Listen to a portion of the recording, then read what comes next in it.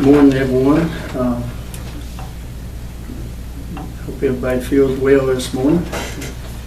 We'll get started. The first order of business is to have our opening prayer. Mr. Coleman. Let us pray. Dear gracious Heavenly Father, we thank you for this another beautiful day that you've given us. And Lord, we just ask today that you would just continue to have your hand upon our country, Lord, during these trying times and upon our community. We ask, God, that you would please give us the wisdom to make the right decisions for our community. And Lord, we pray a special prayer for our local community that suffered some loss of some great leaders and community members. We pray for those families this morning. We thank you for your goodness, and these things we ask in Jesus' name. Amen. Mr. Booth, please. I pledge allegiance to the flag of the United States of America and to the republic for which it stands, one nation, under God, indivisible, with liberty and justice for all.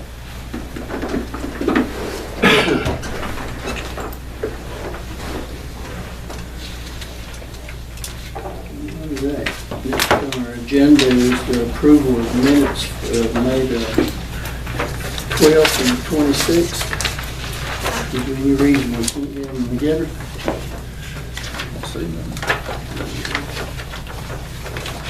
Nobody has any corrections or anything? Which one? On the 12th. Let's see.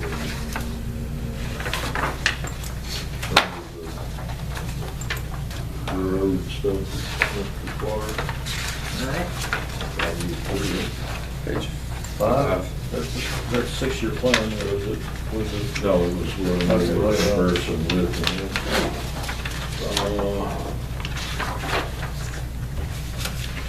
There it is. We get there on over about 14.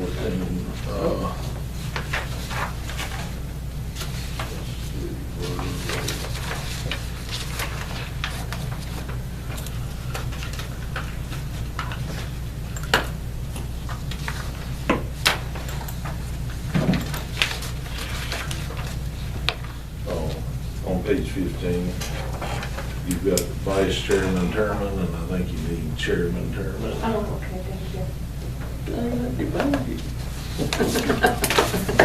Are you at the point yet that you're ready for that? Said somebody the other day.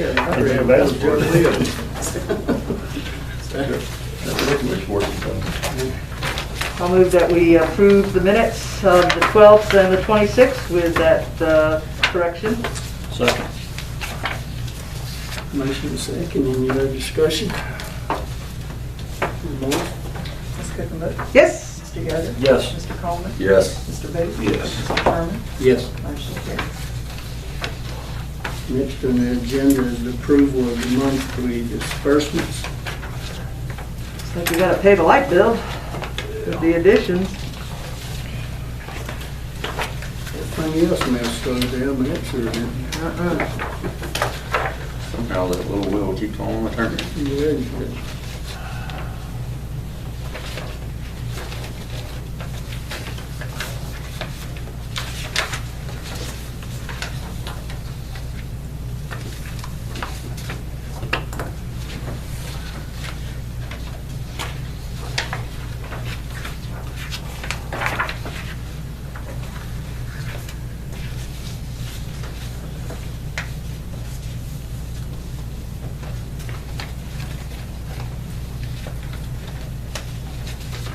if there's any questions, I'm open for a motion to approve. So moved. Second. Motion and second, any other discussion? Ms. Morse? Mr. Yoder? Yes. Mr. Coleman? Yes. Ms. Cookenberg? Yes. Mr. Booth? Yes. Mr. Thurman? Yes. Motion carries. Lights stay on.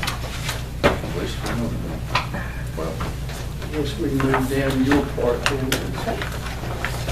First item is the subdivision class as approved by the agent for May. I think Ms. Furman is at a doctor's appointment this morning. I'd be glad to relay any concerns or questions to her if you have any.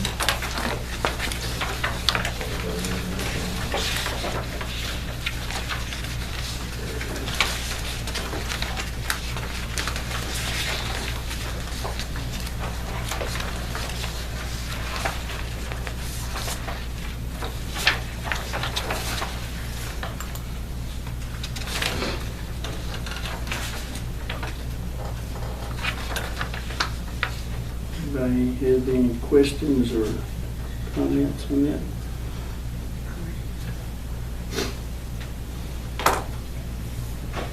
It's good to me. The next item is the appointment to the Community College Board. You have an interview later in the morning. If we can defer that one, please.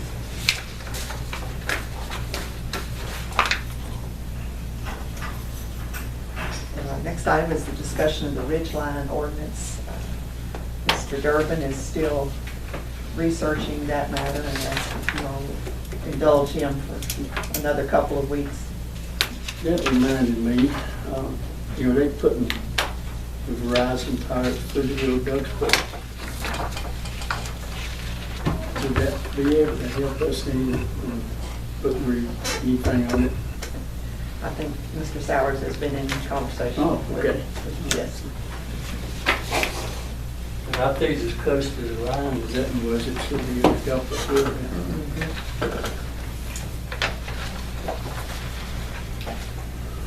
Did you all have any other items that you wanted me to relay to him on the Ridgeline ordinance? No, I think you. Discussed it all. He has enough, yeah. They were looking into, refresh my memory, but they were looking into, again, My notes. and we were talking about Moving on height, 300, yeah. And we were talking about the elevations. Mm-hmm, yep, 2,500. 300, 2,500. And, He was going through, state code. Right. To make sure there was no changes. He hadn't found anything yet, but he wanted to. Right. Just a little To more see if we time. were all right with those numbers. Yes.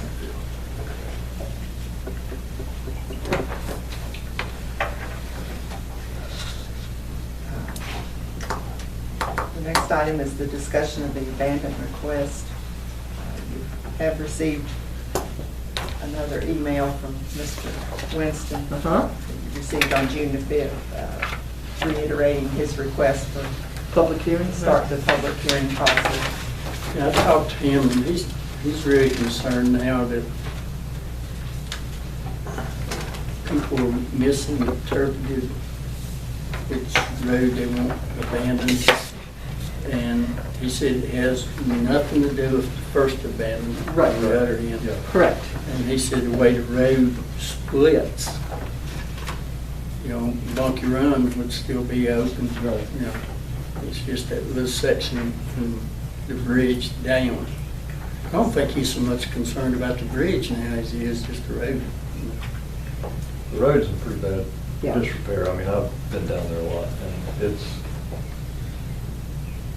probably 9 months out of the year, you'd have to have a four-wheel drive, and you'd have to have a chainsaw to get through it, so. Well, I think the way to clear it up is to go to public, go ahead and go to public hearing. That was another thing that was concerning him. We wouldn't have a public hearing, that we would just pass it, and I told him, no, we would have to have a public Right. hearing. So, we'll set that for a night meeting or a day, or. Maybe in July. Yeah, we have have to advertise. Yeah. it has to, well, the property has to be posted Right. in 3 places for 30 days.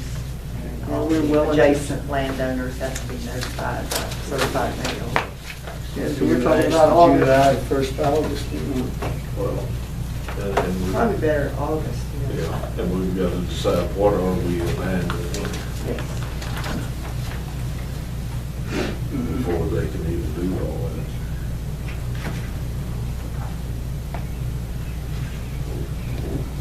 Really, the part that he's requesting, though, it doesn't cut anybody off that I can tell. Nope. According to the way I'm looking at it now. Yeah, I mean, it's a long stretch of road, but it's all his It's a long property. stretch on his, yeah. Pam owns both sides on one section, and he owns both sides on the other section. Yeah. I think Pam's biggest concern is she actually use that bridge to get on her backside. If she sells more timber, she needs that bridge. Yeah. I'm not sure a timber truck would be able to go over that bridge. Well, they- I know it did, but, I mean, it's, Well, one a few years ago, one of them. Yeah, I know. Whoever hauls timber across the hill, rejack it before they put the truck. Yeah, I would say. If they didn't, they don't need to put timber. That's Yeah, it. they may find some timber in the creek. Well, could she get a, would he possibly give her a right of way back there if we abandon the bridge? Because she's really the only one that impacts the bridge in town. I would say, it seemed to me like they get along pretty well. Yeah, that's kind of the impression I get. If we're gonna abandon the bridge, then I think we need to follow Steve's recommendation. Let him try and put something together that the people can agree to because of the liability and stuff, and who's assuming the liability of it and the responsibility and all that as part of some kind of side agreement, I think is what I understood. Between Pam and, Yeah, because if we abandon it, it automatically goes to the Reverts to the landowners. owners. Right. Yeah. Does she own up to the bridge, or is it all on the right of way? I think it's on the right of way side. I don't think, Her land gets really close to that. I didn't know if she owned half of it or So the she. bridge goes back to property owners, so if on one side you got one property owner. Right, I'm just trying to remember. the other. Trying to remember if her land comes all the way down to it, if it stops just up the hill oh, to the creek or from. to the bridge? To the actual bridge. hers comes to the bridge. I'm pretty sure it does, yeah. Yeah. So she may own half the bridge if it was abandoned. I mean, we'd have to, go back and look at the deeds and all. Just I may, think it they was may on- need an agreement between the one two of of our them. They both favorites. have. It might have been, yeah. I mean, I'm not trying to complicate Right, it, I yeah. just remembered that Steve, in one of the emails or something, had mentioned, or in one of the explanations, I thought he mentioned something about some kind of agreement or I mean, something. you could maybe even do an agreement where they both take responsibility for it. It's a shared right of way into their properties. If we abandon it, they both sign off that they're the ones responsible for it.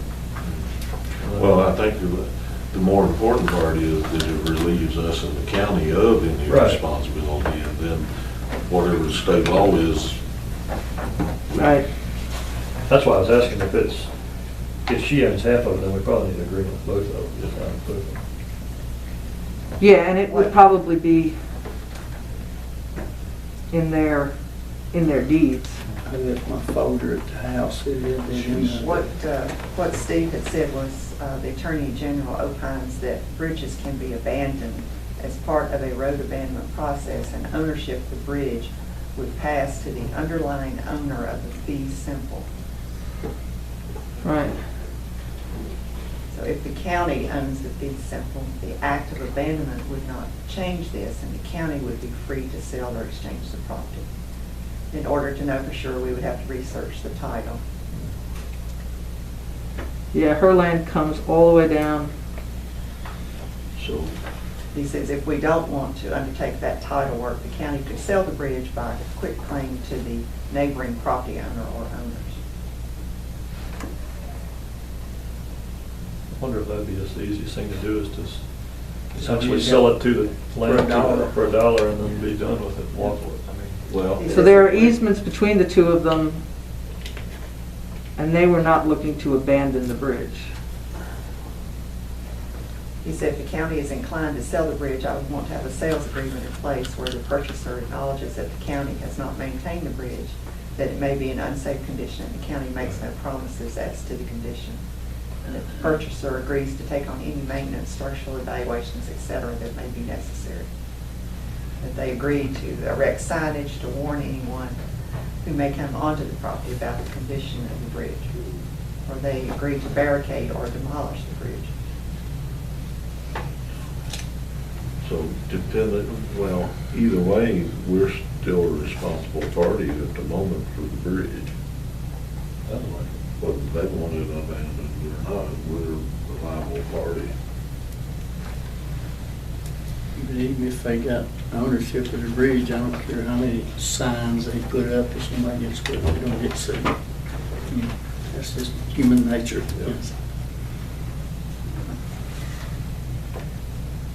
But they need to understand that liability, I mentioned that to him the other night, that the liability goes to him if we abandon it. he's a lawyer, so he with him. Yeah. It's hard to talk with him and argue. Pretty sharp. So according to the request that they said, so currently the abandoned, unsafe, unusable and unsafe former VDOT bridge across Burke's Fork is only partially gated to prevent pedestrian vehicular use. However, that unsafe bridge is an attractive nuisance for misuse by area youth and others. Abandonment of this road section will make access to the unsafe old bridge tougher, and as a result make the area safer for children and others.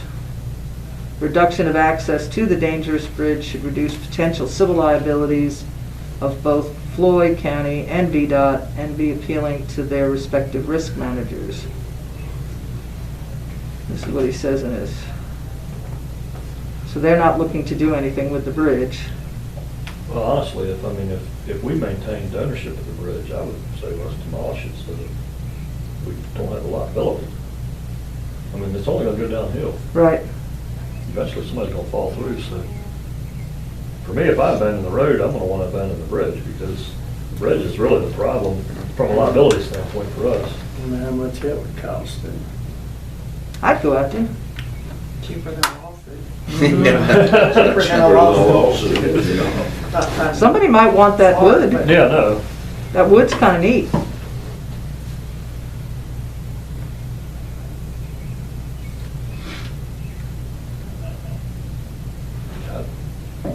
I don't know of any other bridges out there that are on abandoned roads. Now the swinging bridge out on Off of the Little River. Off of Penn Avenue, there's one up that goes down Right. back through there. There was one on. It was abandoned back in the 60s, and the bridge reverted to the property owners. There was one on that But again, road. we Over the Little River, over the West Fork, Yeah, all the way down the hill. yeah, up above Charlie's, you go around that curve, there's the old road that goes back out that way. Yeah. The reason I found out is because the fellow down the far end, when he went to get a loan to fix a house up, the bank found out that that road had been abandoned, he had no right of way to it. Oh, wow. There was one on that road where they, at the end of my road where it dead ends, on down in there. Nature took care of that because it was a wooden bridge. Well, and the swinging bridge over the Little River at 615 is gone. Oh, it is gone. Oh yeah, that thing is, yeah, there's nothing down. They must have built that bridge that we're talking about not long before they discontinued the road. It's been there for a long time. But how, I mean, they used steel. Yeah, those are structures, so steel, that's steel structure, they good couldn't have wood. been- Couldn't have been too terribly long before, I mean, It was not a swinging redone, bridge. It was rebuilt. it would have been, it couldn't have been more than 30 years old when they discontinued. Yeah, probably. That's pretty new for. A lot of these roads that's been discontinued, a lot of question why they done it. Yeah. No, you're right. State trying to save money. For one, I'm talking about the bunch of all these people's grandpas got tired of the kids going down there partying, and they just asked for it to be taken Right, out of maintenance. right. And finally then they asked for it to be abandoned, and they had their grandpa agreements, we all keep using it, and then the property got sold. and no There's more nothing, grandpa yeah, no, yeah, agreements. not unless it runs with the deed. Yeah. Well, do we need to find out, if we're considering the bridge as part of this abandonment, do we need to find out what Steve was talking about, as far as, because it sounds to me like that we might could abandon it and still be responsible for it. We can And then do in all that that case- as part of our research. Yeah. I mean, do you agree we need to add the bridge to it as well? But we're in agreement that we will go to public hearing. Oh, yeah, we have to, we gotta get on this other. Right. All this other And stuff. I Right, told- right. I Told him I would email him or call him, just to decide.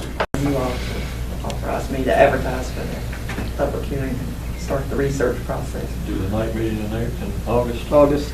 Yeah, I think that would, because we have to post it for 30 days. That would be I think I August can get all the- 25th. all the It is my 90s book. research done by the end of June. You wanna do a 7:31 or 7? Or as soon thereafter, or whatever time you put on. Meeting starts at 7. I don't think it'd be one or two people who would show up for this, if anybody. So I think if we had it at 7, it'd probably be all right. I'll make that motion that we hold a public hearing on August 25th, Mhm. 7 o'clock or soon thereafter. Second. Motion is second. Morris? Mr. Coleman? Yes. Ms. Cookham? Yes. Mr. Yoder? Yes. Mr. Booth? Yes. Mr. Turner? Yes. Motion carries. Thank you. It's August the 21st. 25th. I want to meet on the 21st. 25th.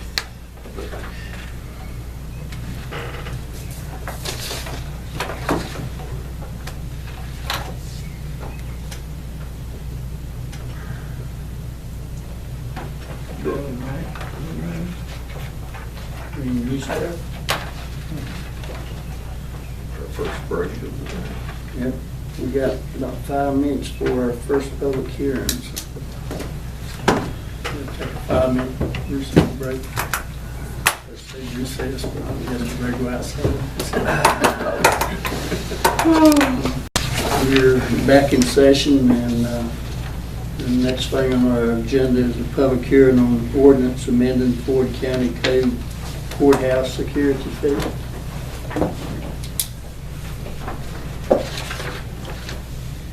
Ready for me to read the notice? Notice is hereby given that the Floyd County Board of Supervisors will conduct a public hearing on June 9th, 2020 at 9 a.m. or as soon thereafter as possible on an ordinance amending the county code of Floyd County, Virginia to amend courthouse security fee pursuant to amendments to section 53.11-120 of the Code of Virginia. This ordinance would allow an increase in said fee from $10 to $20 effective July 1, 2020, as allowed by the Code of Virginia. Said fee is imposed against any person convicted of a criminal or traffic offense within the county, the proceeds of which are used for purposes of courthouse security in accordance with state law. The public hearing will be held in the large conference room of the County Administration Building at 9 a.m. or as soon thereafter as possible. Due to the public health threat posed by the COVID-19 coronavirus pandemic, current guidance by the Governor of Virginia and Virginia Department of Health on social distancing and public gatherings, the meeting will occur via electronic means or if by physical attendance, the in-person gathering size shall be limited to 10 individuals, including board members and staff. The meeting will be streamed live via internet, and any Floyd County citizen wishing to speak can call 745-9300 by 4 p.m. on Monday, June 8, 2020, and provide their telephone number, and they will be called and allowed to provide comments via phone to the meeting in accordance with the Board of Supervisors' rules of procedure. Any Floyd County citizen can also provide written comments prior to the meeting that will be entered into the official minutes of the Floyd County Board of Supervisors and summarized by the chair or designee at the board meeting. And Mr. Chairman, this was properly advertised on May 21st and 28th. Did we receive any calls or? We did not receive any comments. So if we didn't get any comments, then I guess it, yeah. Anybody in there? I guess the board will be open for a motion to approve. Yes, sir. To adopt the To ordinance. adopt the ordinance. Or adopt. You want to close the public hearing first? Oh, okay, sorry about that. Keep me on the schedule. All righty. We have no questions sent in. No one's here to speak. So I'll declare the public comment or the public hearing closed and open the floor for a motion to pass the ordinance. Move we approve. Second? Motion second. Any other discussion? Ms. Cookham? Yes. Mr. Yoder? Yes. Mr. Coleman? Yes. Mr. Booth? Yes. Mr. Turner? Yes. Motion carried.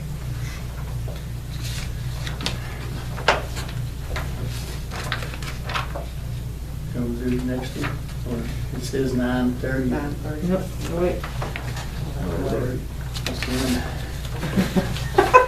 Yeesh, another break period. Of course, we could do, if anybody, any board members got anything you want to bring up, we could go ahead and do that. I do have one thing. We've got the VACO 10th and 11th district meeting, and they're requesting that legislative priorities.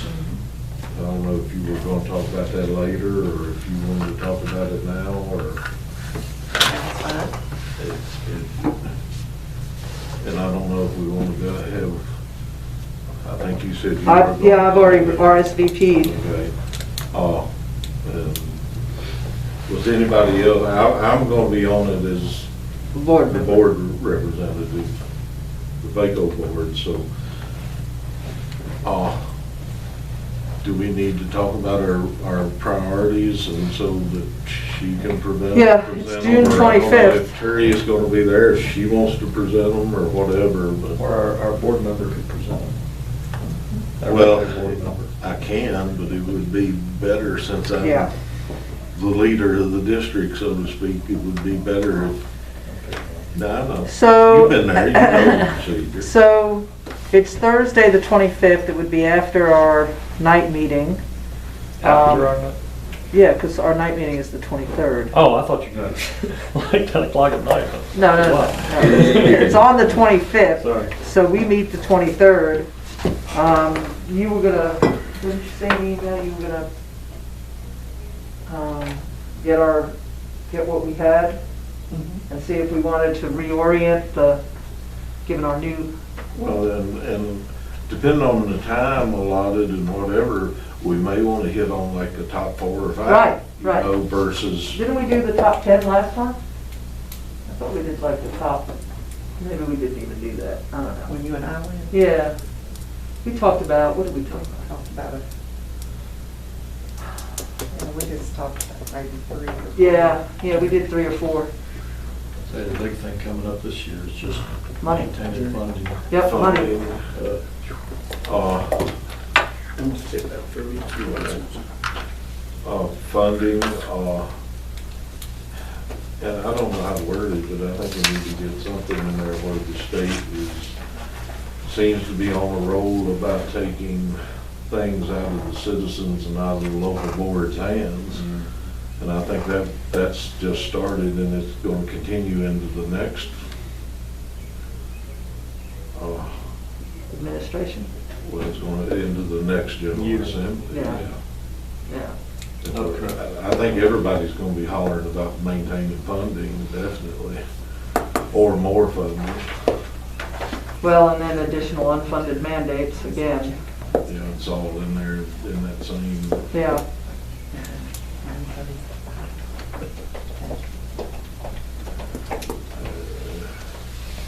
I wish it was,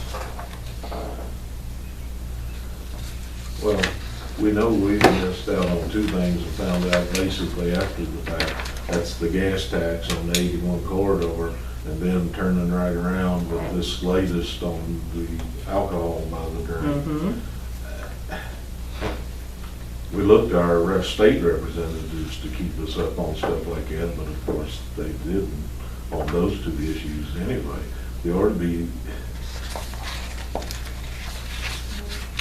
every county can't afford to hire a lobbyist. Right. And even if we were to go in with somebody, it's still an expense. Right. But there ought to be some mechanism where they keep us, and I know VACO's doing everything they can, and they They do a are. great job. I'm not knocking them. Right. But there ought to be something at the state level that they put out or something, when, especially like on that 81 corridor deal. Some type of bullet point.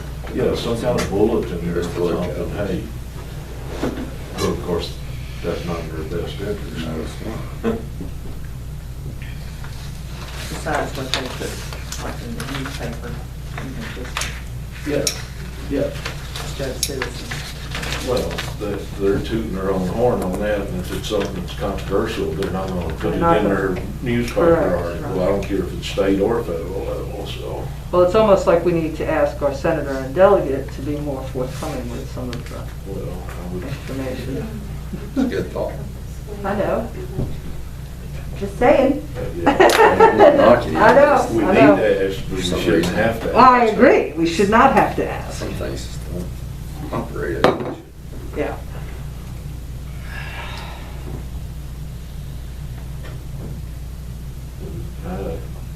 I haven't seen that list in a while. I don't recall what our top 4 or 5 were on. I think we kind of prioritized that list when we put it together. but- Were we able to retrieve it? Yeah. Well, Do we- well, I didn't even, I wasn't going for right now, but maybe before our next night meeting, Yeah. we could get it Yeah, and yeah, yeah, discuss it. And then make a decision then. And I'll turn it back over to the chairman. Give them great. Hmm. Yeah.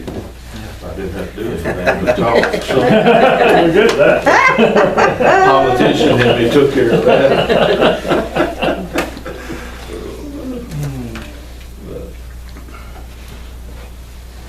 We're gonna discuss this possible ways to use this CARES fund.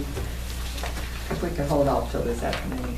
Ladina's gonna talk to you all about Right. her Okay. part too. Right.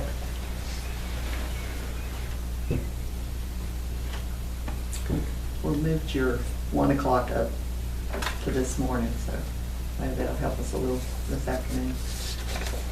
Okay. What time this morning?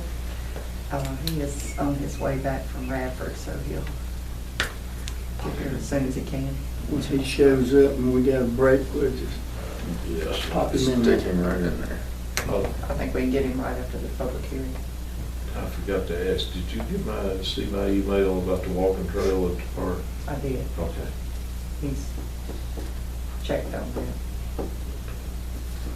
I just had a citizen ask that we either weed eat or mow it so I think it didn't look so the snaky. folks that were supposed to be maintaining that are not doing anything during the virus. Oh, okay. Huh. Well, I just thought if, since we were leaving it open for people to use, we need to. Mm-hmm. Snakes are a part of nature. Hmm? Snakes are a part of nature. They are the part I don't like seeing, but, well, I don't know, I take it back, I don't mind seeing them, I just don't like being around them. How about that? I guess I'd rather see them than not see them. Yeah, I haven't seen any mowing this time. On the road. No, I haven't seen any. I seen one on the road. I was walking, looking at some cattle the other day and about stepped on one. Other than that, I haven't seen them. I've seen one. During quarantine. That's what I was wondering. Yes. Well, they're too busy, everybody's got chickens now, so they're, Yeah, they don't have to get out. And they don't have to go out and hunt as much as they used to. They didn't think they went to the promised land. Yeah. I guess everybody sit around They've twiddling been their there, done fingers. Yes, go ahead and cut it off till 9:30. Take a break. I was going to give a quick update on ACE fund, ACE program that, should I? Yeah. Okay, for the ACE program, there's only one nonprofit organization open right now, and that's Plenty. Plenty. So what we've done is told the students that we're waiving the requirement to do community service for the fall semester, but that Okay. if they choose to work for Plenty, any hours they earn now will count toward the spring semester. But we didn't want to put students in a situation where they were unsafe or felt uncomfortable. So I said the only requirement is they have to turn in their paperwork to me by July 1. So that they have to do something. Right. And how many students do we have? We have like a dozen from last semester doing their second year, and we had like, I want to say 40 for the Excellent. spring semester, but only maybe half of those have turned in their paperwork so far. Okay. That tickled me. So, yeah, I know. So 40 So 40 for the start of the new, If I remember the number, it was very high. excellent. Yeah. Well, I watched the award ceremony and there were a number of young people that were going to NRCC, and many of them were first generation college students. I think that's one of the best programs this county ever got involved in. Yep. Absolutely.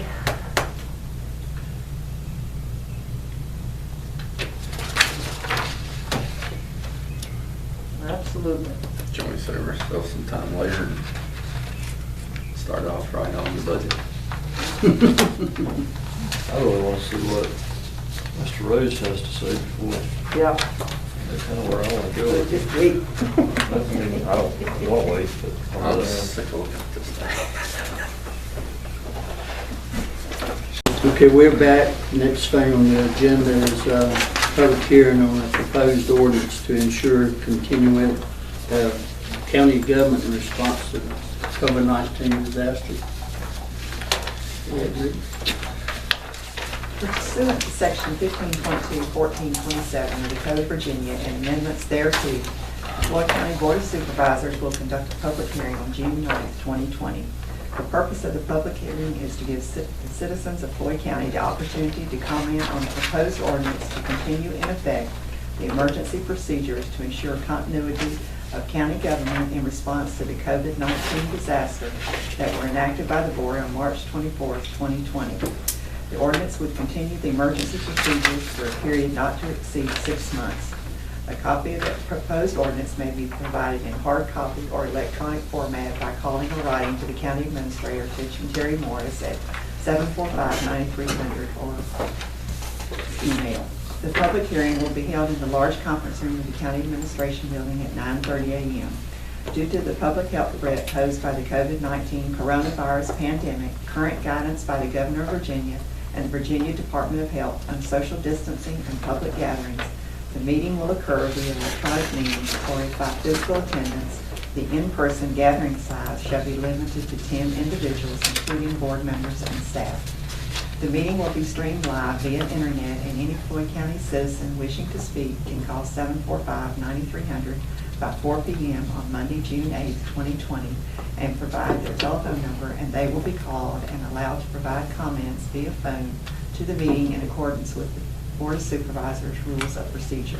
Any Floyd County citizen can also provide written comments prior to the meeting that will be entered into the official minutes of the Floyd County Board of Supervisors and summarized by the chair or designee at the board meeting. And Mr. Chairman, this was also properly advertised on May 21 and 28. And we received no comments or calls. Means we received no comments and no calls on the public hearing. Declare the public hearing closed. And floor is open for a motion to approve. So moved. Second. Motion and second. Mr. Colvin? Yes. Mr. Yoder? no, Ms. Cookenberg? Nope. Mr. Booth? Yes. Mr. Charlie? Yes. Motion carried.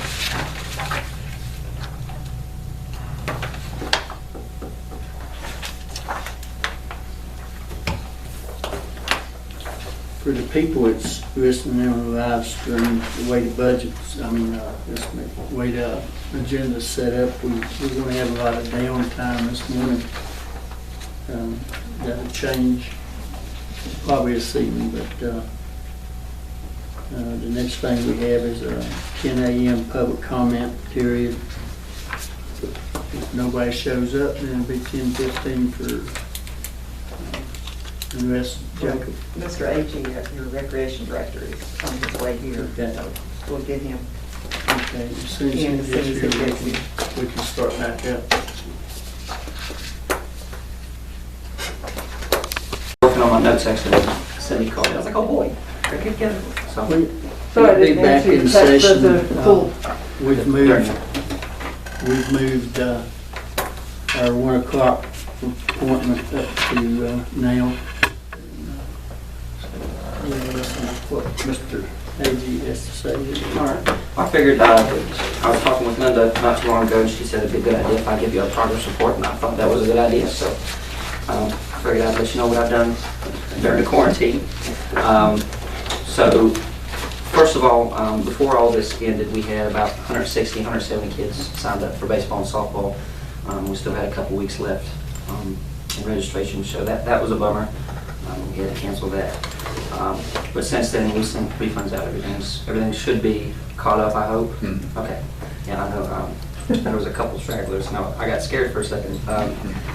But since then, I began studying for my NP-RP certification, which is kind of my equivalent to what CPR would be for EMS. So this certification just kind of keeps me current with everything that's going on and evolving. So that is a beast. I don't know if you saw my packet when it came in, but the book I got to study is like that thick, 200 question tests. So super looking forward to that.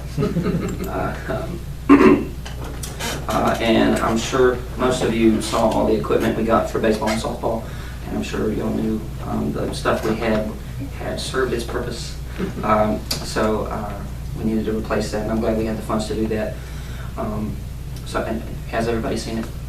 I'll show you pictures if you haven't. Everybody seen it? Okay. All right. With the virus, we had to cancel adult volleyball and basketball for the time being anyway. My plan, as I discussed with Terry, is kind of put on like a little tournament at the end of the summer when the virus lifts and we can use the schools, give them some at the very least. So that's the plans for that. I was also, before the virus came along, in talks with the folks that built the trail originally, see if we could expand it a little bit. There's a little, I can't remember how he described it, but you basically just follow the creek up Route 8 and bring it back around where the playground would be. That was his thoughts. So depending on how expensive that would be, I may try to pursue that. That's probably not an immediate type plan after this is all said and done, but we're in talks with them. So the big thing I've been doing, and it's kept me busy, is the stuff we're doing at the park. I'm sure y'all seen we kind of gutted the park, and so my plans there are taking those backstops out because both of them were too close to the plate per, I guess, industry standards. So what I'm doing is I'm going to move them back about 5 feet on each field, and instead of having a pole and chain link fence backstop like we had, it's going to turn into about a 4-foot block wall, and we're going to have telephone poles that my trucking has donated, and it's going to have a nylon net instead of a chain link fence, which is going to be a much more modern and attractive look. So that's the plan there. We run into some snags.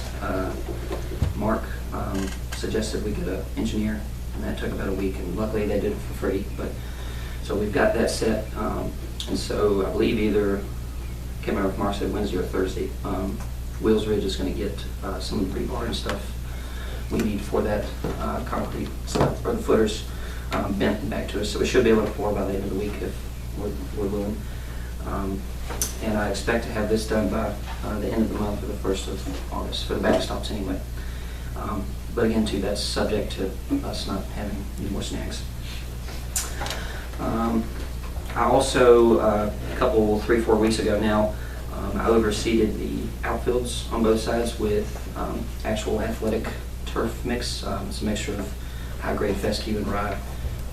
So I know, if you're up there during soccer season, those little kids wear the snot out of that field. So I wanted to get some rye in there so that it will grow back quicker. And the fescue we have is comparable to stuff you'd see at high-end high school field or a college field as well. So it'll take 2 or 3 years to get all that integrated, and it'll take a little bit of money, but when it's done, it'll be a much stronger and prettier field. So, and too, if you go up there too, Brian, I got CW Harmons to get it for me.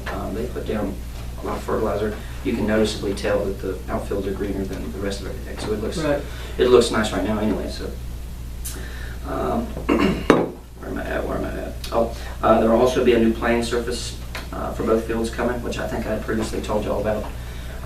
I'm having a contractor come in and completely tear probably 3 or 4 inches of the surface on both fields get all those little pebbles out, and gonna put a surface that's comparable to like Moyer or Botetourt, if y'all have been down there. It's gonna look like that, which will help with drainage and runoff and that sort of thing. And several businesses help with this too. I don't want y'all to, didn't want to miss that one. We had 4 or 5 businesses that give us some money to help with this even now, which I thought was great. And after all this is done, I plan on putting a post on the department page and myself personally in the Floyd group with just saying, hey, this is what we did and these are the folks that helped us, because I think that was, you know, considering the times, it was very generous of them to help us. So with that being said, oh, there's one little thing I knew I skipped something. I'm also too, I'm looking to kind of expand how we do our seating at the ball fields. So there's I don't know if y'all remember, but when you go to the baseball field, there's like a little ghetto stairs, that's what I'll call it, with the train ties. And there's an area back there that is not being used. So I'm thinking about just kind of cutting or I don't know what you call it, I don't know what the term is for it, but cutting it out and leveling it and putting some gravel there so that, you know, cutting at the side of that hill so where you can have people sit on that hill. And the same on the right field side of the softball field. I looked and what that side already has, the water's already done a lot of work for me. It's already cut a lot of that grass out, so shouts out to Mother Nature. But I talked with Randy Connor's doing a lot of my work, he's my uncle. I asked him, I said, how feasible would it be to just kind of cut this out and put some gravel down? Or he said it wouldn't be hard at all. So I'm thinking about putting some seating areas in right field for the purposes of tournaments. That's the next big thing that kind of came out of this. We were talking amongst ourselves with our area directors, and they said that they would like, I told them that I was, you know, fixing the park up and stuff, and they asked if I would want to host the All-Star tournament next year. So if all goes well, we should have the softball tournament. We can't do baseball until we get some lights, but softball for sure should be up here. So I'm super excited about that. And then as well, there's a couple summer organizations that would like to host tournaments up here at the end of the year. So like I said, Lord willing, if we get this stuff done on time, we will have some summer tournaments run, which is easy revenue for us. I mean, all I have to do is get them, you know, to sign an application, give us their money. They come in with all the people, they work the fields, they clean up, we get money. That's it. So yeah, it's pretty neat. And then one of my little brainchilds, I told Linda about this, one of my little brainchilds is I'm going to put on a showcase tournament. And so what I'll do is I'll bring in 12 to 16 teams that are 16 to 18-year-olds. They'll come in. Right now I have 10 college coaches coming. This will be at the end of August. So that'll be a big step forward, I think, for us. So, and I had, again, too, conversation with Linda. This woman gives me ideas. God love her. So I was thinking, I brought up, you know, Linda, I said, how do I kind of expand our reach with as far as parks go? Because I would like to, in the future, you know, kind of give something for everybody so they don't have to come to Floyd. You know, if they live in Indian Valley or way up Copper Hill, they don't have to come to Floyd to walk a trail. So I was talking with Linda, and she suggested, well, you know, you got all these people out there that, you know, have land they're not using. I know several out where I live. Why don't you just, you know, send them a letter, see if, you know, when they pass, or, you know, even if they're not, if they would will an acre or two of land to us, we could turn it into a little park. So I wanted to get y'all's input on that and maybe see what y'all thought.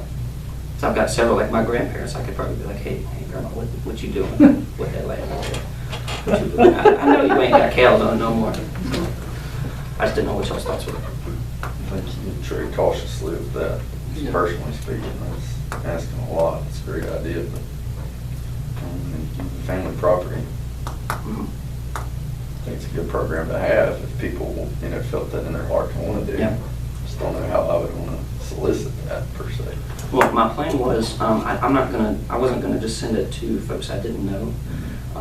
I was gonna get on the GIS and see who owned it and make sure that it was not just me randomly being like, hey, Right. give me some land, pal, you know? Right. I think it's a good program to have in place. Yeah, it sure would be nice, wouldn't it? Just something that somebody felt in their heart wanted to do. Yeah, I just exactly, don't know like how I feel grandma, about she- soliciting. Oh, yeah.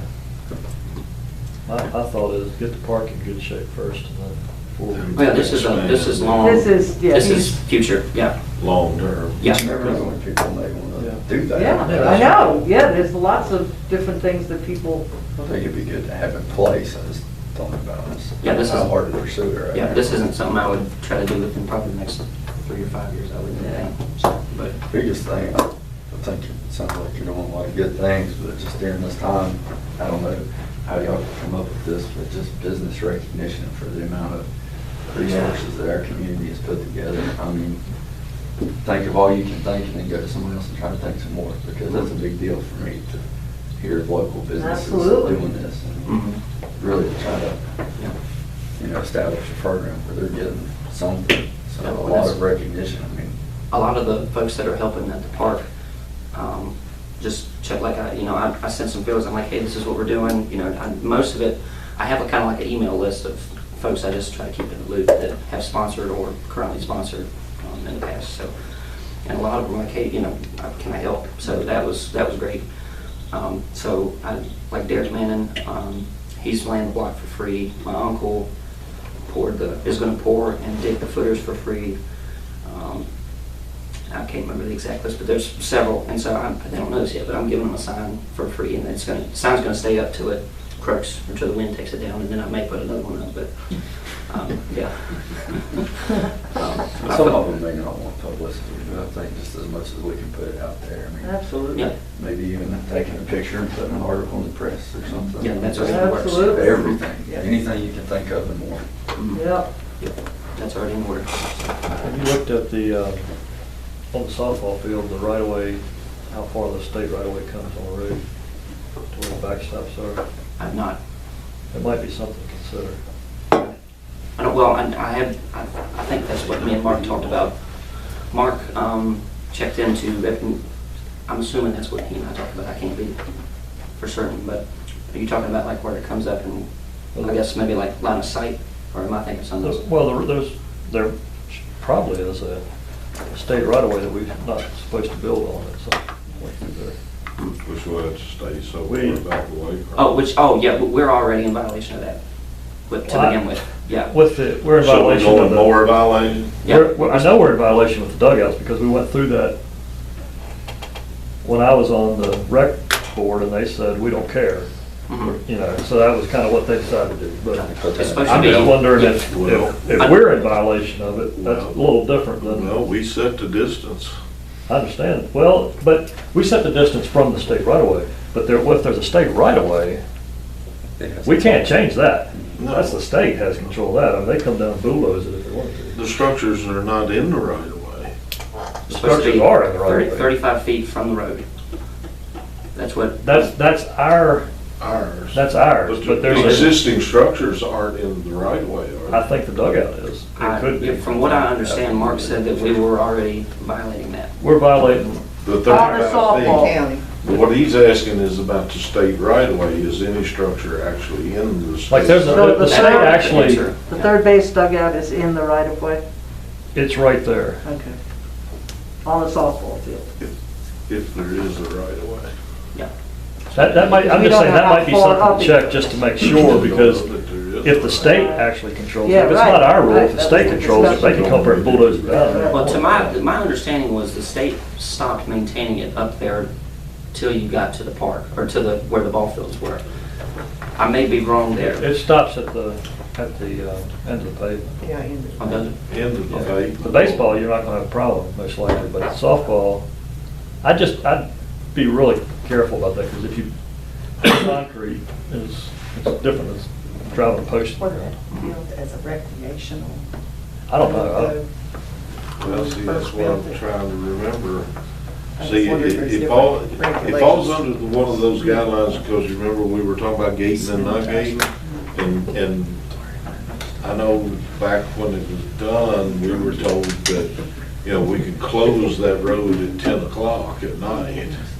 And we could actually have a gate that we could close that road off if we wanted to. But at the time, we still had to leave access to that, the building there that, The water building? no, well, we had to leave access, we couldn't do it down at the main road because it was the right of way off of that road to that, Barn. where the Boy Scout barn and that, that's how, I'm what gonna I live in there refer now. to it. Living it. So I think there need to be some more research before you get too gun ho. Yeah, we'll research that. Okay. I just don't want I mean, to violate. it hasn't the been state. forwarded yet, has it? I wouldn't do it until I got that sorted out. Okay. It may just be a matter of looking it up on the deed and measuring from the road, center of the road over. I mean, I don't think the backstop would be, I don't either, since we but I already think have that the dugout, we had this discussion, I'm 90% sure that the back side was gonna be poured concrete on the state right away. Huh. But it's already poured in there. Several Yeah. things about that situation needs to be looked into more and verified one way or the other. But we probably need to waive even the 35 foot. Yeah. We Yeah, probably we would formally have need to. to before we pour it. Yeah, we would have to, I just want to do things by the book Yep. rather than which I think, what's happened in the past of just whatever they felt like at the moment. I'm never stronger about we need to back that number off, at least in some situations or some way. Right. We've granted more variances on that number since I've been on board in 2.5 years than I ever did prior, Mhm. Well, that was the end of my spiel, so y'all have any questions, anything y'all would like out of me? What's your plans on football next? Football, as of right now, is gonna go off as planned. We had a Zoom meeting probably 2 weeks ago, and if everything stays the same, and we're supposed to be in phase 3 allegedly by that point in August, we'll play and there won't be no restrictions. We will make everybody sign a waiver. On top of the waiver, they already signed to play, but we should start on time and play, so. Sounds good. I think we're gonna run into I think our school system's gonna run into problems with parents that don't wanna send their kids back to school. And I'm afraid we're gonna run into low numbers. And unfortunately, I foresee that being the problem as well. You're already seeing a drop off in football anyway. Mhm. Yeah, football's trended downward the past probably 5-10 years, just because of CTE issues and little mamas don't want their kids getting hurt, so I understand, so. But, yeah, so that's where we're at. I don't know how I'm gonna get registration to kids, being as our chain of distribution is closed. Yeah. So, We've got some history there of who played in the past, I guess. yeah, I can You pull can everybody reach up. out. And I've already sent massive emails to everybody that played last year, being like, hey, look, this is what it's looking like. You know, I already told them you'll have to sign a waiver, you know, registration is gonna open in this time window. Well, Just if look the at it. schools aren't open, we're not gonna be able to use their facilities Yeah. anyway, right? Yeah, I've already had that discussion with Wheeler. So he will let us? He said as long as the schools are open, I can't remember how he worded it, but said as long as schools are open and the Department of Health or governor doesn't shut us out, we can use them. So, But if for some reason they delay opening school, then we have to delay our season. yeah. And that'll come, I would presume if we have to delay schools, that means everybody in the area still will. So that'll be the Well, league probably- itself will delay, so. Probably if they delay school, we'll not have made it to phase 3, which means we probably wouldn't be able to have a season. Yeah, well, at that point, yeah, probably not. Right. So when the school is open, then you can still, they can still pass them out like you always do. Mhm, yeah. And we But have you the need to get schools- registration done way before that, because you're going to start practicing in August. Yeah, usually we've already had registrations out for a month. Right. So, How did you do it in the past? so for spring sports, the way I understood it is they send them home like the last week or week and a half before school ends. Right. And they get to sit there and ruminate and they come back however they come back. But, At least people knew about it. yeah, the way I had to do it last year, because I started August 1, Right. I had to like force feed. They came back and we still had the normal amount of kids, which is what we may have to do this year. And just try to get a very short and truncated registration season. Okay, so the rec department stopped waiting until school started and distributing it? Yeah. Usually you started practice about the same time School started. Yeah, well, we We started, got- we were behind the 8 ball last year. We started probably 2 weeks after everybody else did. Yeah. So I think we had like a week and a half. We just had met the safety requirement for, helmets and then Right. shoulder pads and then full pads before we could play. Right. So we may be forced to do that this year, and everybody else might be too, so. Yeah, so there's a lot of variables, but I've already informed, parents already know what's going on, so. And I've got most of the coaches already, if they have us, so. That's good, because I mean, that's keeping the parents informed, that's a big deal Yeah. in any sport. Yep. Yeah. All right, well, anything you want to tell me to do? Any questions? No? Appreciate it.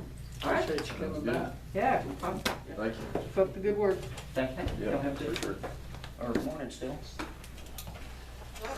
Next thing's on our agenda was public comment. Did you get any We received no comments. no comments? I haven't been able to keep my little house. Mr. Clark is not able to attend today, but Mr. Price should be here shortly. Okay. I miss our public comment. All righty, we'll take about a 5-minute break. I guess everybody out in the public's found out I can't tell time. My 5 minutes always runs over. So, next this morning, we have our representative from BDOT. Yeah. I'll let him have the floor. Last minute here. So I talked to David a little bit this morning, and I think he's talked with some of you guys on a couple of the items. Looking at the Floyd, the area headquarter list here this morning, looks like a lot of machine and gravel roads. David said to bring up that they Silver Leaf got graded, but I have a long list here of gravel roads. Pothole patching, doing quite a bit of that. I talked to Daryl as well. We're going to continue that for probably the next 2 or 3 weeks. Not pothole, just patching in general, some paving. 221 Soul Nail. I guess you guys have seen some of that work going on. So I think they may be close to finishing up on it. And then they haven't started, from my understanding, any of the paving schedule work over here yet. I don't know if you guys have seen paving, surface treating. They have been doing some up. Yeah. They've been a slew of trucks coming in. Okay. So you'll see that continue. Obviously, downtown Floyd project still going on. I think it's got a completion date of end of June. Yeah. It's looking good. Yeah. Yeah. I looked at it, I think it looks good. They still have some stuff to do. They're going to have the contractor. There was a little bit of paving issues. I don't think they were happy with a couple of things. They're going to have to We fix. got to move the handicap spot, which I've already talked to David. Yeah, we can, David said that we can restrike that. I did get some information on that. One of the reasons they shifted it to the little far left, it was actually the way the parking spots, technically supposed to be at 45 so you can park. It wasn't quite 45 degrees. They were, and you can see it on when they overlaid so they were straighter in. So they put it to 45. The one on the left was actually your longest spot. So they had thought that, the vehicles accessible, that they would put it on the left-hand It side. won't work. It'll have to go back to the other. Yeah, so David can handle that. We can restripe it. But that's about it. I mean, I think things are moving on, doing a lot of work. With the situation we're in, our guys handled it really well. We've had some people that have taken off with self-quarantine issues, which we've been fortunate that we haven't had any positive tests, but we get that about, fully or two a week, some weeks. So just trying to take those measures. But anyway, if you guys have anything, I will be happy to report it back. They ain't done anything but a whole bunch of things. They've done a lot of paving in Indian Valley area and fixing roads and stuff, including dirt roads, so I've been very pleased. I meant to get a cost, and I'll get it for David, of what we spent in maintenance and fluid this year. I know it was a lot. So, might be something that you guys will be interested in seeing. Absolutely. Be sure to express gratitude. I don't really have too much. I mean, everything has been really kept up very nicely so far this year. There's been a little bit more time, I guess, and a lot more grading going on, and everybody seems pretty pleased. I know we're working on the 615 guardrail. Yeah, I don't know if well. you've got an update on that, but I mean, you did the lines, utility came out, okay. dropped the pink ribbon in the middle of the road. Survey crew had been out there, so yeah, I don't know. Okay. We'll see how long it takes. We know sometimes it takes a while It between. does. We actually use a district. We have to use a district-wide I task know. order. I know. Kind of put them in line with the rest of the district. But it's moving forward. Yeah. All right. Only thing, well, I wanted to say thank you, especially on Deer Run and King Store Road. There's some nice patchwork done there, the places that needed it for a long time. Really appreciate all the work they did there. They did a really good job. The only potholes I've really noticed, if they're out patching, is on the Hummingbird side of Jack's Mill. There's developing a few potholes. They patched one of them, and now there's another one coming up right beside it. So Okay. I guess that road was recently, in the last 10 years, maybe paved, and so it seems like once it starts, it just goes all to pieces. Yeah.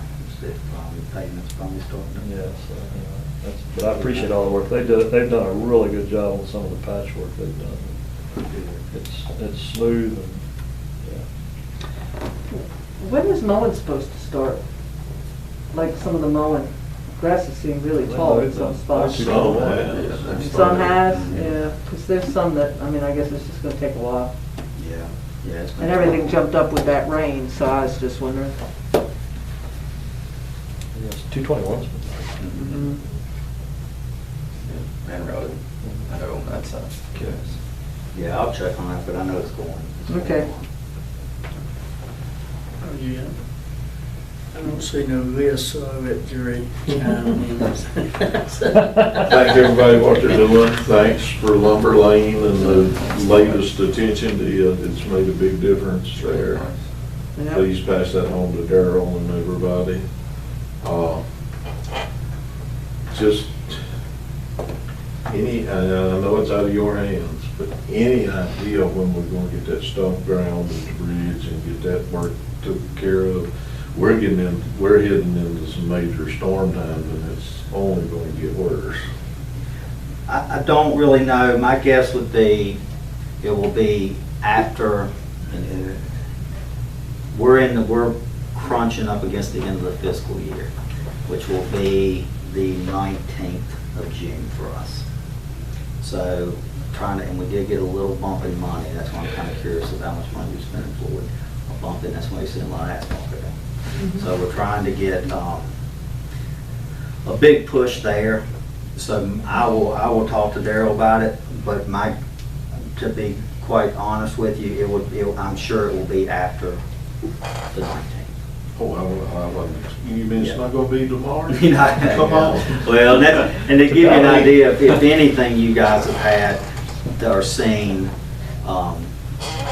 in the last probably 3 weeks, I mean, I'll be quite honest with you, we probably machine more gravel roads in Floyd than we have all the other three counties, because we've had such a push to get some money spent, Yeah. that I was actually quite surprised to even see Well, I that. understand. I mean, But with the he's slides and road giveaways, they take top priority. Yeah. I'm just Absolutely. thinking, but to do that down there, it's like you did when you went in and cut the tree. You gotta have a little window of opportunity, Right. and they're gonna get smaller and smaller as these storms start rolling in. That's why I'm just keep it on the radar. Absolutely, yeah. Because I think we could take care of, I think what's been done there has been a tremendous help. Right. And if we could go ahead and get the other, then that'll clear it maybe for another 14 years. I think the trees help. It did. I was get kind of out. surprised. We still have to get the stone, and I know you're limited what you can take out, and take out what we can. Right. And I think it would help that problem greatly. Yeah. That's all I have. I got one, I forgot one. Go ahead, I got one more. When you said Go one more, ahead, no, go ahead and do Well, what was I gonna, I don't know, I forgot what I was gonna say now that I said that.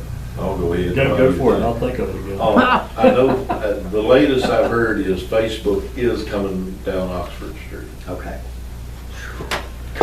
And I know they're gonna be cutting it up. There are some potholes on Oxford Street that if we could get at least temporary patch. Right. But by the time they come through there, by the time they chop that up, it's gonna have to be on an overlay or, well, it's not overlay. It's gonna have to be ground out and repaved. And maybe both sides of it before they get done. I don't know what they're, by the time they get in there, you know, they get one water line, we gotta dig a bigger hole, then there's another one. And Oh, yeah. I don't know what they worked out with Richmond. I was hoping that them repaving that street may be part of their agreement, but I kind of doubt it. But I doubt it, but that would be nice. That would be it nice. But just if we Yeah, could get the potholes filled for now and then put it on the radar for whenever Facebook's done, let's look at it and see if we can get it redone. I'm sorry.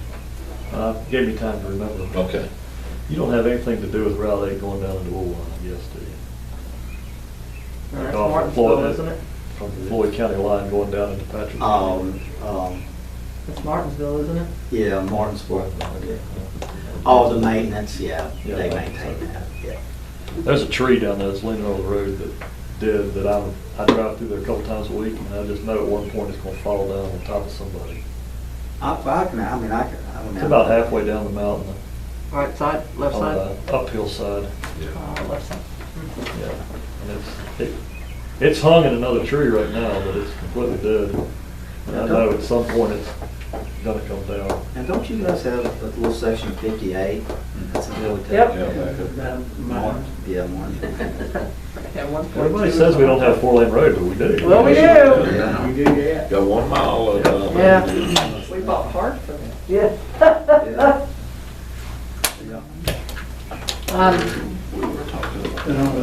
My district, we appreciate all the machine work that's going on. Did you do that all at once? Y'all were bidding out mowing, right? I had some people that said, and I understand what they're saying because I was popped on the curb and it was there. Really? They was wondering if they could have like an escort truck with them or something. Yeah. You know, to sort of give them a heads up that it's sort of a shock to the system popping on the curb. Yeah, I'm sure. Seems like anymore in Floyd, any curb you pop around, there could be somebody. Yeah, it's just Yeah, flat. most time it's one of those farmers on Fox. I tell you, Quick where I go Facebook. up here. It is, it's something, if you drive 221, you gonna come around the curve, somebody's gonna be in it. Stay off. And then there's a place that's actually in Justin's district, but being the 221's the break, trap sign 221. I probably got to David before, but this was back before the bridge construction. Just as you turn off 221 down Meyer Fork Road, that culvert has got I don't know if it was being in big trucks when they was rebuilding the bridge and whatever, but the water comes up in the middle of the road and you go across. And, summer it's just sort of sloppy, but during the winter you get a pretty good size patch of ice up there. And then when you go around the curve, probably halfway through that road, on the left-hand side going towards Shady Road, there's just all of a sudden there's a big old hole right up against the road. And two cars meet there. One of them's not paying attention, the grass is up, they want to drop the wheel and Break an axle. it's a pretty good bank going down. Other than that, you know, I say, you know, thank you for everything y'all doing. I mean, they wearing them machines out, these heavy rains. Yeah, like I said, I was pretty surprised about I was, I carry my shovel and I clean the ditches every so often, try to get them back in. That's great. So, you know, because man, it, them hills up that road I live on, it jumps the ditches. Yeah. We got our own little speed bumps going. I talked to Darrell about that repair work on 220, speaking of 221, on Little Mountain, where literally the road was falling away, and sliding away, and Darrell explained to me what they were coming in with those machines that were, and they did it in two places. I know there was the one really bad place, and it was really interesting, almost looked like it weaved the road. Yeah.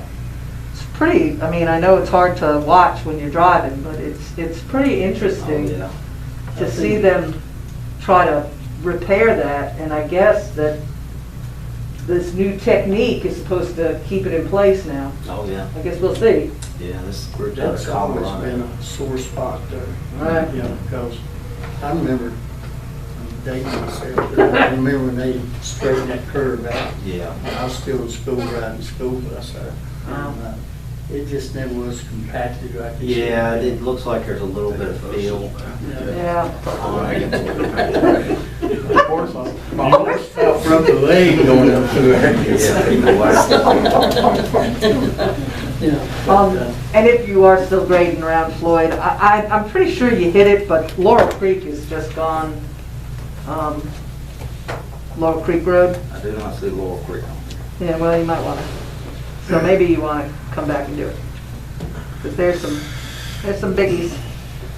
I see Sunny Ridge on here. Lincoln's Road. Yeah. Well, now Laurel Creek, you might want to see about seeing if you can't get it on there. There's some spots that are pretty bad.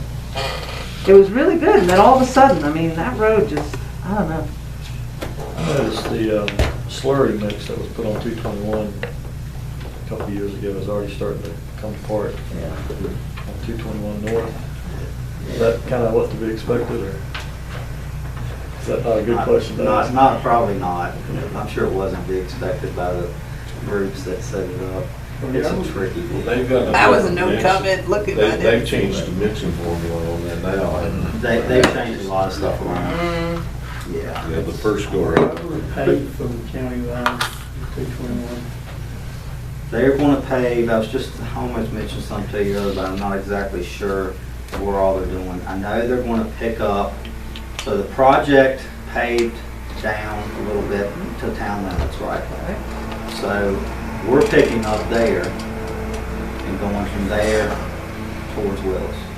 Unless they put a mark across the road and then Yeah. painted arrows coming towards. And I don't know, how far away is the bridge that they just built from there? Mile. Okay, so that's what, they're going to the bridge. Okay. We're going to go ahead and repave all the way up to the bridge. May not be a mile, maybe. Okay. So I know we're doing that. There was some question about the, I thought the paving on the bridge, I mean, I thought it was okay, but there, a lot of people wasn't happy. So they're gonna mill up all the way up to the bridge and redo that entire section. So I know that's on there. And I think there is some on the county line coming back. I just noticed they marked the road with. Yeah. And I figured they was trying to wait for Facebook to get through. And Yeah. they're in that section right now. Yeah. I'd say they'll be in here. They'll probably be in here in the next few weeks. More joy on 221, everybody. More joy on 221. Oh, yeah. I don't think Route 8, I don't think we have any paving on Route 8. Yeah, I'm sure they won't. Got into Carroll County yet. I saw them crack sealing the Route 8 on the way up. Yeah, is that what they were doing? Good. Yeah, over near the bread basket this morning is where I saw. You say you have the flags on the bridge. So what does that mean? They're gonna pave? Well, I think so. They'll either pave or put down a seal coat. I need to look at all the paving on it. I need to look at, I should have brought that. I know they're doing the section right out of town here, Right. all the way to the bridge. That reminded me. I have one question. The flaggers on 221 or wherever, what, do y'all have anything to do with them or anything over them? Yeah, I mean, Well, I know there's been several I've heard of several near misses where apparently the flaggers are not in communication. And apparently they both sent traffic at the same time. it seems to be, it's a different, Jesse Miller, the man used to be Paul Brown's position on constant, I'll call it constant discussion with those groups about the traffic control. I don't know. Is there any way they can cut down their work zones? Because I noticed that they would spread out bring too in far. a piece of equipment and unload it, and then park the trailer and unhook it. And then the machines can put it off the road. Yeah. But they got that whole lane closed down for 2 miles.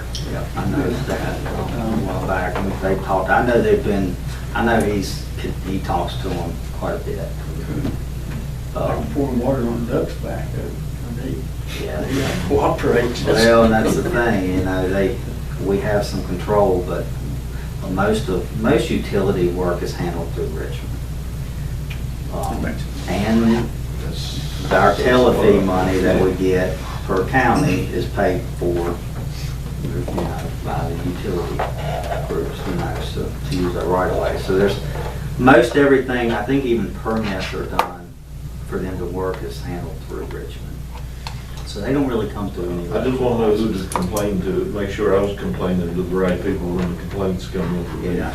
Tell you what, people, everywhere I go, they ask me, can't y'all do anything about those flaggers? And I said, That's- y'all don't that's have been the nothing to do biggest- with them. I've heard growling, grumbling about, taking so long to get through and whatever, but the biggest thing is, there's been at least 2 or 3 people that's almost hit head on, When they were working in check last year, same thing. Oh, yeah. Last year was. I had to go, I went completely off the road not to get run over. Well, Fortunately, had a big shoulder and I just drove into the ditch and let the other lady come on through. right there at the top of the hill, Topeka, after I finally got up there was a truck parked and had the front end out the road, and I still had to go off. Yeah, I know last year was bad. I don't know It was bad. if better this year. But I know last year was a lot of meetings. For me, it's just been coming in, I'd say in the last couple of weeks to a month. Just think that's quieted down on my end. Y'all are just catching all the stuff that I caught last year. Yeah, and the year before. They were having meetings once every couple of weeks Yeah. in Christmas break last year. I mean, it was, Are they close to getting into Carroll County? Yeah, everybody said they're gonna be in Carroll next week, and I said, hey, you gonna help me because I go to Southwest. Might want to call down there and warn Carol, they know what's coming. Don't even That's think not about it. Facebook. It's a surprise. Yeah, that's right. the other, is that Facebook or is that the other? That's Facebook. They're going under Reed Allen right now, Okay. and man, There was another group in as well, wasn't there? There was, yeah. Sid or somebody. it's one good thing, I know all the shortcuts around. I think one's associated with citizens, I Yeah. never got any complaints out of it No. on them. The one group, I didn't get any complaints on it. Yeah. but, I mean, everything. The Facebook thing, what's surprising, they would bring a group in and they'd have their equipment sitting around. There was one that they parked them down across from the country store at Check. They said it sat there for a month and they never come back and work. The equipment all was sitting there, and then the next group was in. You know, it's just, part of the problem is it just kept more different. You talk to one group and the next group would show up next week. Yeah, I mean, I think they come out of, I guess they brought it all the way out of West Virginia. Yeah, the Maryland tags, West Virginia Maryland and tags. West Virginia, and Kind of like pipeline. Yeah. plus when they hit that one water line down there, that group was out of Maryland, they said they had like a week, and they was headed back somewhere else, and somebody else was coming Yeah. in. You can't just change them that way, they can't, nobody get in trouble. I guess. I got a spot at an intersection where I store hay. And I went, before I finished feeding this time, I pulled in there one time to get hay to feed. There said all their equipment. Yeah. And I had to wiggle around and go around to get into my hay. You didn't have a chain with you? That's it. Thought about it. I didn't think I could pull one in big place. I mean, it'd been nice to ask. Yeah. You I've know, had a lot of complaints from people, they go up on their property and all that, tearing up the yards and all that. Far enough off the yard that ain't in the state right away. Yeah. yeah, I got a corner of one of my hay fields there, Buffalo Mountain Road. You know, what they leave could be mine, not mine. Yeah, just look at the benefits, you get to use Facebook. As much money as they make on that, they should be able to pay the rate as they go. That's one thing I'll say about the pipeline. They don't mind spending money to fix stuff. They tear up my stuff. I mean, Yeah. they pay. I mean, Put it back. Yeah. They'll stack it to it. yeah, I'm getting mad. They don't leave a mess. All right. Thank you. All right, thank you guys. Let me know if you have anything, and I'll try to get you these answers. Thanks, Chris.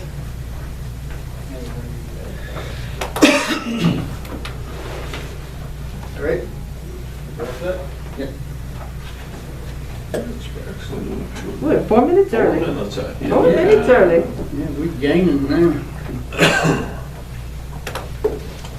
Yeah, we need the game. We're going on lunch break. Yeah. Morning. Morning. Do we wait to 10:45? We just No, you jump can. on Yeah. in? Okay. Joe, good morning. I wanted to start off, I'm sorry it's been so long since I've seen y'all, but one thing after another, one pandemic after another, kind of slowed things down. I'm sure y'all are aware of it, but I just want to take a minute to recognize Wendell Peters. I was very sorry to hear about his passing on Sunday. And he was an outstanding civil servant for many years for this county. Good man and a good friend. And he'll be sorely missed by everybody that knew him and everybody that worked with him. I wanted to give you all an update on how we're doing the whole pandemic and how things worked in our office and what we were able to do with that and courts and so forth, because we get a lot of questions about court systems and the level of operation. I can tell you, at the moment, the courts are back on track. We're up and operating almost at full capacity. What happened was, when all this really came down the pike, what we did is we reduced staff. I told virtually everybody to stay home, I think, for most of the week. I think Ryan, my assistant, was coming in once, maybe twice a week, depending on the things that were popping up and how much we needed to do. We reduced the hours. We're just going to like from 9 to 3 in the afternoon, that sort of thing, just trying to limit the amount of time in there. I was glad we could say that we never had to shut down entirely. There were days when nobody made it in, but most of the time we always had the office staff at least minimally to process things that came through. There wasn't as much coming through the system because, of course, the sheriff's office was also operating on a reduced system, and most people being shut in at home, there just weren't as many things. One of the main issues that I came across was that there weren't as many burglaries because most of the burglaries happened during the day, and so we didn't have those issues coming up. We didn't have as many DUIs because people couldn't go out drinking. And we also, from the feedback I heard, people also had trouble finding meth. That's good. The dealers were staying home, so it was kind of it worked in ways that people really didn't anticipate. But we did manage to keep things rolling, at least on a minor level. We had we were always able to expedite the minor cases. So we had cases coming through that were like with things that would come up, like with trespassings, drunken publics, things where people wouldn't be going to into jail anyway. We were able to move those through quicker rather than have those wait. A lot of times what you would do with those, you'd have someone process, and just because of the crush of cases, you're not able to deal with them individually. But we were able to do that this way. So we were able to try to expedite, bring people in front of a judge, or just do things without a judge. We were able to do a lot more with video. The Supreme Court allowed us to do a lot more with that. So we were able to present things by video, or have even just have an agreement that the judges allowed us to enter into remote agreements. So we were able to take care of things, resolve things that probably would have just been a fine or a warning anyway, to be resolved that way in advance, to keep things moving along and not have as much of a backlog. In that way we were successful. I mean, one thing, because we just weren't as busy as other courts, but Montgomery County, for example, I remember speaking with one of the clerks from over there, they were at the stage they were continuing roughly 1,000 cases per week, and they were going to have that. And that kind of backlog waiting for them. Yeah. That's just Wow. 24-hour court. Really. And going is the amount that they're having to deal with. And of course, they still can't get up to full speed with things, and even then, you've got so much that's still coming in while you're still trying to catch up. So I don't envy what they have to go through with all that. So we were able to avoid a chunk of that, not entirely. We still have some of those things out there. We did a lot of emergency cases. These were mostly protective orders. We did have one alleged carjacking during the midst of that. At further investigation, it kind of deteriorated as far as what exactly was going on, but courts will ultimately decide that. But the allegations were pretty serious right off the bat, and we had do a lot of investigation with that and take some emergency action with protective orders, et cetera, right at the time. What we were able to do is work with the New River Valley Regional Jail and the courts to decrease the county's footprint in the New River Valley Regional Jail. The concern coming down from the Supreme Court, as well as from the jail, with that, with a lot of people confined in there, there was a potential for a hotspot to develop. And the issue is not just for the inmates themselves, but for the staff that go in and out, and that it's a continuing source of infection, so it would both hurt the community and, of course, all the inmates. So what we were able to do is try to delay the imposition of sentencing, delay sentencing events, to try to push this past in non-violent cases. When we had the violent cases, I mean, those are things that there's a public safety issue that overrode that, so we would go ahead with things, but most of them we're dealing with people that have addiction issues, or otherwise they're not violent, so and not a threat to the community. So we were able to delay that. There were some we were able to have people that have health issues that were in jail pulling time that were able to arrange for furloughs. So they still have to go back and pull their time at a later point, but they're able to get out in the meantime and not be in that higher state of risk. So that worked with us and Judge Long. We were able to set up a system where things were kind of evaluated as they came through.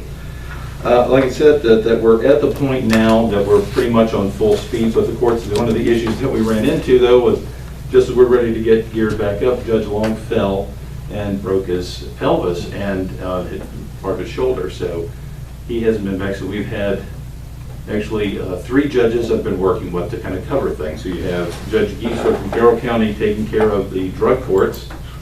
Judge Gibbs, who's retired from Pulaski and Giles, take care of coming over here and dealing with the things that we actually have in court. But he made it clear that he didn't want to do a lot of cases where there was going to be testimony heard and lots of evidence, etc.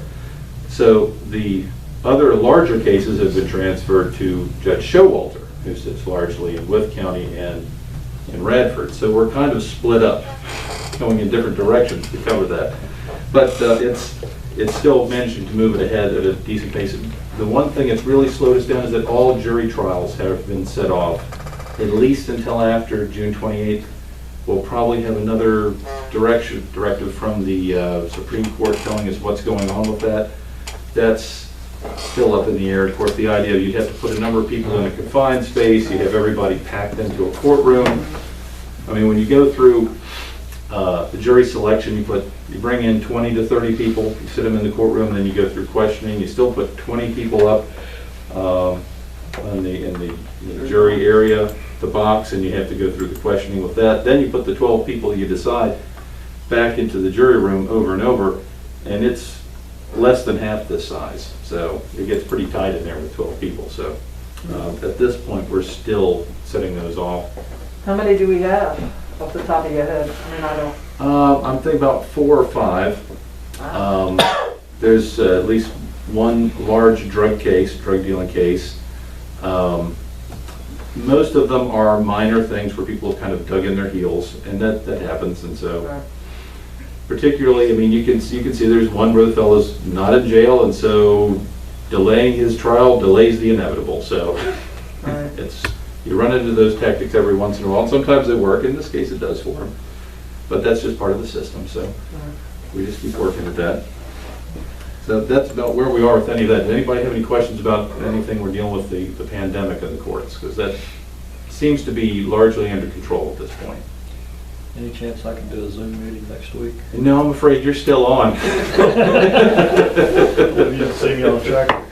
The last numbers we got to jail, we're down 25%. Mm-hmm. Over there. Yeah, we were really working to try to keep things under control with that because, you know, I suppose it helps with the costs too, as far as all that goes. But, but you still got the additional costs that are associated with the virus, so you still save a little, but it's not like you're saving it all. Yeah, right, that's the truth. My son-in-law's a sergeant at Booking. He said there's 2 jurisdictions that didn't even slow down. Just they stay slammed with them. Well, it's funny, I went over, because I had a special prosecution I had to do over in Montgomery County, and when in April, they went ahead with a grand jury. And they just went with the full load. They had like 250 cases. And they had everybody spread out in the courtroom because they had 5 members of the grand jury.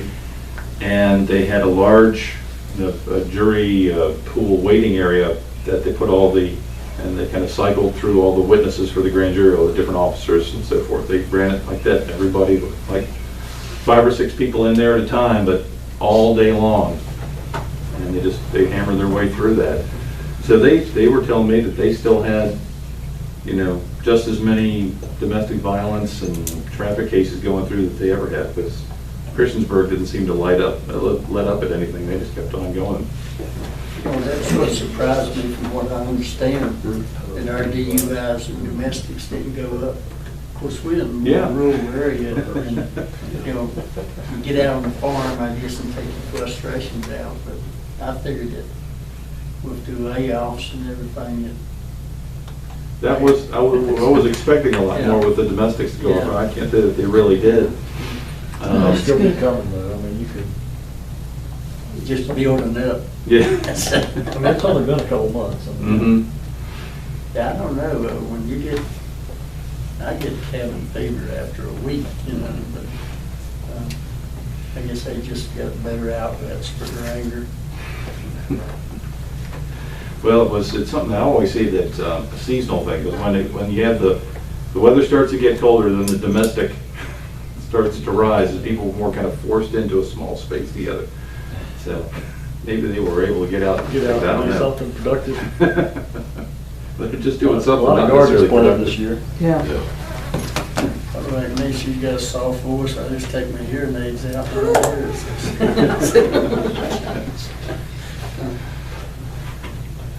So, well, we was able to finally confirm that on July 1st, our new circuit court judge will be Mike Fleener, who's currently the Commonwealth Attorney in Pulaski County. He'll be taking over and sitting in circuit court here. We've added 1 or maybe 2 days per month to circuit court. One of the issues that we began to run into was that we were having so much civil that the criminal was bleeding over, and there was a problem getting the civil cases heard. There was a backup, so we'll have a couple of days per month added in, usually on a Monday. So it'll be like twice a month. You'll have a Monday and Tuesday. But I think the second one will kind of be optional, depending on how much fits in there. But Mike Fleener's already been over. He's coming out to see how the lay of the land is, and we'll be talking with him more about just the procedures over here are slightly different from elsewhere, just because of the layout of the courts is a little bit different everywhere you go. Okay. Do you think he'll try to keep our drug court going? I think, yeah, he's already said he's up for keeping the drug court going.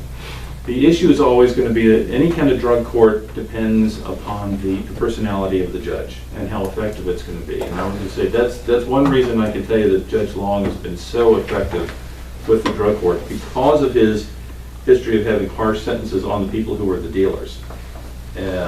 That's one of those things where people took his words very seriously. And that's what it takes, because there's a matter of tough love here, where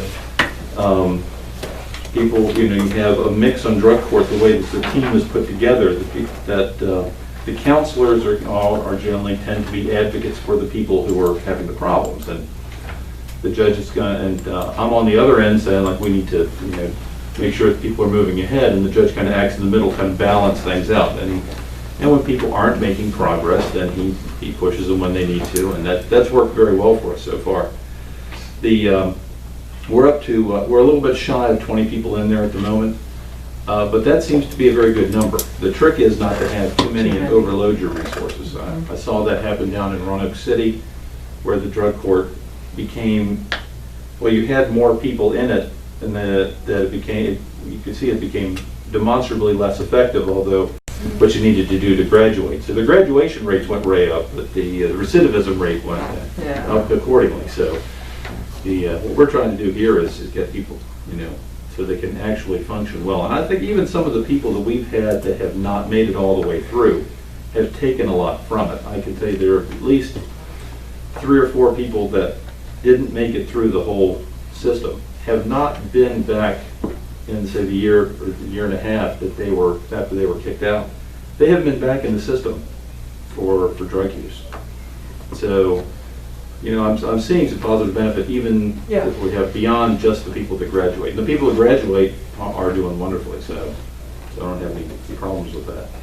Do you think a new judge will be on board with a mental health court or some form of it, or have you had a chance? Yeah, that's a good question. I haven't had a chance to go over that. I mean, that's something that we would sorely need. The problem that we see over and over again is that so many of the issues that are thrown to the courts to deal with are mental health issues. If we had a functioning mental health system in the state, we would do a whole lot better, because so many people come through. I mean, in the sheriff could tell you, on the ECOs that come through, the amount of time that the deputies have to spend with something like that, that's one of those things where the criminal justice system is trying to expand to fill the gaps. And that's part of the problem that you have with, you see this riding around the U.S. government, is that the criminal justice system and the police are being called upon to do a lot more than they were initially designed to take care of. And you're stretching it, and it stretches to the breaking point eventually. So I'd love to see us get a mental health court going. As successful as the drug court is, I think the mental health one would have way more impact if we could get it up and If we could get it up and running, the trick is, I think... And I'm not taking away from the drug court. court. No, I mean, because they're two separate issues. And that's one, I mean, I can think of a half dozen cases right off the top of my head. If we had something like that to divert people into, that'd be much better. I think the only issue that I can think of at the moment is the lack of actual mental health care professionals to be someone to be over it, because we facilities. Because we don't have well, we got the facilities, but we don't have the funding for them. It's like in the Catawba Hospital is a good example.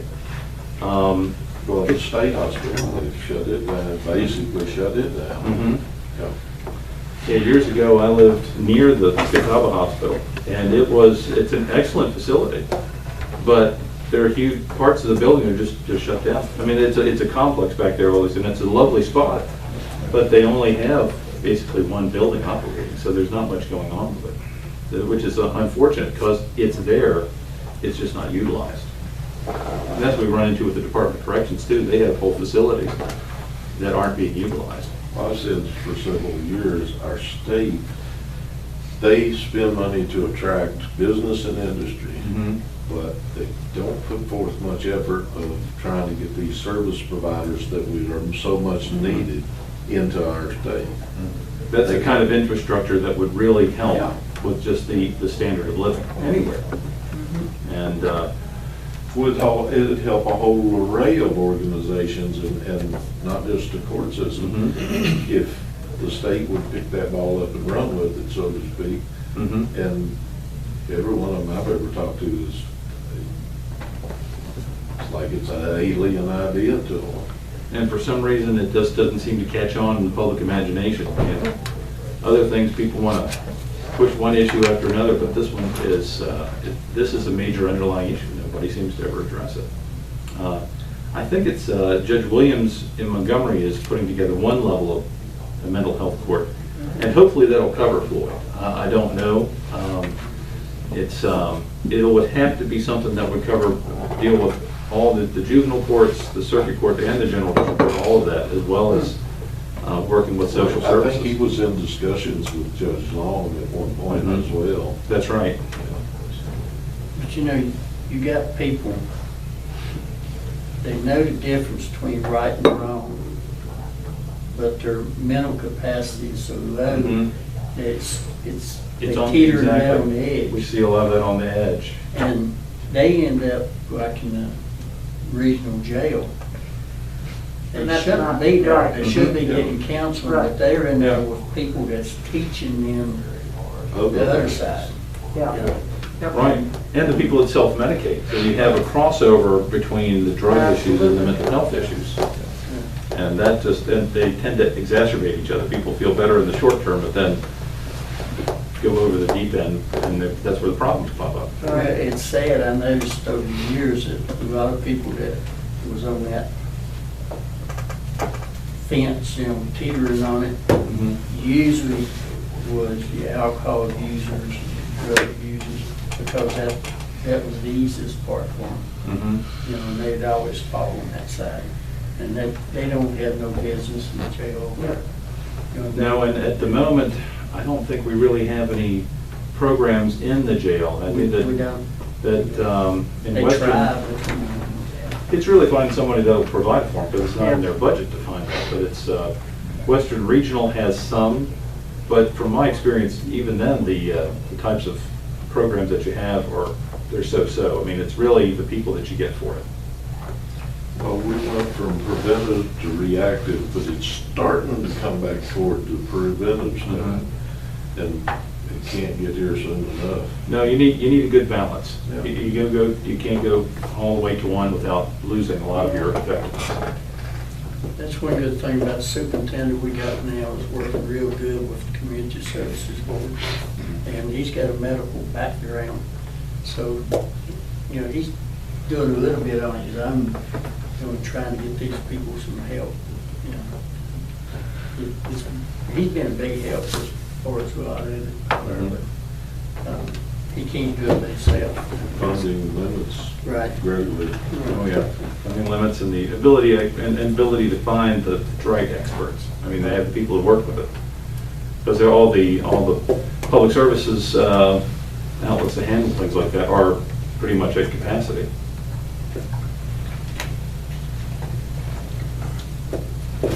Keeping mental health workers, right, keeping nurses in jails. It's hard, they don't want to be in that environment. Yeah, that's the trick, trying to find a better way to break it down. We have the jails full of all of one thing at this moment. So everybody's just one kind of dumping ground. And it'd be better to try to separate it out into different things. That way you'd have different places, even within the jail. If you had something, you could do that. That would give us a different wings, so you could have different areas for different types of treatment, different types of offenders. But they've got so many classifications and so many different jurisdictions they have to work with. That's a problem. Right. Well, I don't know we're going to solve that problem today. But one last thing was that I needed to touch base with you all about an issue that we're going to have with our budget this year. Unfortunately, we have going to have a little bit more of an issue with that's come up lately because of the issue that we have with the county internet and phone issues. we had, as a result of that, we went ahead and set up our independent computer network. And that was fine. Citizens did a great job with that, was able to set up something that was completely independent, didn't cross over in any way with the county system. And that was within a cost system I thought that we could cover. That was $45 a month to about, came up to about $540 a year. And that was one I was able to go through what part of our costs is and look at controlling. So we've got this book here, the Virginia Criminal Bench Book for Judges and Lawyers. Comes out every year. It's only good for 1 year. After that, it's expired. $330. And we maybe use it 3 or 4 times a year.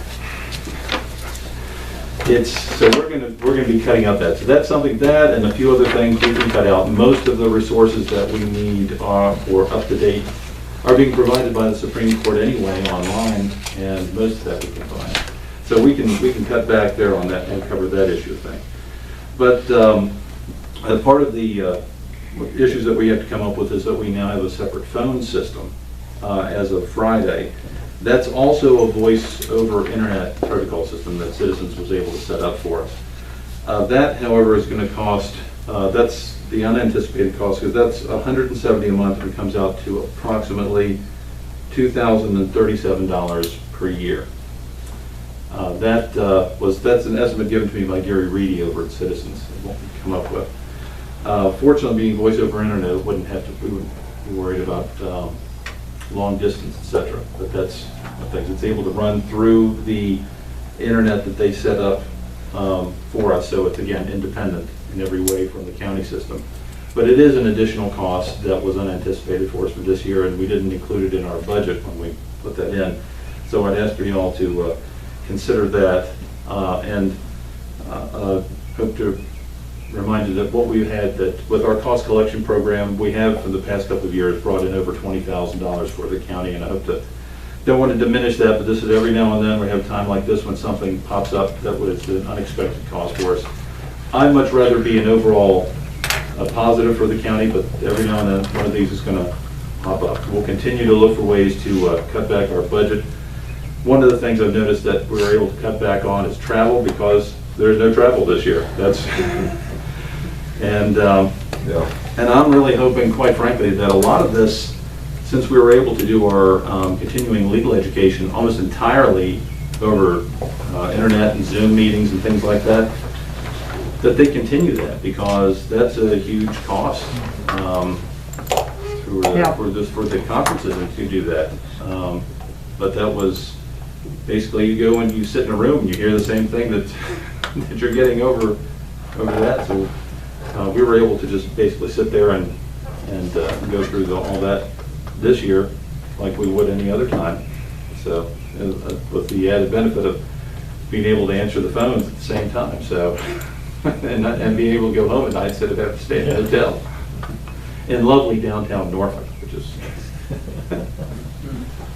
not my choice of a vacation spot.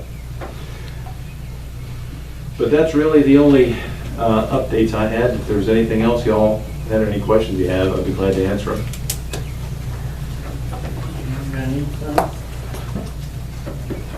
Okay. All right. Thank you for coming by. Thank you very much. It's always good to see you. Thanks, Eric. Anytime, drop on by whenever you want. I know I'll be seeing him next week. All right. Y'all take care. See you. Give him the 3rd degree there. There you go.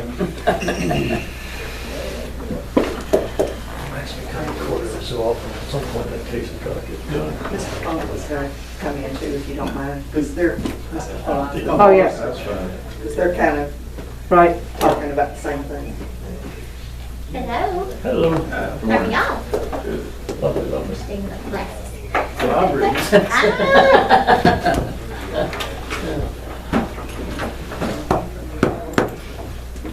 don't have to slide her in 4th gear and take some time. Hmm. You don't have to slide her in So 9th you're gear. wherever you feel comfortable. All right, I'm here to address the letter that was sent in by the Virginia Loggers Association. This is, and I'd like to want to ask the local ordinance exempting the logging equipment that we have. Right now, we have it assessed at a different tax rate, which has been that way since last legislation. It's at $1.55. And as of last year, we had approximately $3,437 that was taxed at a different rate for the logging equipment. So if that would become an ordinance to exempt that, that would be what you'd be looking at. 3,000?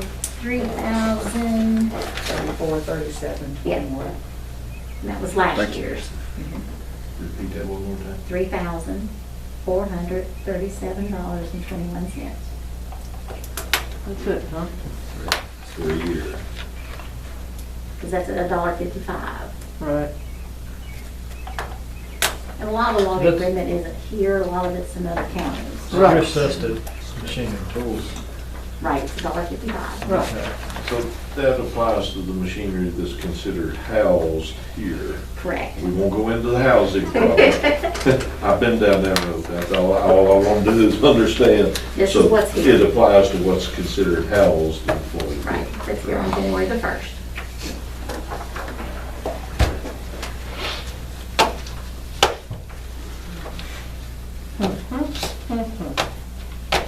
And I spoke with one of the other commissioners, and he sort of sends out an email to all the commissioners, and as of right now, we've not found any locality that's moved to exempting it at this time. They're still leaving it at the reduced rate. It's just reduced. That's what we've got, ours is $1.55.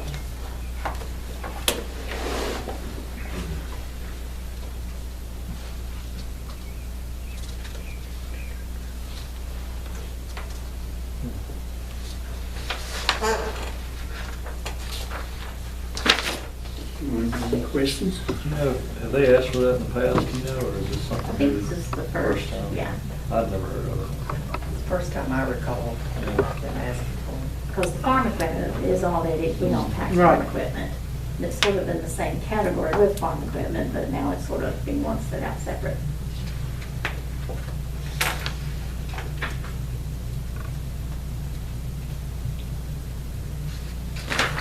So probably back in 2005, that's when it changed to that lower tax rate, 155, to above fire house bill. But then now this house bill is suggesting it to be totally exempt.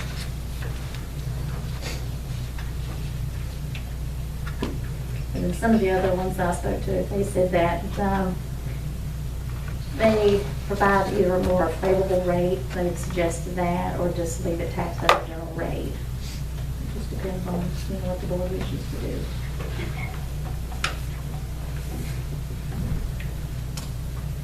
155 isn't that bad of a rate anyway. Because it was typical in 295 Right. that state It was property. That was half price. I figured you brought in more than that. Me too. Probably not many loggers based in Floyd County. Yeah, exactly. Yeah, I don't that's the know. thing. Yeah, It's not garage moved kept here. out, yeah. Like I know several backhoe operators and dirt movers that are not housed employed. Right. What Yeah. goes on January 1st, so.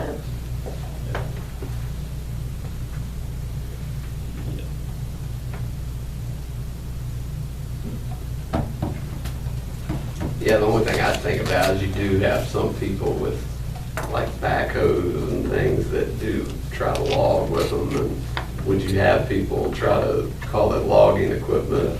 I mean, I'd be curious what the definitions were for, Yeah. if I cut an acre of trees behind somebody's house and Yeah, use well- my excavator to load them, can I consider that logging? That's logging and no longer taxable. Like I know a lot of them brought up too about landscaping businesses. Yeah. We remove a tree from a property that So is it's not nothing we have considered to act on right now. portion logging. I don't see how in the world I can use a backhoe, because I had a guy load some logs on my trailer. They do, believe it or Yes, not. they do. I just had my place done by them, He yeah. about tore my trailer all to pieces trying to get them all up there. These boys, they're good, they actually, on the big loads, they told me they'd pick up one end, set it on the truck, and pick the other end up. back up underneath. Yeah, there's a guy over in Pulaski, he builds roads and everything with a John Deere tractor. Use it to load with, skid with, they even make like a 3-point hitch attachment with a winch on it where he can skid and and like pull logs and stuff out. I'm like, man, you can do stuff with a tractor that I would not even think about doing. I mean, that's really light for. The beautiful thing about a backhoe is, you know, you, like I used to at my place, and all fence lines, they take that bucket, they can push it, you know, push it everywhere, Yeah. and you get an extension on the backhoe bucket. And we get up in there and push a tree off the fence. Of course, anybody that runs them all the time, you know, they're good. Oh, You know, they- it amazed me when they were in there cutting. And just being able to select cut, you know, they can push it around where it's not hitting other trees. They did a good job. I seen a little video the other day where the guy had a front end loader, and had the dirt in it. These two kids come out through a plastic dump truck. Oh, yeah, he put it in He there. pulled over and he filled them both up. And this is easy. And I thought, my God, you know. Yeah, I saw that. And then mashed the things flat if it'd been me. He's been running that thing for a while. Had to. I thought of Tony Weddle. I thought he must have been. So are you all interested in us pursuing this, or? I'd I rather don't think, see not at much this interest. time, I'd rather think a little more on it. I know that doesn't help you, you know, it wouldn't change it for right now, Right. it's just,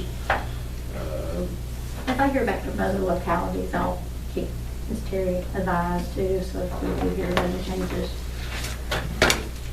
That would be good.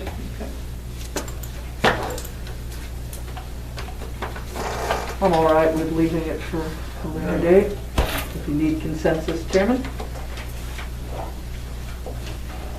I'm okay Fine with with you. it. What do you think, Justin? A little bit, I mean, Okay. bypass it. I don't want to throw it out and No. regret it. Okay. I don't know if I could probably make a decision on it today, but I'll go with the rest of folks. You're right, that's all I got there. Yeah. Sometimes no action's action.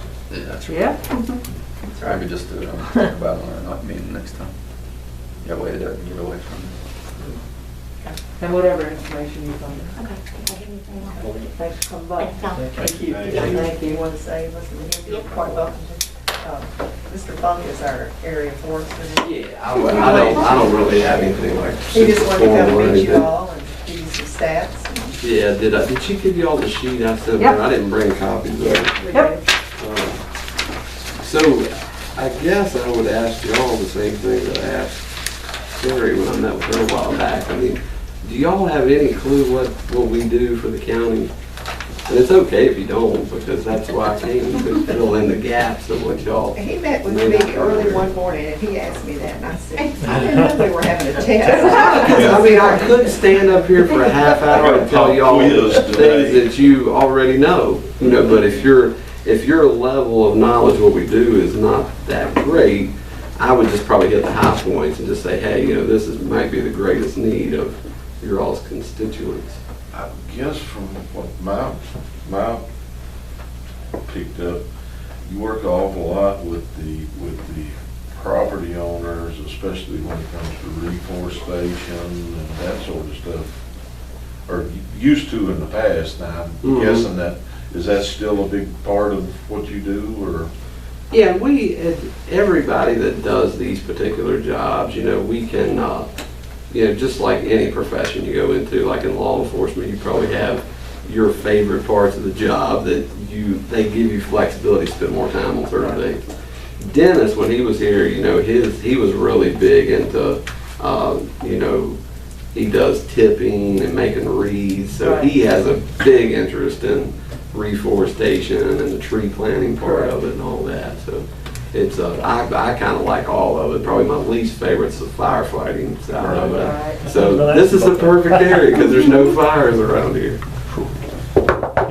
Yeah, I've been out on a few where we needed you. Not getting what you can buy. Well, we do have a brand new bulldozer for this Yeah, I area. see We just that. got here a while back, and we do offer that to landowners. Like yesterday, a guy had asked us, he had these big piles that he needed to burn, and we don't burn piles as an agency. That's kind of a policy we have, but we went out there and he had this long windrow, and we busted some lines through for him, and while we were there, he had an old farm road that was kind of like washed out and rutted, and we smoothed that out for him while we were there, and different things. If we can tie it to forestry, which we did in his case, and he's going to replant the property. Well, And it's also, we call it like exercising our equipment. Sure. Because, you know, half the time it sits around the truck, it doesn't get used, and it's a good opportunity for training, and we had a younger guy out there get to run it a little bit. I could exercise it quite a bit. And I've actually taken my property and I pay the fee, it's like $130 minimum, and we'll take it out. But that's open but we have to be able to tie it to some type of forestry practice. You also go out and help landowners assess their timber stands or their forested land as well. Yeah, we do everything except tell them how much it's worth. Correct. Which a lot of people think that's the only important thing, but we try to explain to them is that we come out there, we don't have any agenda. I don't care whether you sell your timber or not, you know, because I'm not getting anything out of it. But, you know, we can tell you how old the trees are, you know, how well are they growing, you know, should you cut them, should you not. Then once you decide you want to harvest, you know, whether you need money or whatever, what type of harvest should you do? You know, there's dozens of different types of cuts that, you know, are forest management terms of how you should harvest the timber based on, you know, what your long-term objectives are. And what I always tell people, it's like, if you call me and you're wanting to get into forest management, you know, if you're all about yourself and how is this going to benefit me, like I'm probably not going to be able to help you a whole lot. But for people that are looking like toward their grandchildren, their children, and just trying to do the right thing for 50 years or 100 years down the road, like there's a lot of advice out that we can give to help people meet their goals. I was just wondering when I read this the other night, what 3 easements in Floyd does the Virginia Department of Forestry own? I just inspected these the other day. I'm trying to remember the people's names now because I've only met them that one time. But I can get that to you. Oh, okay. Yeah. There's one, I remember the name of the farm. It's called the Boundary Rock Farm. It's down in the Willis area. Okay. And there's a Woodruff guy. I'm trying to remember his first name. Okay. But yeah, we own 3. I mean, we're getting to the point now where we have so many and we don't really have a lot of employees that do that. Yeah. That we're having to be a little more restrictive on what properties that we take in. But we really promote forest management. So anybody that has an easement with us, we're not going to have any restrictions on cutting timber or anything like that. So our easements are more suited for people that actively manage the property. Right. So if I were to take all the pines off the front part of my property and just leave the hardwoods, you don't have no restrictions on that or anything? Okay. Now, really, the only thing, a lot of these easements now, I mean, the only thing you're not going to be able to do is make a subdivision out of it. Correct. They'll even write into it now, like if you have a kid that you might want to allow to build a house at some point, they'll write that in there. You know, so it's pretty, really, they don't want the properties divided. That's the one non-negotiable term, really, for most of them. This don't have anything to do with what we're talking, but I've thought about this a lot. You know, like when I was in high school, and I'll take any comments later, but anyways, you know, we had, Just go along. you know, keep Virginia green, okay? And, you know, we had a field trip, learned to make fire trails, stuff like that. And then we had the forestry judge and all that. Is that something that y'all was doing and it just fell by the wayside, or? Yeah, we still do. Like, we helped with the FFA competition this past year. We can set up the tree ID and the timber stand improvement and the tool ID and all that stuff for high schools. And a lot of it is there's a huge turnover with FFA teachers. I mean, I know very few that do it more than about 5 years, and it seems like they move on. I don't think the schools put a lot of emphasis on it. They usually put the reject kids in there. I wouldn't say rejects, but the kids that they don't have any place else to put them, you know, in a lot of cases. I've had young people and I'm talking about in their 20s and 30s, helping me do something. I said, well, go over and that poplar or add some maple or something like that. And then when I look at them, they looking at me like, what are you talking about? And I mean, they don't even know how to identify Yeah. a tree. Yeah. You know? And I thought, you know, it's sort of sad, you know, because, you know. Well, there was a girl here that, Paige, I think was her name, she was the FFA teacher here. She called me, it was like within 2 months of being hired, and I came and did a little presentation for her Right. class. And I mean, we're 100% available to do that. You know, just- I'd love to see that forestry judge and KG, you know, keep in the green organization back, you know. Yeah, and Carroll County is real big in it. I mean, they've won the state competition several years. But it really just depends on the ag teacher that's, you know, in that particular area. Again, they have their own interests. Some of them may love forestry and some of them may be more agriculture. H.B. Jennings and Ronnie Keefe, I mean, man, that, and David Harmon, you know, that was big for them, you know, to do all that. And of course, if y'all ever have somebody complain about logging or water quality type complaint or anything, you know, they would call us. That's kind of one of the things we are mandated to do regardless of personnel issues, whether we didn't have somebody in this area or what. We are going to do all those harvest inspections. So do you actually go out and inspect when they're actually harvesting? And We do, random yeah. inspections? Yeah. I remember my dad was a logger. I remember way back, I thought that's what, Mhm. that's been 30 years ago when I remember that. Yeah, we do a lot of, I mean, to me, sometimes I think it's like, man, the laws are tough on loggers. Yeah. And you know, and we like to do a lot of planning with them, go out there before they start harvesting, you know. If they need to cross a creek, we can tell them exactly how to do it, where there won't be any problems whatsoever. Whereas if they don't call us, you know, sometimes, I mean, it can get to be a mess. It's almost like thousands of dollars to fix, to get it back to where it meets what the law says. And do you have a relationship with the U.S. Department of Wildlife and Inland Fisheries? Do you work in a cooperative manner? Or We don't do a lot with them. We probably do more with like the Forest Service, because if there's any type of fire, or the Park Service, Right, if we have fires that go onto their property, we don't do anything on there. So Right. we kind of keep a relationship there, but really with fish and wildlife, Okay. not too much, unless there would be like an endangered species on a property that's being logged. Right. You know, that landowner's like federally required to protect Right. that habitat. Little turtles. But, you know, I couldn't prove it, so I'm not gonna report anybody for that, but I think the same fault hit me around about Yeah. the same time. Yeah. But I will say, that stuff's important, and, we gotta try to protect it if we can. Absolutely.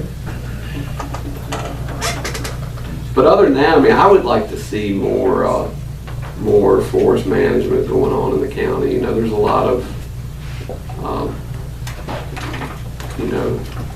practices that go on, certain types of harvests that go on. We call it high grading, where loggers go in, just take the very best timber, and what happens is genetics play a role in trees. I used to run a nursery, and we dealt with loblolly pine. We grew like 30 million loblolly pine, and it is a tree species that you can breed perfection into. I mean, in the wild, it grows kind of as a crooked tree, and it really don't produce good timber, but we picked like certain genetic strands out in the wild community, breed them together, and we've come up with like superior trees that will grow like twice as fast as a wild tree. Well, you take that same concept to like hardwood trees, whatever, in this area. If you only cut the best ones over time, that poor genetics is going to be in those areas, and they're going to produce the next crop of trees. And over the course of several hundred years, you end up really doing a lot of harm to the quality of the wood in your area. Do you also notice that there's been a reduction in reforestation after harvest? That it used to be, I remember seeing a lot more, even if they were pines, but sometimes hardwoods. I've just seen a real decrease in that management practice. Yeah, and really with hardwoods, we don't promote what we would call artificial regeneration, just because anything you plant is not going to be able to compete with the natural stuff out there. Right. But with pine planting, there is actually a seed tree law in Virginia that y'all may have never heard of, but if you own more than 10 acres, you clear cut it, you have to, by Virginia code, you have to plant it back. Like, you don't have an option. And sometimes that may not have been enforced, but Yeah, really, no. if you don't plant it back and there's not a good seed crop that year, pine will not reproduce. Right. It'll end up being weeds and brush for a long time, and then it's kind of like an Suckers old that come field. up, Like, yeah. eventually birds are going to drop seeds and stuff in there, but the ultimate goal is to keep our forested area, and we all have a responsibility to do that. You know, like private landowners make up a huge amount of forest land in the state of Virginia. And our job is to try to educate these people to do the proper management, like we're talking about, to reforest when you're supposed to, Yeah. do the right type of work. That's always to aid in that, to keep a certain percentage of in forest land. Yeah, it was really depleting the pine resource. That's why they came up with that seed tree law. That they noticed that actually we were not sustainably managing our pine Right. forest. I remember, you know, used to, if you clear cut like that, you had to leave so many seed trees per acre. Yeah, it was like eight seed trees per acre. Yeah. And I remember they used to do that, but they don't even do that no more. No. You know. But I mean, like a white pine, like for Floyd, Carroll, and Grayson County. I was just talking to another forester about that this morning. Like, you can make more money off of white pine than you'll ever make on hardwood. Yeah. You know, in like half the time. Yeah, there was a guy that harvested a stand of timber here recently, and we typically don't find out how much the timber brought, but for this one, a guy's getting a tax credit for a buffer that he left. But it was like 10 acres brought $55,000 for white pine, and that's You know, like the a one I'm 50-year-old thinking about stand. is right below right above your house. And that's your That prime field that time. got. Oh yeah, this is the prime, and Yeah. it's a very unique area of the state. These are really the only 3 counties that grow really good white Most pine. of my pine- Oh, yeah. There's nothing planted there. Yeah. You know, a friend of mine gave me a bunch of pines, if I cut them, you know, if I could have them. But, oh God, that's a naughty, I don't know if I'd ever get anything out of them. Yeah. But, Yeah, anything bigger than about 12 inches, you can get something for it, Oh, yeah. especially if you have, several acres. yeah, well, you get a clear log about 16 foot long, that's what Mike Terminal's reached. That's right. But anyway, just to keep y'all on schedule, I just wanted to stop by and introduce myself. Well, and they're cutting trees that, I'm in the hardwood floor business, so I can tell the Okay. difference in the red oak of today than what it was when I started 30 years ago, just in the color, the grainage and everything. It's, if you can get 2 boards out of it, it comes down. That's not productive for what you're talking about keeping.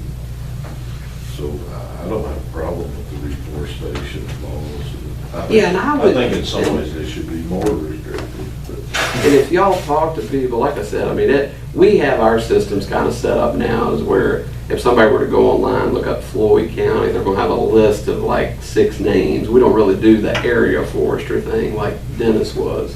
So a lot of people, they'll start at the top of the list, just keep calling, and they will get somebody. I mean, I bet you if they call on Sunday, somebody will answer the phone. So we're a lot more accessible than we used to be. And whoever does answer, they'll make sure the right person gets the message. So. Y'all still furnish them little folders, log scales and. We do, yep. Yeah, I've got some of them down in my office. Yeah, I give stop my son by. a run by there, get me a couple one days. Yeah, somebody came by here a while back and got one. Did I hear you right? You said on hardwood, a lot of times if you plant, like I was looking, I have a small area along, and I was looking on, I got a little folder that showed all the different seedlings you could buy. Because I wanted to put hardwoods back in it.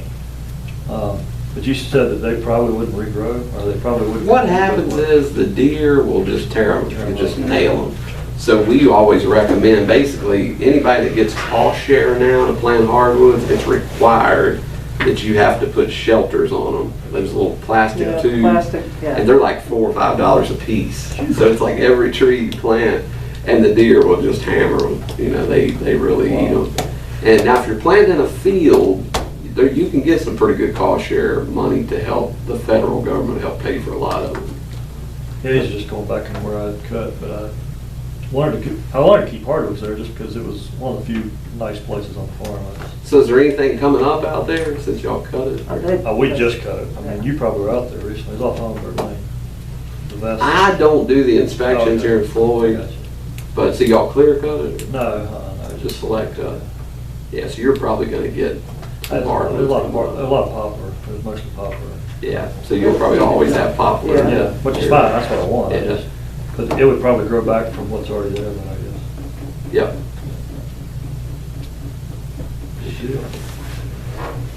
Yeah, please, I mean, help us advertise, get our services out there.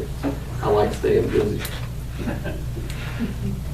Just one other question, Sure. and I guess it's from a management point of view. On some of our hillsides where we're having clear cutting done, I'm very concerned with the amounts of rain that have started to befall our area, greater than they have been in the past. Is there a balance for you when you come out and you're asked by a landowner, should I do this? I mean, I'm just afraid to see some of our hillsides just wash away and, just have, there are some topography in some of our areas. The Goose Creek area is a prime example, Don and Knob, of just areas where if more clear cutting is done, there could be an impact on land erosion, and I just wonder if that comes into your... Yeah, when they came up with all these laws in Virginia with regard to logging and water quality, Right. I mean, they found like clear cutting does not cause erosion at all. Okay. Just the act of cutting the trees. Right. Where your erosion takes place is like deck areas, skid trails, Right. all roads, stuff like that.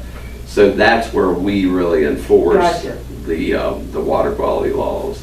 So when we go out to a site, we don't care if they cut every tree down. In some cases, that's the right thing to do. Right. But we look at the skid trails and the haul roads and that type of stuff. Make sure. And the slope percentages on the roads. Yeah, all Yeah, that. right. And what a lot of people do now, we strongly encourage, is as they're cutting trees, say they pull the trees to the deck area, and in most cases, they'll have like a buck saw, they're cutting the tops of the trees off. Right. On the loggers way back to get more trees, grab a bunch of that brush and take it with you and kind of put it in the skid trail. Right. And that way you Kinda have make good, yeah. and most of them are doing that now, just Kind because of it's like, way the easier. swamp loggers build their own way. Yeah, down in yeah. Yeah. And it doesn't cost any money. When they finish logging, they don't have to worry about the seeding and straw Yeah. in those areas. Right. And Okay. just all about having that covered. And that's in my end of the county up around where I live. Something's killing all the ash trees. Yeah, it's emerald ash borer. Yep, And it's it's a basically, borer. it started out as they were quarantining counties that had the ash Mhm. borer, you couldn't haul wood and stuff out. But the whole state of Virginia is infected now, so there's not even a quarantine anymore. You can basically take it anywhere. I just noticed in the last few days, you can tell every ash tree in the woods. Yeah. I mean, last year there's big pretty trees. Yeah. Any preventive or any way to? You can, yeah. If there's one that's healthy now, there are, and there's actually programs that will pay for the cost of treatment. You go, Systemically. yeah, they inject it. I think they Yeah. inject it into the soil, Yeah, or they it's a- can put it into the tree. Yeah, it's an yeah. I'm gonna cut ones on my place as quick as I can. Use them for firewood. It's good firewood. Yeah, It makes yeah, good yeah. firewood. Get rid of them, or Yeah, run Yeah, if there's somebody y'all talk to and they're like, I've got this ash tree in my yard, you can treat them, Yeah. but it's not efficient to do it like in a forest setting. Just like for a yard tree or something. They're gonna pretty much wipe them out there. Yeah, oh, yeah, yeah. Be the end of that. I know some of these are trying to come back as we get a leaf here and there and everything. And the hemlock, but those that are still standing are the, What is it? Well, Comes in or they're the groups, super- or what is it? No, it's a beetle. Like he was It talking actually about pours genetics. into the There could be tree, some lays hemlock eggs, that's and then the alive. larvae feed up under the bark and kind of like basically girdle Yep. the tree and kill it. Yeah, they're pretty efficient. I know they did a number up there. They're pretty efficient. Something like Yep, they come along or something too far down. Yep. And there's Good some- fireworks. Y'all, I guess y'all have somebody else coming or whatever. I don't want to take up too much Yeah. time. Thanks, Justin. It's good talking to y'all. Nice to Like I meet say, ya. long enough, right? How's your mom and dad? yeah, please, send whoever our way. Thank you all. See y'all. Yeah. See you, Lisa. Bye. Excited. I guess we got closed Closed session. session for an interview. I need a motion to go into closed session under 2.2-3711A1, personnel to interview for vacant position on the New River Valley Community College Board. So moved. Second. 2 seconds, so Justin can have it. go ahead. Mr. Yoder? Yes. Mr. Paul? All righty, we're back in session and we have Ms. Ladina Martin with us. You go to close the game. We need a closed session. Oh, okay, I'm sorry. Sorry about that. The item K, Mr. Chairman. All righty. Trying to do it, I can't find it. Yeah, there it is. I'll cut it off after the motions. Right. Ready for it? I apologize again to people that's on the internet that we have to go back into closed session again. I'll take a motion to go into closed session under 2.2-3711A3, potential acquisition or disposition of real public property, or 2.23711A5, potential expansion of existing manufacturing business. So moved. Second. Motion and second. Ms. Morris? Mr. Yoder? Yes. Ms. Cooper? Yes. Mr. Coleman? Yes. Mr. Booth? Yes. Mr. Turner? Yes. Motion carries. You set that icon up, or did you have it go into your mail now?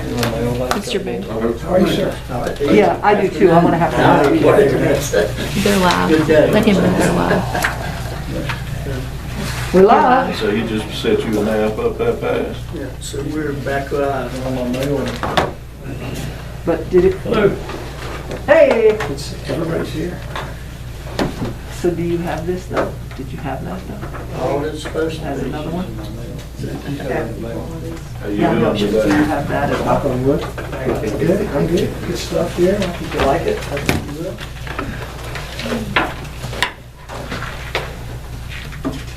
You ready?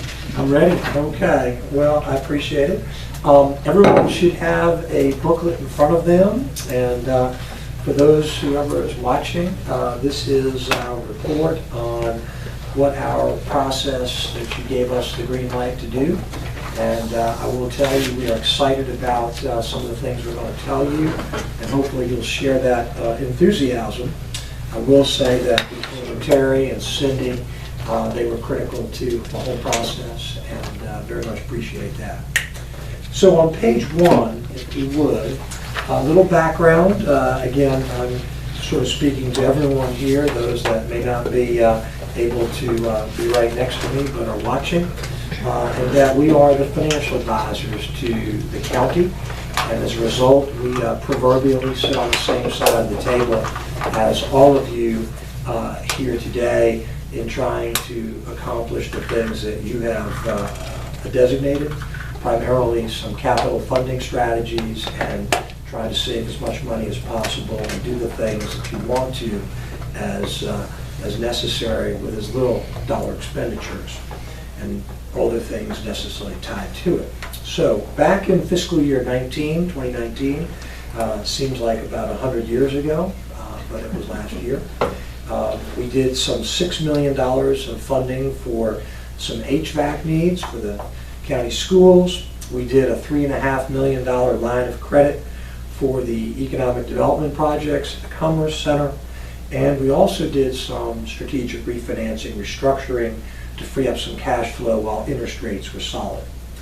With all of that, we were able to do that without a tax increase, so we were excited about doing all of that.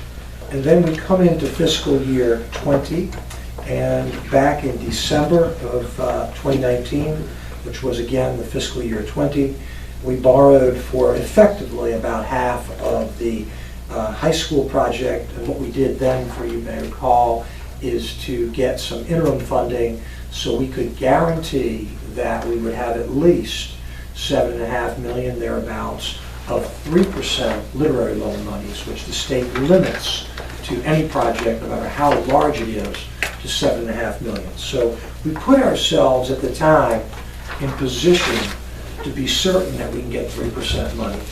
But what is very exciting here is that if interest rates hold, we're going to pivot a little bit and make some recommendations, but we will nevertheless have that 3% money known. So think of that as a backstop, if you will. Okay, so page 2. When I was last here, we talked about getting your blessing to do 2 things. One of which was to explore getting potentially the second part of that 7 to 14 million, roughly 7.1 million, to ask banks and brokerages for both a fixed rate for the permanent up to 14.5 million, or to ask them for some interim dollars and see what we get. And the second part was to look at some refinancing opportunities, because there's only basically one thing that's been good about this whole COVID crisis, and that is that interest rates are coming down, in part because the federal government is buying assets and they are making it particularly attractive. So we want to talk about that. Last point on the page, not a small point, as you know, we have continued to say that we would need the equivalent of 3 pennies on the real estate rate to make all of this work based upon our assumptions. And again, I will talk about that in a little more detail. Okay, so let's start with part 1, the school completion. Again, $14.5 million is the overall project cost. And what we locked in back in December through BB&T was an interest rate of slightly under 2%, fixed through 2023, and that again would be taken out when we get permanent funding. And the permanent funding at the very least would be, or at the very most I should say, would be 3% through the literary loan program. When we did all of our planning, you may want to put this down, we assumed that that $14.5 million would cost us about 3.25%. That was the interest rate that we assumed for all that. So the good part here is we now know with certainty that roughly half of it will be at 3%. So the real question is, what's the other half going to be? All right. So what happened then was we went out and tried to see what banks would do with that 7 million, or even asking them for all 14.5 if they could beat a 3% rate.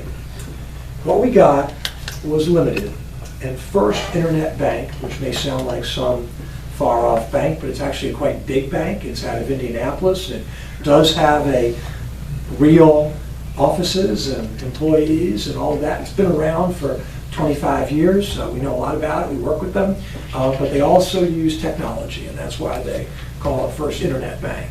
But that bank said to us, we will provide you, if you want, $7.1 million of the second piece of interim funding, and depending upon whether you want to go out for 3 years, 4 years, or 5 years, we'll lock in a rate of anywhere from 2.35 to 2.6%. Once again, our planning rate, when we talked to you last time, was a 3%. So again, this was a good result, but we think we can do better. So our recommendation is this. Go to the next page. What we're going to recommend is that we apply, we the county, to the state's DPSA pool program. And that's the Virginia Public School Authority. Been around for, I'm going to guess, 50 years. I've been doing this now for 40. It's been around as long, maybe 40 plus years. And the VPSA program is exclusive for Virginia cities and counties that have school programs. And what they allow you to do is to be a part of the program.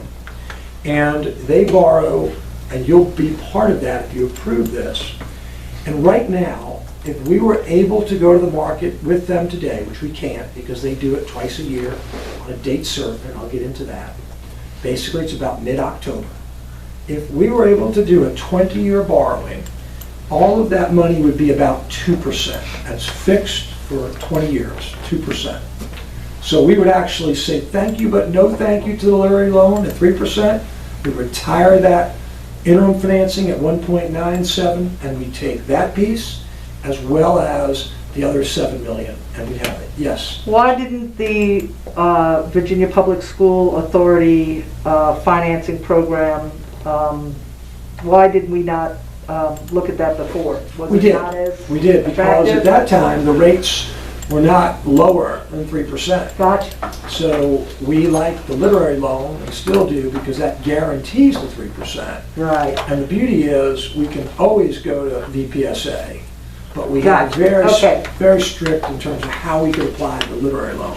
That's a great question. Okay. So, next point. If we were to look at something at 25 years, that rate is about 2.5%. So, Five. that is for us extraordinary, and I don't use that lightly because, again, our planning rate was at 3.25. So all of that impacts cash flows. So here is the caution. And the caution is between now and October, rates can go up. They can move up quickly. The market could stop like it did back in February, or actually March. So what would happen if that were the case? We would still know that we have the literary loan at $7.5 million at 3%.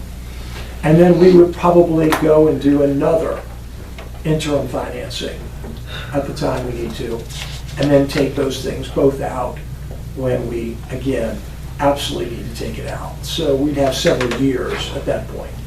So again, what we like is the feeling of that if markets stay even reasonably where they are right now, that's going to be a big positive for us. So as the old saying, better be lucky than smart, and I think hopefully the rates will hopefully stay that way, but no one knows. So let me tell you what I like about this. Yes? It Yes. says here that repayment term of up to 30 years, Yes. but these are saying 20 and 25? Right. We were going to recommend to you that we don't borrow up to 30 years. We think that the cash flows of the county are such that we don't need to go out 30 years. They let you go out to 30 years, but we think that would be paying a bunch of extra interest that we don't need to because, again, the way your cash flows are set up, Right. we can pay it off in 20 years, actually. We may want to decide at 25 years. That's something you don't need to decide until October. And that's the type of thing. I'm sorry. Yes, go ahead. You know, the one thing I do worry about, and all these buildings they're all older buildings, and Yep. so Right. it's highly likely that within 20 years, we're going to need another large Exactly. project. So I hate to drag this Yep. on so long that it impacts the next project. We're thinking the same way, and that's Yep. right. Even if it was, even if something is brand new, whether it's renovation or brand new, our always thinking is probably 20 years, you're ready for that whole new technology update and Sure. physical. So if we can do 20, that's going to be our recommendation. And right now, the way all the cash flows look, and you'll see a reason why in a minute, we think we can do it in 20. So that's the way we think. Even if rates go up to 2.5%, actually if they go to 2.75%, okay, which is 75 basis points higher than today, but rates can move very quickly. Yeah. As long as everyone knows that, that's why we're here, that's why we continue to monitor it. So, tell you what we like about this, and I think you will too. The VPSA program does not require a credit rating. We know that the county went to the marketplace, and we've talked to you about this. The county would have a very good credit rating, but we don't have to incur that expense right now to do that. Second, it doesn't require Mr. Yoder's truck. There's no collateral required on this, so we appreciate that. It's gotten even rougher since then. I don't know that we could pull Yeah, the well, whole this may 14. require 2 trucks, but it Yeah. doesn't. You have They to do not find something require else to go with it. collateral. Your van. I've got a broken down truck. There you go. All right. We'll put your van. It does not require a referendum. Yeah, Does thank you. not require a referendum. The repayment, as Ms. Kuchenbuck said, is up to 30 years. Again, and we see that, just so, for Yeah. example, when we did Montgomery County, down the street, so to speak, or right up the street, you know, when something is at that 50, 75 million range, it's so large, and even there, you know, Yeah. that makes it different. So you want to take advantage of something like that. And then lastly, they allow us, within reason, to do some flexible structuring of the debt, and we would do that. And all of that, again, bodes well for you. So one other thing about that 7 million or 7.1 from First Internet Bank, if we wanted to do that interim funding, which again, don't recommend, but we might have to recommend it come November or December, depending, they do require collateral, as we expect. And they want collateral, that's just the nature of what they want. But the good thing about VPSA is they don't. So again, we like that. You may recall, you're set up very nicely in that regard. Okay, so that would be the school approach. Now, if you go to page 5, you'll see here on the left-hand side, this is where the interest rates have trended, sort of like a bellwether, if you would, since 2000 up to 2020. So this is what rates have done for the last 20 years.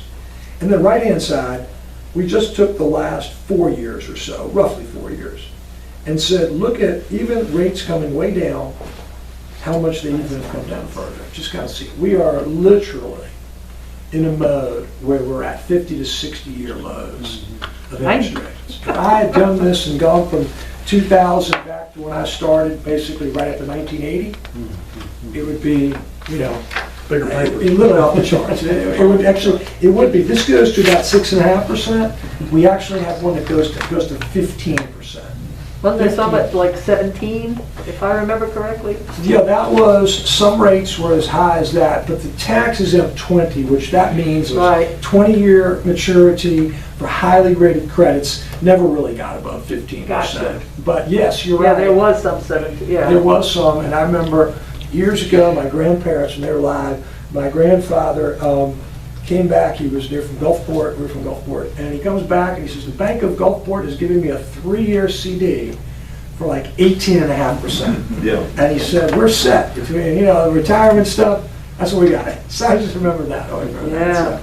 So now you go and it's 0.85%. I was gonna say, yeah, 0.6. Not quite that. But then inflation is not like it was back Those that then. are on lottery tickets. Yeah, right. But anyway, that's the Bank of Gulfport. We did, I don't know if they're still around, by the way. Okay. So, on a serious note, let's go to page 6. So, here's what has got me also excited for you, and especially because this is what I'll call the bird in hand. The second part of all this was asking about refinancings, if they made sense. So I will condense this down and simply say this. What we did is we identified 3 particular loans that one was from BB&T and the other 2 from Skyline. And you'll notice that the first loan is that HVAC was back in 2018. That's all it was. The others were 2019 and one is 2016. Collectively, a little over $8 million. And you can see the average interest rate there is at 3.67%. However, the 2016 loan, the Brandwick Center, gets reset, or has to be reset, in 2027. And interestingly enough, the provisions say if it gets reset, it can't be below 3.6%. So that's the lowest, the best we could get, the way that loan is set up. So, what you'll see here is all 3 of those loans, very good interest rates, fine. The 2018 is the one that has collateral of the Indian Valley. The 2019, we were able to get that without collateral. That was a big win, if you remember. But the 2016 loan had the Brandwick Center on it as collateral. So 2 of the 3 loans have collateral. So now let me tell you what we got. So if you go to page 7, we are here today to show you, I'll give you some cash flows on the next page, that we can lock in today, with your blessing, and I hope you do, these 3 loans will now go from a 3.67% to a 2.59%. And we can get rid of the Brandwick Center collateral on the loan. Indian Valley will stay the same, but we can actually get rid of the collateral. And not only that, we also get rid of the reset on the Brandwick Center. So all of this is to say that we can save almost $700,000 on these loans. That is really exciting because that comes to what we call a present value of about 7.3%, and that is over twice the level of what's considered a justifiable refinancing. So this was terrific. We were excited about pulling the collateral, or are excited about getting the collateral off the Brandwick Center. And so if you go to page 8, the big decision that we need you to make is this. We can have the savings 2 different ways. And it's important to underscore to the audience and to you that all of these rates are set for the entire period of time, and you can still refinance as well down the road. Hard to imagine, but we still have that option. So there's no downside to this.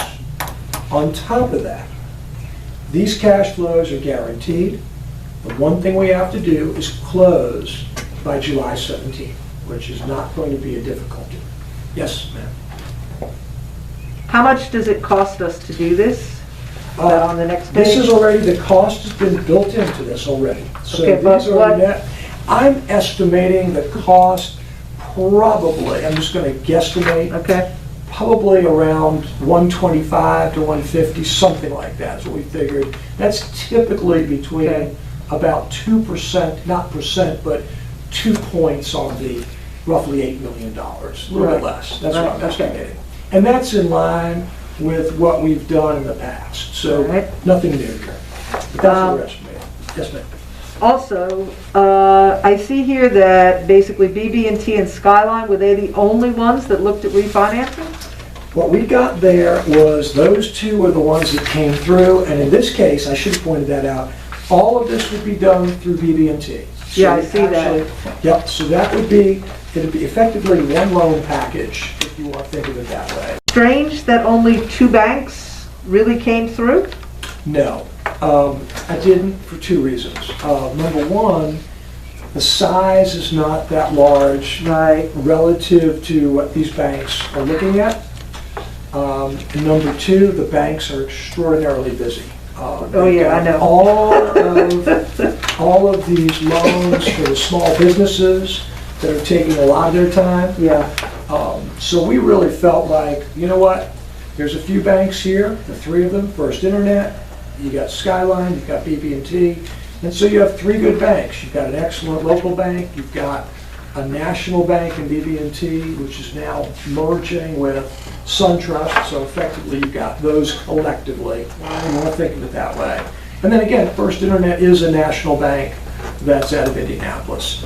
So, you know, again, not really. I think that's, Okay. it's, you know, our sense of it. So this was made us really exciting. So if you go to page 8, there's page 8, I think you got us in there, 8, go back if you don't mind.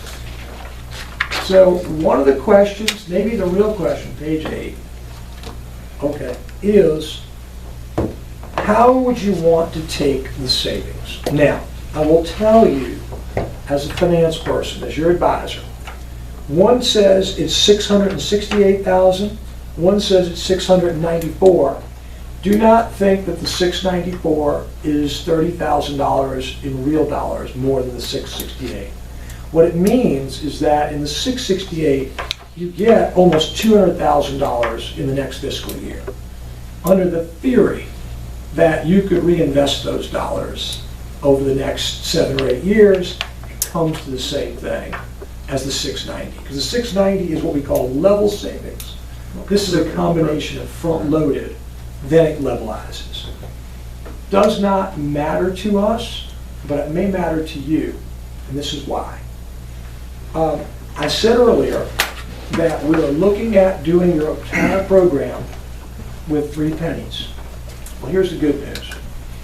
If interest rates remain in that 2.5% area, and you recognize that we take an upfront savings, we get that $193,000 or so.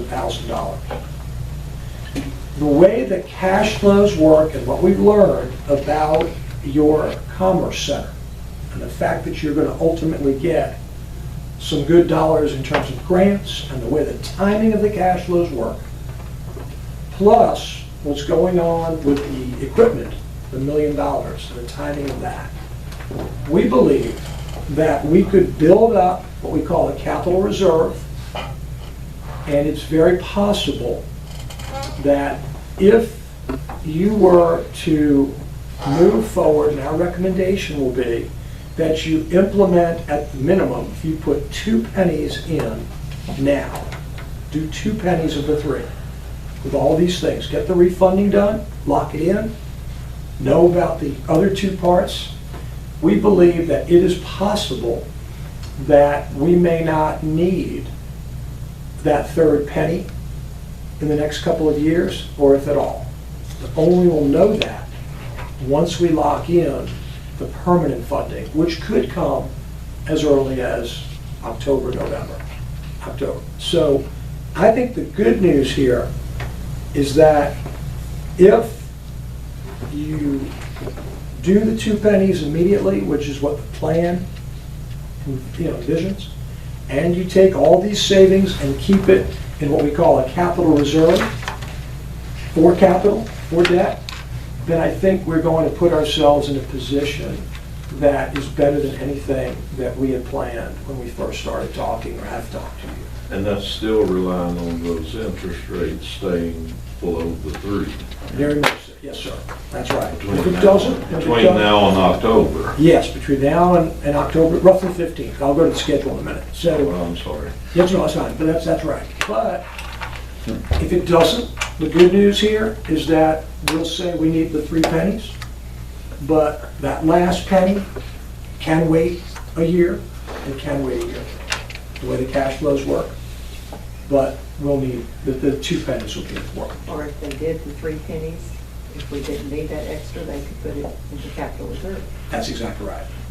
So I would love, don't get me wrong, I would like to see us get all 3 pennies for several reasons. Number one, with all the uncertainties that are out there in terms of this whole, COVID crisis and all that, I think that would be very, very helpful. But everything has been, at least with where the capital program is going, is moving in our direction, has moved in our direction. So we are going to recommend, and I will say this, and I should have said this up front, while technically the board would take action on June 23rd, which is not today, it's the next meeting, we would hope that perhaps there's a consensus that would say, yes, we like to save money, we want to put ourselves in the right position.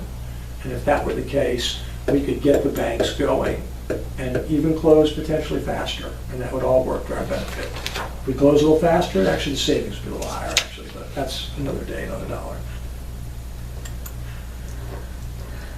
So, page 9, last couple pages here.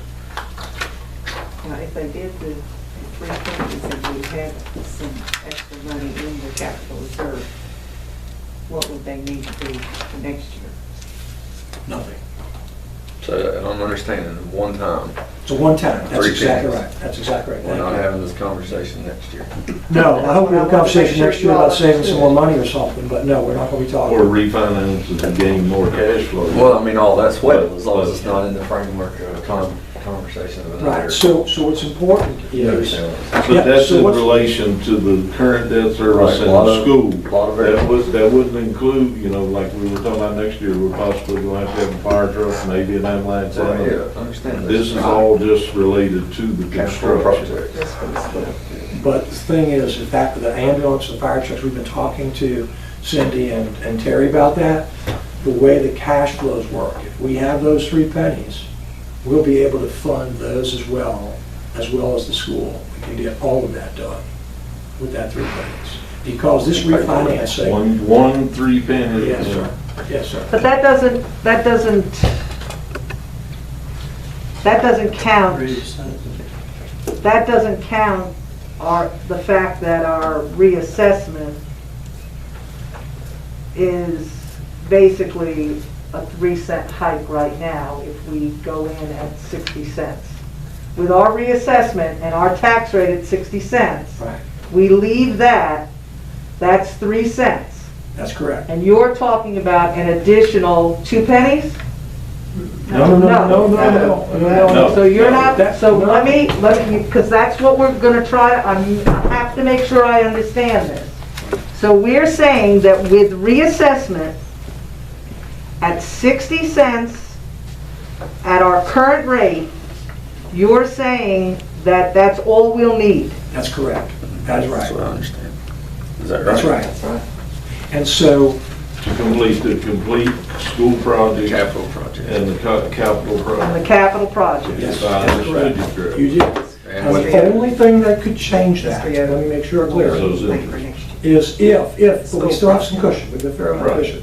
If interest rates really do something Right, that's the screwy. variable. That is. Now, the important thing though, but the good thing about that, if they do something, I'll call it screwy. What that really will mean is probably 1 or 2 or 3 years from now, we may need a little bit more, maybe. But That's it it. won't be next year. Will not be next year, because if rates really went screwy, we still had half the school monies. And the other 7 million, we would recommend not necessarily locking in, we'd say, let's do interim, to see what might happen to rates 2 or 3 years later. Right. That's the idea. Kind So- of bridge it. That's right. And if I remember correctly, we have some debt that we paid off in 4 or 5 years. That's all anyway, so- fact, yes, right. So that, That would be another cushion. I know there's some relief coming. There down the is, road. that is, and that's a great point, because I did some work on that without being prompted, and I would say that we have mentally incorporated the idea that you'll have some of the project, which I have no sense that no one's talked to us about it, 5 or 6 years from now, that will require several millions of dollars. Right. And with the natural drop-off and all of that, you could then absorb that. And depending on how we do that project, again, we'll be how many millions we can afford. That's correct. That's right. And you think you'll be able to weave in some of these other debt service projects in the way of fire trucks? Right now we can. Right now we can. 3 pennies, we can weave that in, and we can do that comfortably. Yeah. Because what we're going to recommend to you is simultaneous with going forward in October, also doing a bid process for, we'll call it the equipment, that specialized equipment. Right. And so let's try to lock that in, see what we get there. But all of that would be layered in. But right now, based upon all the interest rates, and especially the refunding, that's important. That refunding is big, because that's known, that's guaranteed, and we can take that and put that into that capital reserve ASAP. And that's going to be important to us, help for the cash flows. And then lastly, like I said, we got good news, as we understand it, with regard to the Commerce Center, and that's also been factored in. So I feel like, we don't know what is going to happen with the Federal Reserve and all that, but if history serves, there is a real desire on the part of the government to try to keep these rates low through the election. There's no desire to raise them. Doesn't mean they won't. Markets may move otherwise, but that's the goal, is to keep it low. And this would be, anything semblance of this is terrific for us. It's hard to imagine anything but more, I don't know if it's controversial, but there's going to be continued events that will cause disruptions in the market, I would think, from now till the election. And it's just the nature of politics, national politics. But again, listen, when I was in front of you in December, I didn't know there'd be a pandemic. I should have, hadn't happened in 1 or 2 years, Yeah. so we didn't put that into our what ifs. You know, we said recession maybe, we just didn't put Right. pandemic in. You know, who knows, you know, that kind of world. But hopefully, and again, as I said, you just don't know. I mean, the marketplace could lock up, like it did. But it locked up for about a month, 5 weeks or so, and I've had that happen to us in previous years. Happened a decade ago with the financial crisis. Now that's no longer. But again, I don't, for you as your advisor, there is no downside to the refunding. There's just upside. It's removing interest. It's removing some collateral. It's not extending the debt at all, and it's locking all the debt in.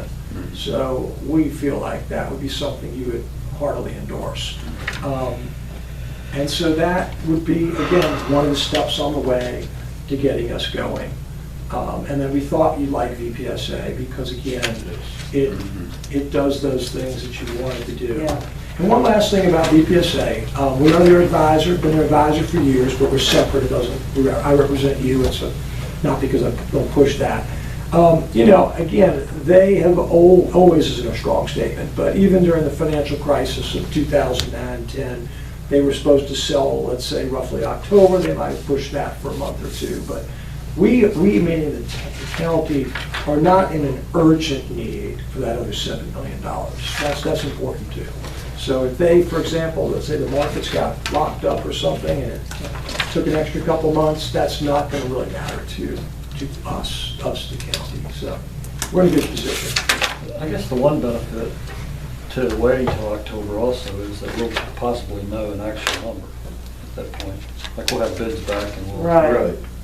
Well, Yeah, if it's 14.2, then we'll Right. borrow 14.2 rather That's than right. 14.5. That's exactly right. There's no Or point if in it's borrowing. 14 or Right. whatever. Yes, I mean, yes. there's no point in borrowing an extra half Oh, no, $1 million. no, and you're not if you really, the word allowed is a little strong, but we would never recommend it. I Right. mean, you know, there's no, and so, but there are very strong restrictions or limitations on borrowing more than you need on a Right. tax exempt basis. So for all intents and purposes, that's right. You're not going to borrow more than we need. We wouldn't even think about it. We just basically limited the top end of it at that number. Right. We have a pre-bid conference tomorrow on the school project. And Thompson Litton told me we already have 12 contractors signed up to be there tomorrow, which is just amazing. That's great. So I'm hoping we'll get some really good bids, you know, like you say. That's Come in Yeah. Where's that going to be held? at the high school. In the So- library? I'm not sure where it is. I just said at the high school. So if that comes in less, then we'll change it in October, and that'll be, we'll borrow less. That would be wonderful. That would only further our cash flows. So nothing to, you know, no negatives on that side. So, but again, you've heard me before. You know, again, I could come back in October and September and say, you know, rates have just gone haywire. We got to change the whole plans. And that's the way it works. Well, So, go ahead, Jerry. I I'll was be just late. gonna say, I tend to look at things worst case scenario. We get into, yeah, you know that about me by now. To me, worst case scenario, these things shoot up. If it gets to the level of the literary loan or above, we still have the literary That's loan at correct. 30. You got it, exactly. So we know half this money. And that still puts us in, with our cushions and payoffs, would still put us where the 3 cent would cover us. Yes, That's to me is worst case scenario. that's right. Unless we continue to cut the budget. But right now, if we keep something close to that 2.5%, which is even above the market now, and I'm still talking about 20 years We're ago, gonna be- we don't have a cushion. we'll have- We don't have a cushion. So when you say we would need a tax increase next year, that's if we put 3 cents into our pot of money though, right? So what we need to do is to take that, if you want to think of it this way, at the very, of that, like, again, let's go with it. We go and keep the 60 cents. We don't change that. That effectively is 3 more pennies than you had this past year. That's the effect. Or We close need- to 4 with reassessment. Well, my point is that we're, in this budget, we're already using part of that money for other things, social services and stuff. So that doesn't necessarily, not all of that 3 cents is going to be transferred straight into the. We would have to continue to cut. Well, we've assumed, just so you know, we've assumed that we're going to use just this refunding. If you do the upfront, we're going to use that, I'm rounding off, that $200,000, 193, but we're going to use that to create that capital reserve. Okay. We're not counting those other pennies for 21 for the debt service. We don't need it. Okay. What they did was they took how much debt we have in our budget now. We said, how can we take the amount of debt you have now and use it for all these other things? So you're not having to add any more to do it. Okay. So it's all still within the framework of the budget you've got in front of Right, that you. makes sense. It does, yeah. So what about 22 then? If we use that 190, 193, So that 190 we'll use, that'll help us build up a cushion, and the following year, you see some more dollars there. That'll further add to the cushion. Plus, again, we'll know how much of those 3 pennies, the equivalent, we'll need in '22. Won't know it now. We can't know it now until in the middle of '21, because again, we'll know what the borrowing rate is. and we don't know what's going on with the economy. so we could potentially set ourselves up for a tax increase down the road if we use part of those 3 cents for other things now. You could, yes, you could. But again, that's just depends on. It's an unknown. It's an unknown. So much unknown. But from the get-go, just going way back to what we started almost 2 years ago and looking at all that, we knew that we could always do, which we did, HVAC, the first set of things, no penny increase. Right. And then we said down the road, it could be anywhere from 3 to 5 pennies, depending on what it was. Right. And now, Maybe even 6. or whatever, yeah, and now we might be 2 something pennies. It's just, that's the whole Right, point. it's hard to know. Yeah. We were certainly not. We have gotten very lucky on the tax rates. I mean, Yeah, and like I said, not the interest From where it was at. when I first started. That's right. And we don't know, Hate like to you call this said, lucky, though. what's the construction cost going to be? Right. If you have 12 potential bidders, and, you know, the world's changed very quickly in a Yeah. few months, and they could be hungry, and, Yep. you know, maybe you shave $1 million or $2 million, as opposed to the other way. Yeah. Where it could have been, Yep. you thought it was 14 and a half, and it goes to 16 and a half. I mean, it's still good, I guess, but. It's one of the, to me, it's a little bit of not to pat Joe and I on the back, but I know when we first got elected 9 years ago, the condition the county was in financially then, we've made a lot of hard decisions between now and then, and there, you know, the rest joined in as they came in. But to get us to this is a payoff in some ways, because now we're financially able to do it without Breaking our back. without breaking the bank. We Yeah. still have a reserve. Yep. And you know, it's a bad situation that a lot of people have found themselves in now, but the county could potentially benefit. Right, and you have a solid reserve, Yeah. and we're not taking from that reserve purposely. That's not a good strategy. We're Right. not doing Right. that. And if anything, we're not only not taking from that reserve, we're creating a capital reserve, which is the idea. So like I said, you'll, hopefully don't get too tired of me, but if you let me back, you know, we'll be back. I don't think I need you back on the 23rd, but Right. if y'all are, you know, but there would be some documents that would need to be approved, and legal counsel would put that together for y'all. But that's really everything I had, so hopefully we can, if you're comfortable with the consensus on the refundings, I think that would be very, very helpful. And then, That's what you need is just consensus today. yeah, just technically, I think it's really you're proving to the documents is when you're, Right. yes. So another question. So 7.4 million comes maturing in 2023, If not sooner.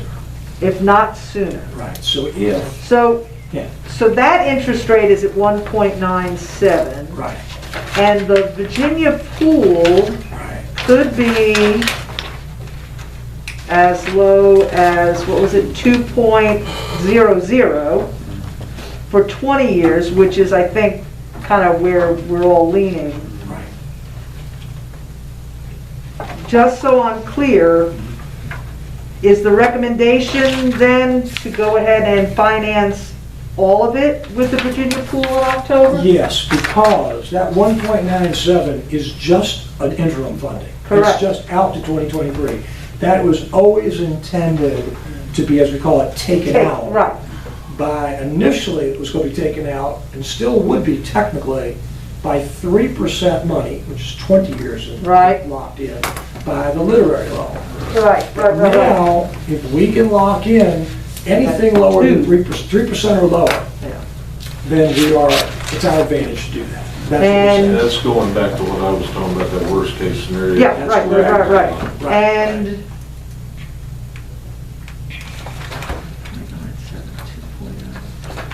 And like you said, we don't know exactly what, I mean, once we get the bids, we'll know exactly what happens. Right, and that's why we... And we can't be turned down by the Virginia school VSPA, right? We can't be turned... Well, let me say it this way, I've never been around a local government that's been turned down for the Virginia Public School Authority. They don't do a credit check per se, it's not how they're set up. What they basically do, and the reason they do this, is they say, fine, you provide them your full faith and credit, it's your general obligation.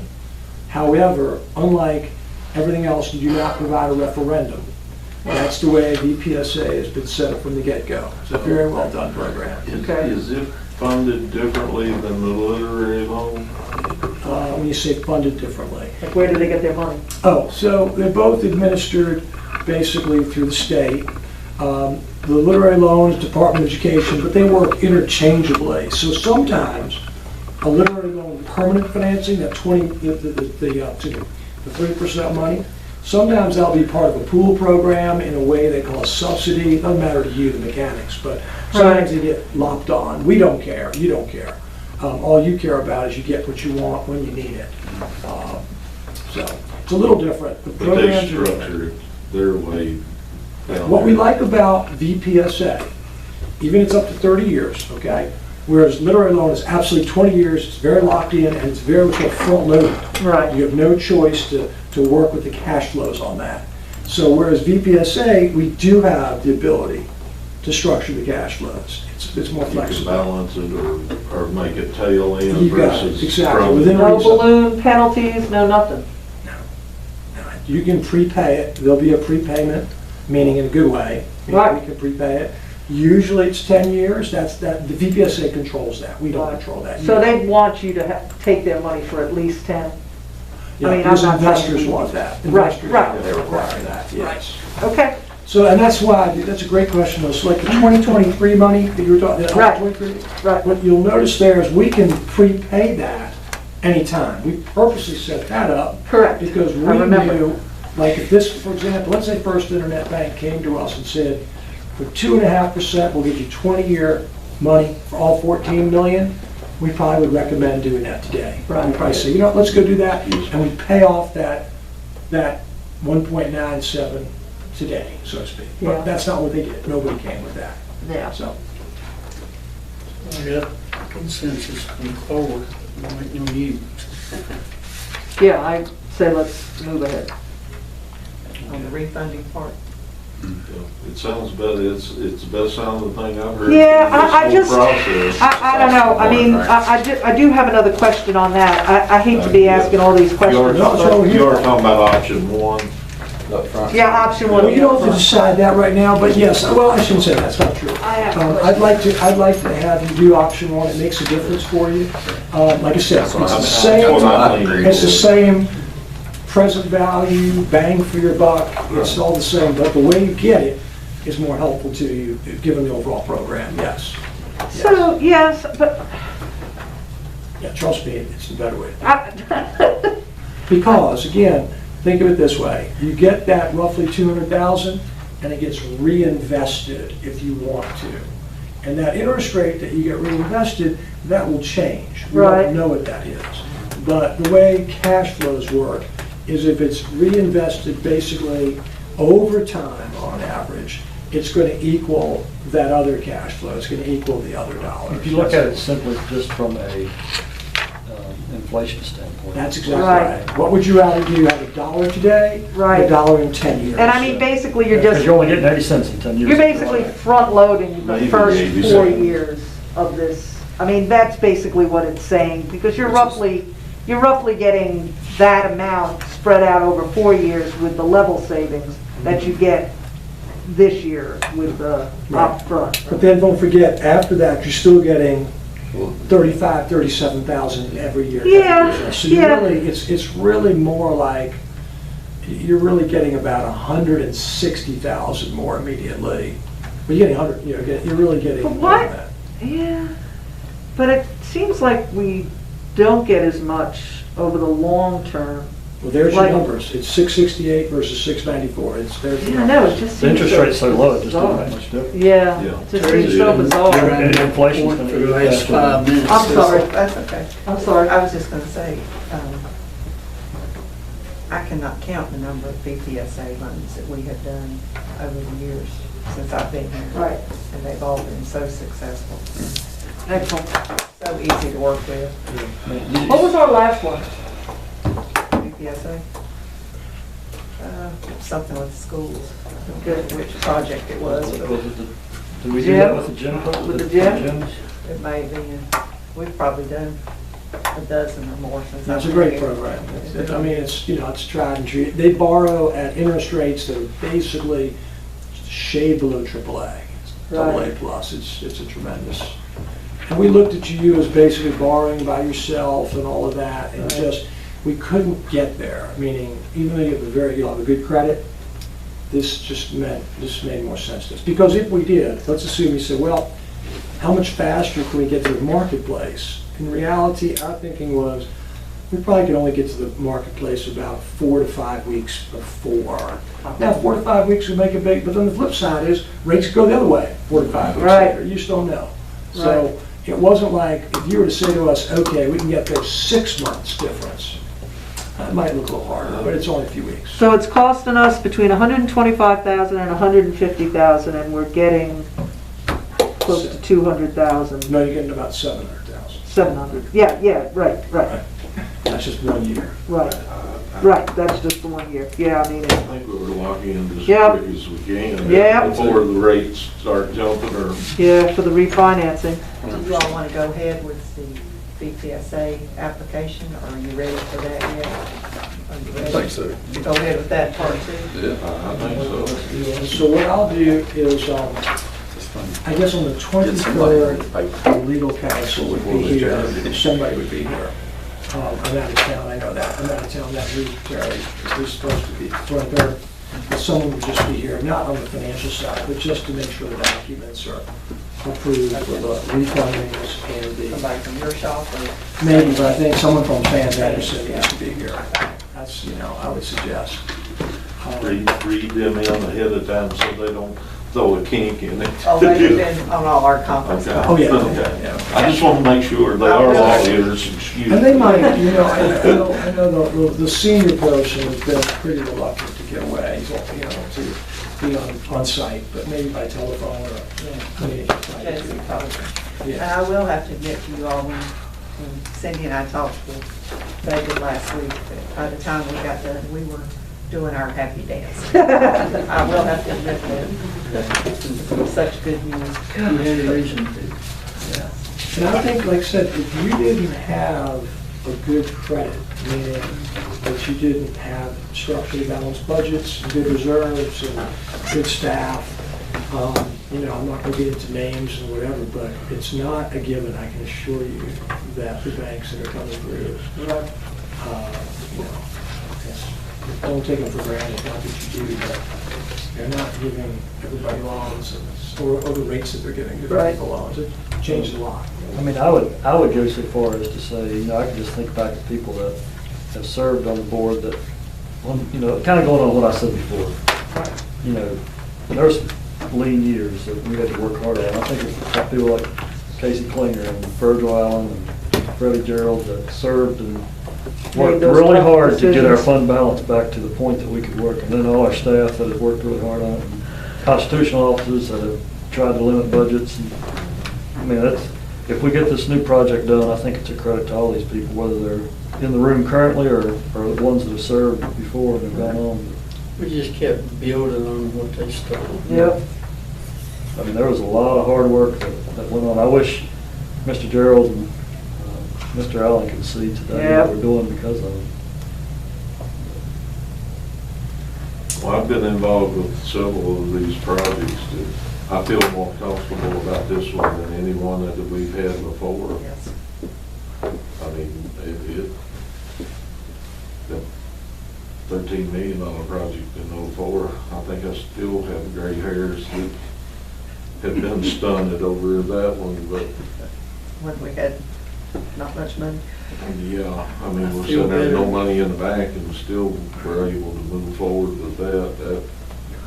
I feel better about what my grandkids don't have to pay back. So, Well, knowing that we've got fund balance that we do, it makes me feel comfortable. I don't think I could vote for doing this project if our fund balance was $2 million. Yeah. And on top of that, the idea that we have some of that fund balance is going to continue to be safeguarded because of the Commerce Park Right. grant dollars that we expect to get. Yeah. Right. That's a big win. Yes, it is. So we'll take advantage of that. That's about it. Thank you. Thank you, David. Next time, more good news. Yeah. Yeah, I like it My when you come, stylish light blue with my gray and all that. I like it when you come with good news. Yeah. Well, I may not always, but you know. Well, seeing somebody else is good. Yeah, right. And we know. Yeah, right. If you don't come, we'll know it's trouble. All right. Get some We'll tomatoes. lock the door. Just Right down the street, get some tomatoes. Tomatoes. Thank you for the work you've put in. Yeah. Nothing else. You- No, you you're a have good been- man. It's great working with your staff. You so have when Jim shows up, we're gonna say, oh crap. We're just gonna lock the door. Close for good. Well, I thank you. So 3 o'clock, I guess your next group on or something, and thank you. Safe travel. Yep. I close it or? Thank you. Thank you. All right, Thank go. you. Do well. Good news. Yeah, I've been fretting over that a little bit. I know Terry has. We were, Cindy and I have a few more gray hair over. You all need a break before we start on the next Please, items. Somebody said it's gonna rain, so I guess I'll haze with anyway. Wouldn't take all evening, no. is it not ready or going? He said it's coming.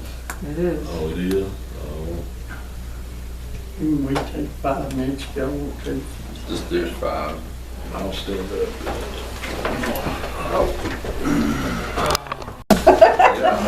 We're live. 3 o'clock. Alright. She should be. Hello. Hi. How you doing? So this is- Good. How are y'all? Can you hear me this time? Can you hear me now? I can hear you. Yes, we can hear you. Can you hear me? Thank you. I can. Oh, you did? He whispered. Yeah. You all had asked. All right. Are we ready to start into the presentation?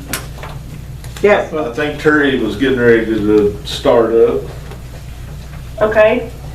You all had asked us last time to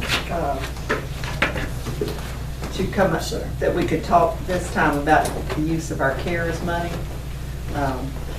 So Ladina and Kevin and I have been meeting and trying to come up with some different ideas. So Ladina will go first and talk to you about her RISES program, and then we can talk about the other. Take it away, Ladina. All right.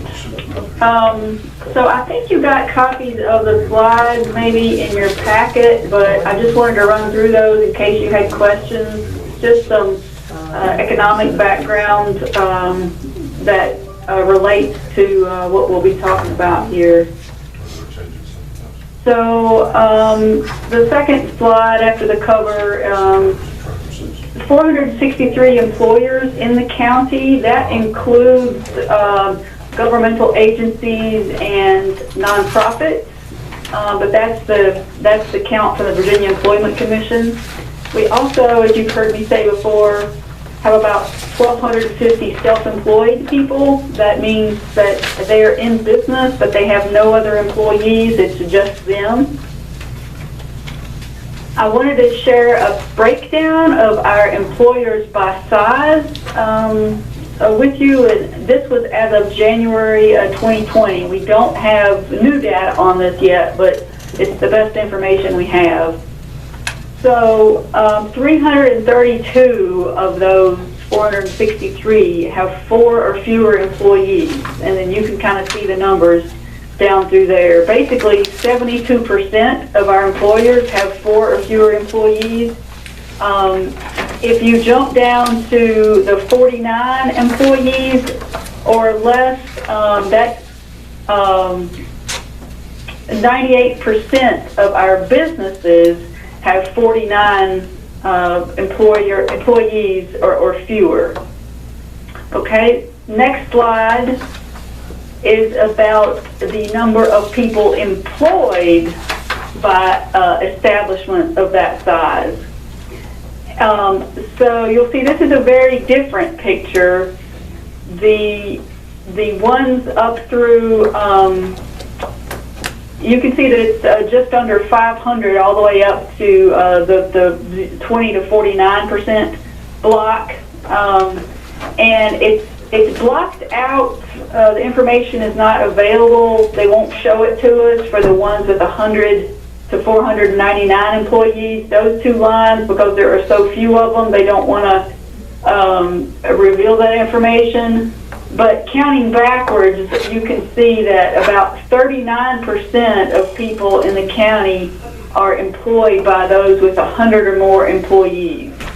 And again, these are just the jobs in the county. I'll remind you that I think 3,500 is an overcount for the total number of jobs, because I believe that would include people working for companies headquartered in the county, but that might be outside the county. I need to get a definitive answer on that someday, but I think this is somewhat of an overcount, but nonetheless, it's the information we have. And this does not include our county or other employees like in the courthouse and stuff, or does it?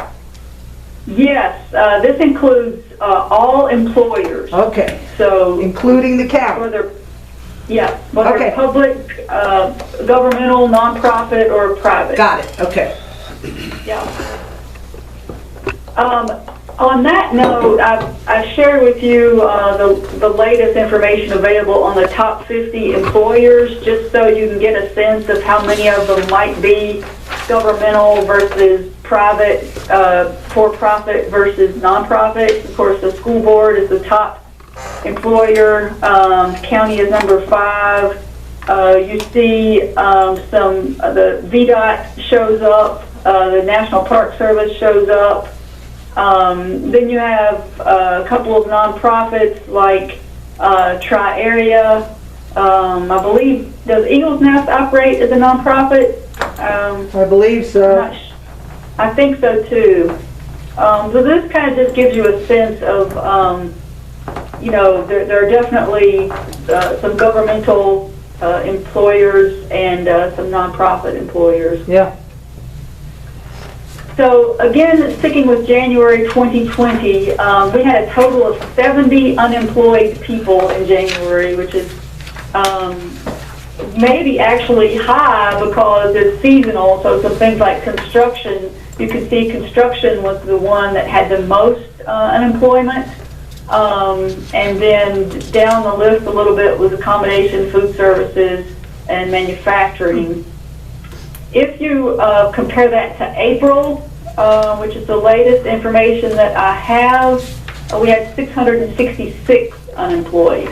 So of course a dramatic change, and now the vast majority, many of those are accommodation and food service or healthcare and social assistance, as well as some in construction. But definitely hit the hardest has been lodging, retail, and restaurants. So I thought I just wanted to share that as some background. Are there any questions that I can try to answer on those? It's just remarkable that a pandemic would cause a spike in healthcare unemployment.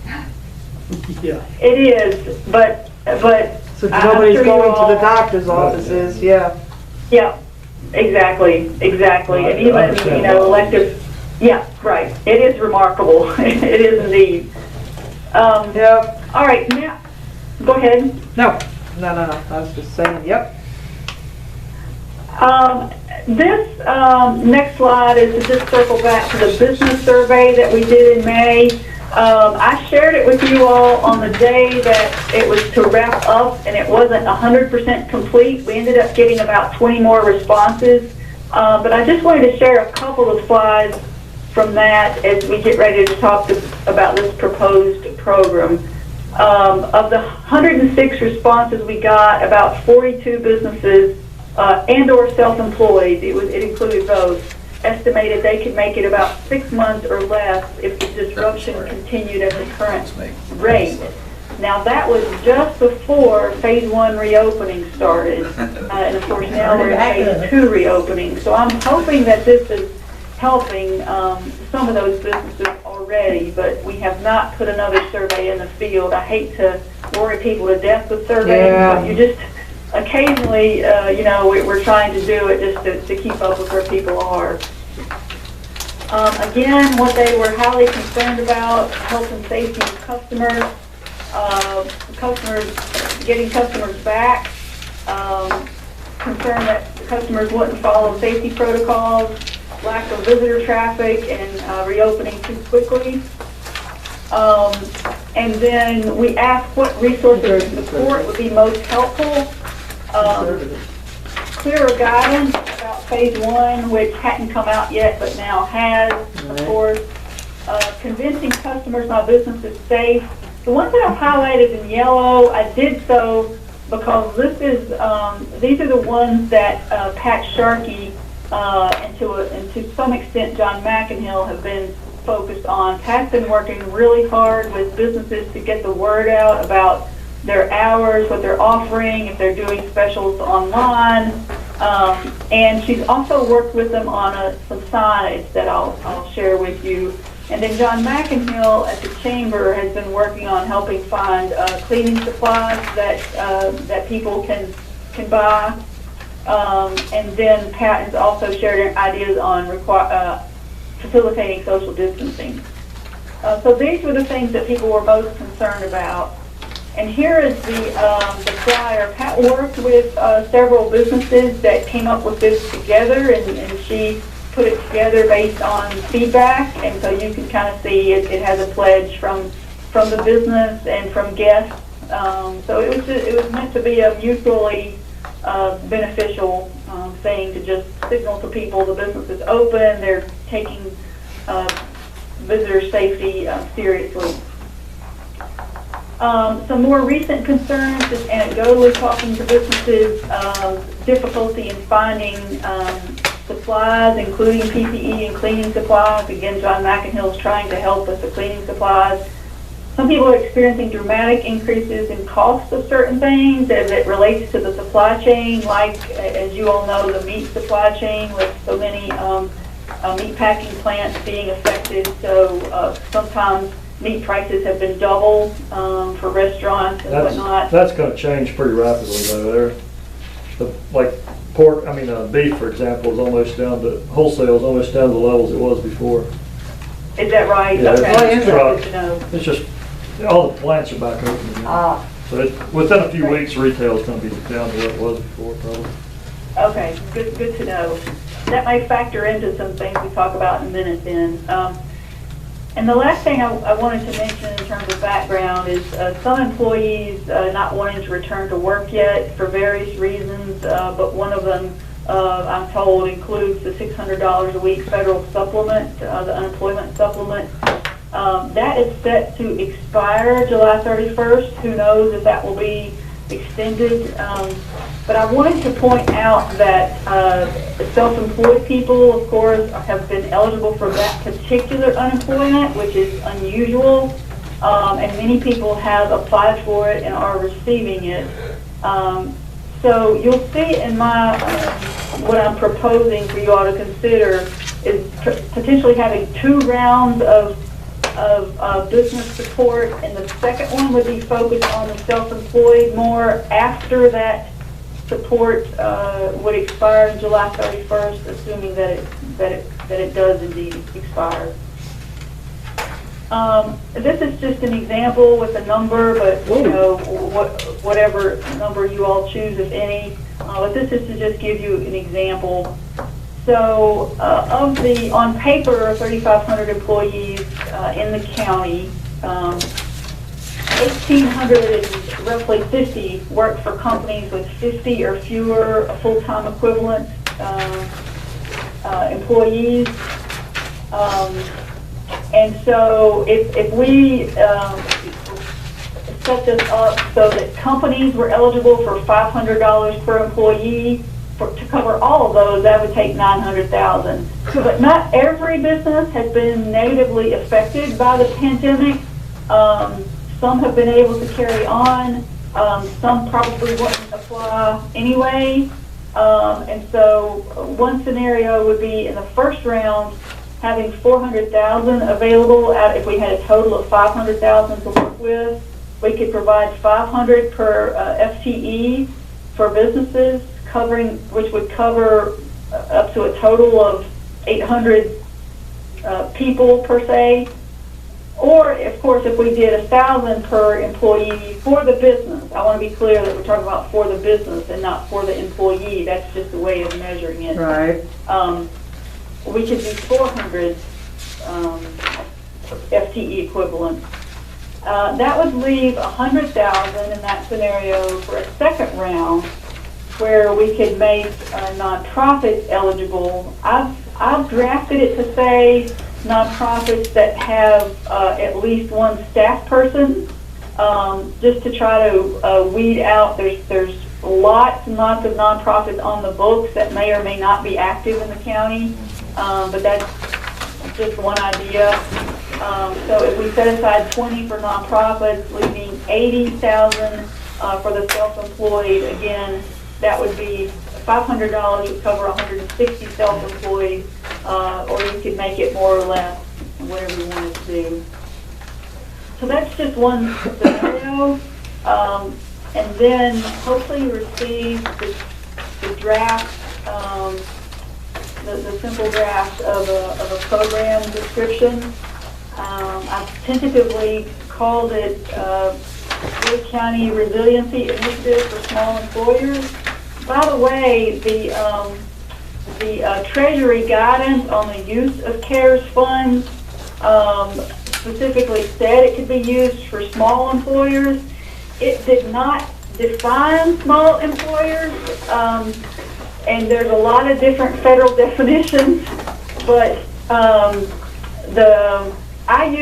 using the Small Business Administration for the size of employers, the small employer, it's really all over the map. They define it differently by business sector. So, for example, certain farms are not defined by employee number, they're defined by their annual sales. Certain other types of businesses are defined by the number of employees that they have. So you have flexibility there. I would say the simplest thing would be to keep it definitely under 100 employees, because the Small Business Administration does start to limit small business to 100 employees in certain sectors. But you could also make it smaller than that. I've drafted it at 50 employees, but again, that's just the draft. Okay, can I ask a question here? Sure. How many businesses do you feel in Floyd County, and maybe I missed this in the first go-round of discussions, but how many businesses in Floyd County do you feel were able to participate in the PPP program? Do you have any idea on that? Yeah, we asked that in the survey. I am thinking that we had. I'm thinking that we had maybe 30 some out of the 100 responses that had gotten PPP assistance. We had some more that were pending, and then we had, I think, maybe 15 or 20 that responded that they had gotten some other form of support, which could have been the EIDL cash advance, which is the other federal program. But my gut feeling, and I could be wrong about this, but my gut feeling is the people that got that support were more likely to respond to the survey because they're plugged, they're on our email list. They've reached out to us. We've been in touch. So I doubt that it's that high a percentage overall in the county. I very seriously doubt that. And probably some of our more, I don't want to say larger businesses, but more, obviously they had to stay open. They had to stay working. That was part of the PPP program in some way, shape, or form, correct? Yes, and I would say some businesses took that program very literally, and it said if you can't rehire your people by June 30th, then this will not be a forgivable loan. You will have to pay it back in a prorated amount. And some people said, I have no idea if I can even be open by then, much less rehiring people. So they did not apply. Well, now we're seeing that a lot of flexibility is being given on what was initially supposed to be rehiring within 8 weeks, and now that's been extended. So that's very helpful to the people who got it, but in a way it's, I feel badly for the people who didn't apply. Yeah, it was detrimental. Well, along those lines, there weren't any specific guidelines on if they rehired those people, how long they had to keep them working, was there?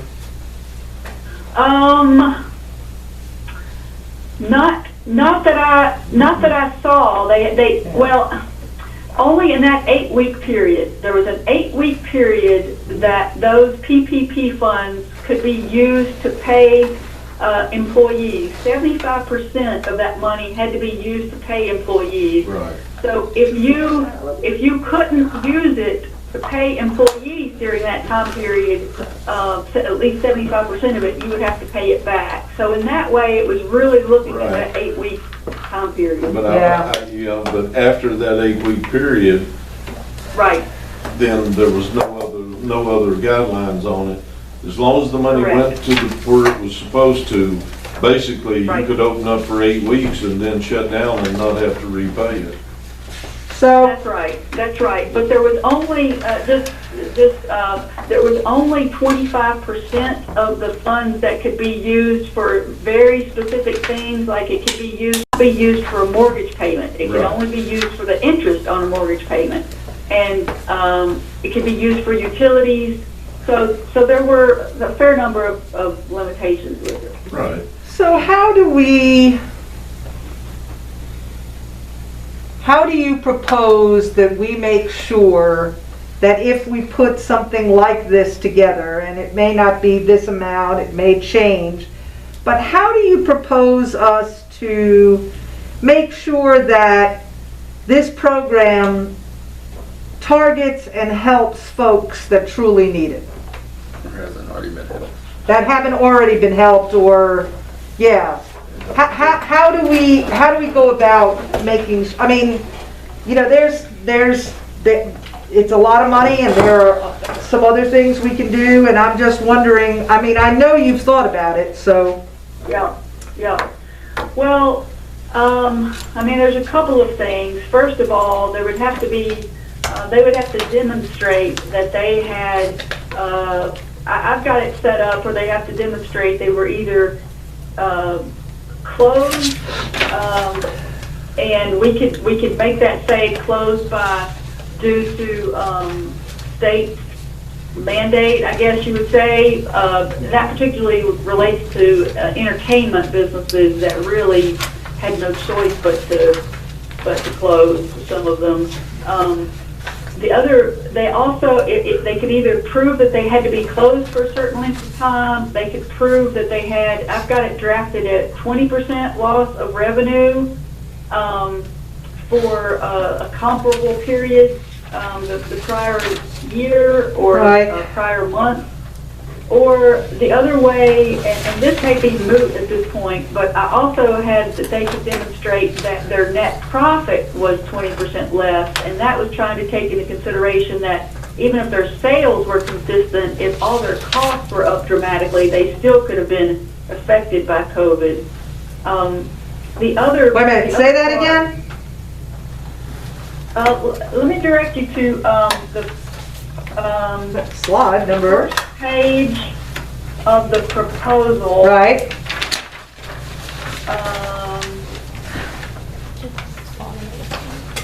Let's see. I thought it was the first page.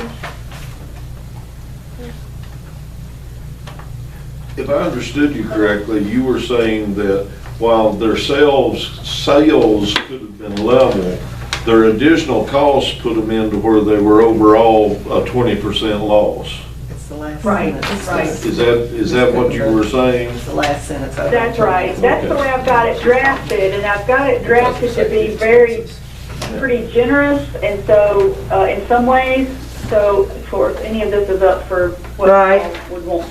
But that's what it was. The other precaution that I've got on there is that it could not be this would be a reimbursement program, and we would see the invoices of what they paid or proof of payment, and we would stipulate that we would not reimburse. They would have to certify that this is not anything that they've already gotten support for from either the federal government or the state. So, give me an example, like, so what, Britt? Yeah, so what would be an example? I mean, you don't have to be, I don't want to call any business out, but, I mean, what are you thinking? Use mine, if that helps. Yeah, use my wife's. Yeah. Yeah, okay, so let's say somebody's business is dramatically down, but they've still had fixed costs that they've had to continue paying.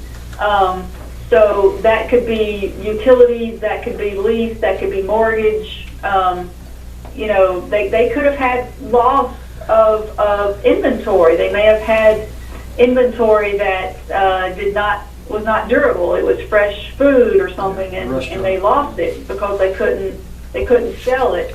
If they turned in invoices to us, that would have started March 16th or later, which I think was the date the county declared emergency.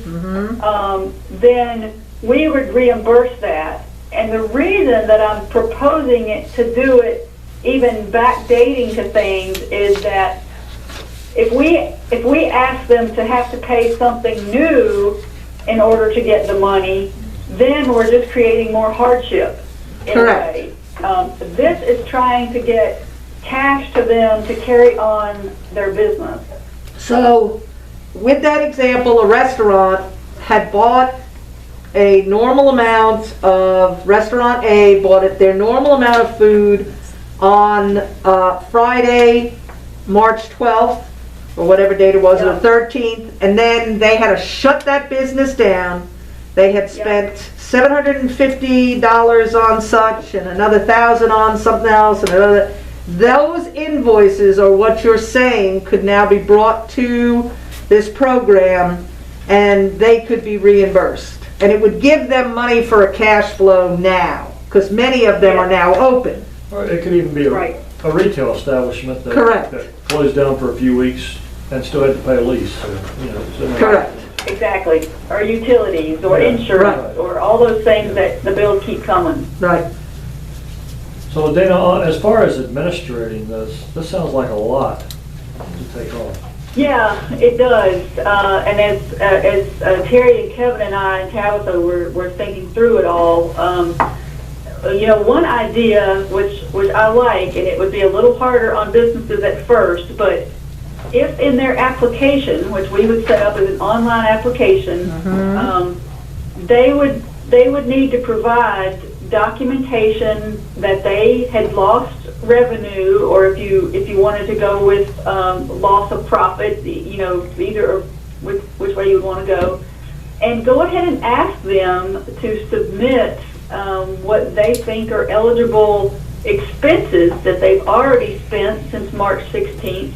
And that way, when we review their application, we could do it all in one fell swoop, and we don't have to have hopefully 100 back and forth trying to get all their qualifying papers. And we would have those businesses that submitted everything up first would be the ones that we would pay out first. And if there was money left for people who didn't submit invoices, then we would follow up with them to try to get that. But I think that is the, and that's another reason that I wanted to split it into 2 rounds. If you all want to do something like this, is the self-employment is going to be even more than the business establishments. So you're talking about, potentially, 400 versus potentially 1,200.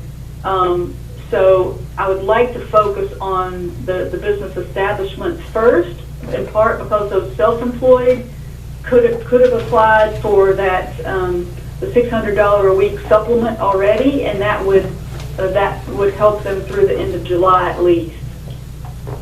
One thing that I know the Farm Service Agency is doing right now, their program is they pay out 80% until that 80%'s gone, and then if no one else applies, they go back and pay the last 20%. But if they run out of money, then you don't get the last 20%. That's a really interesting idea, huh? Well, Ladina, I have one thing. You say anything paid before March 16th, shouldn't it be incurred before March 16th? Because a lot of times you'll incur something beforehand and not pay it till afterward, but really you got the item and used it before that date. Yeah, that's like in my business. I'll incur expenses in March and not have to pay the bill till the following month. Yes, ever how we need to word that, Cindy. What I'm trying to I'm just trying to somehow make sure that these would be pandemic-related expenses and not, someone's new big screen TV for, And basically, spend a lot of time at home. if I heard you earlier, you're using our declaration as the startup time, correct? Yes. That's what I've got in the draft. Yeah, so it'd be that expense incurred from that day to now. Right. The only tricky thing would be the food example that I used, and they would have probably already bought. Well, they would have if they I understand, but what the point I'm getting at, if you're backing up for one, then you ought to back up for everybody and pick a starting date. Well, you might want to start that starting date, especially for food services. I feel like that some of these, like restaurants, are going to have plenty of examples to give. I don't think. I think the problem is we're not going to have enough money to give them to cover the expenses. It's probably not going to be finding ways to use the money. Yep, I agree. And have you talked to any business about this idea? Kind of to float it by them? No. Okay. I have not, but I have talked often with Pat Sharkey and John McInhill, town manager, just about what they're hearing from businesses. But again, I don't have a new survey, so it's basically just kind of anecdotal at this point. And what are they anecdotally saying in general? Cash helps all problems. Cash helps any problem. Right. Yeah. Well, and also, it looks like you want to set it up where you can try and help as many as possible, I would think, right? Up to you all. Help everybody a little bit. That's kind of Well, how that's I what have I'm it set saying. up now. I'd rather see everybody get some than I had just half get it, and the other half, well, that's. Well, it seemed like when we talked with you all last time, that you all were more leaning towards business help, so that was why we put so much over on that side of things. Well, if the businesses aren't there, you're not gonna have them. Exactly. And I'm really worried that there's, I don't know, 10% of our businesses that are really suffering. And may not come back. Spring is a busy season for people in entertainment and food and lodging. All of those, that's the busy time. And if you don't make your money, I just know from my wife's business, if you don't make your money in about a 3-month period, you didn't make any money that year. You know, we could increase, that 20% loss if you really wanted to try to target in on the ones that had, you know, devastating losses. I think about, a good number of the survey responses had lost more than 40% of their revenue easily. So, I mean, we could move that number around. 40% of their revenue between March and May. No. I was starting from a different statement than what Mr. Yoder was saying. I'm just saying, not that they lost that much of a year's worth, but just what they would normally get in March, April, and May. Right. Many of them had, you know, 40 or 50% loss or more. Yeah. Yeah, I would like to target the ones that lost the most, just because I think that we may lose some of them if we aren't able to help them. The one that lost 5% probably is, that's just normal market fluctuations. But the one that lost 50% is, you know, you're going to have to close the doors if you can't pay the light bill. Yeah.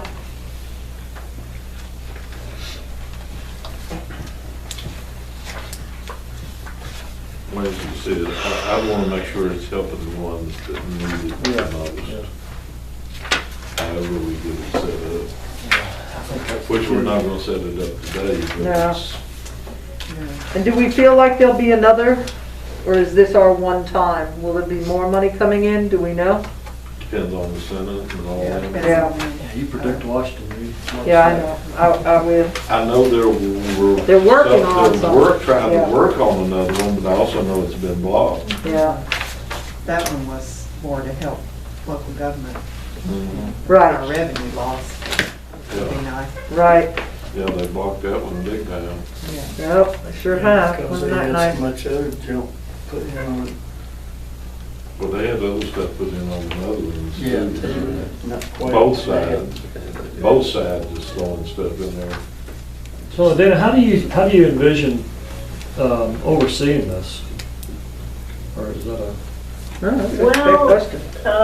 Tabitha and I are going to work a 24-hour shift. No, I thought maybe there was an army standing out the door. What I envision setting up is an online form through Google Forms.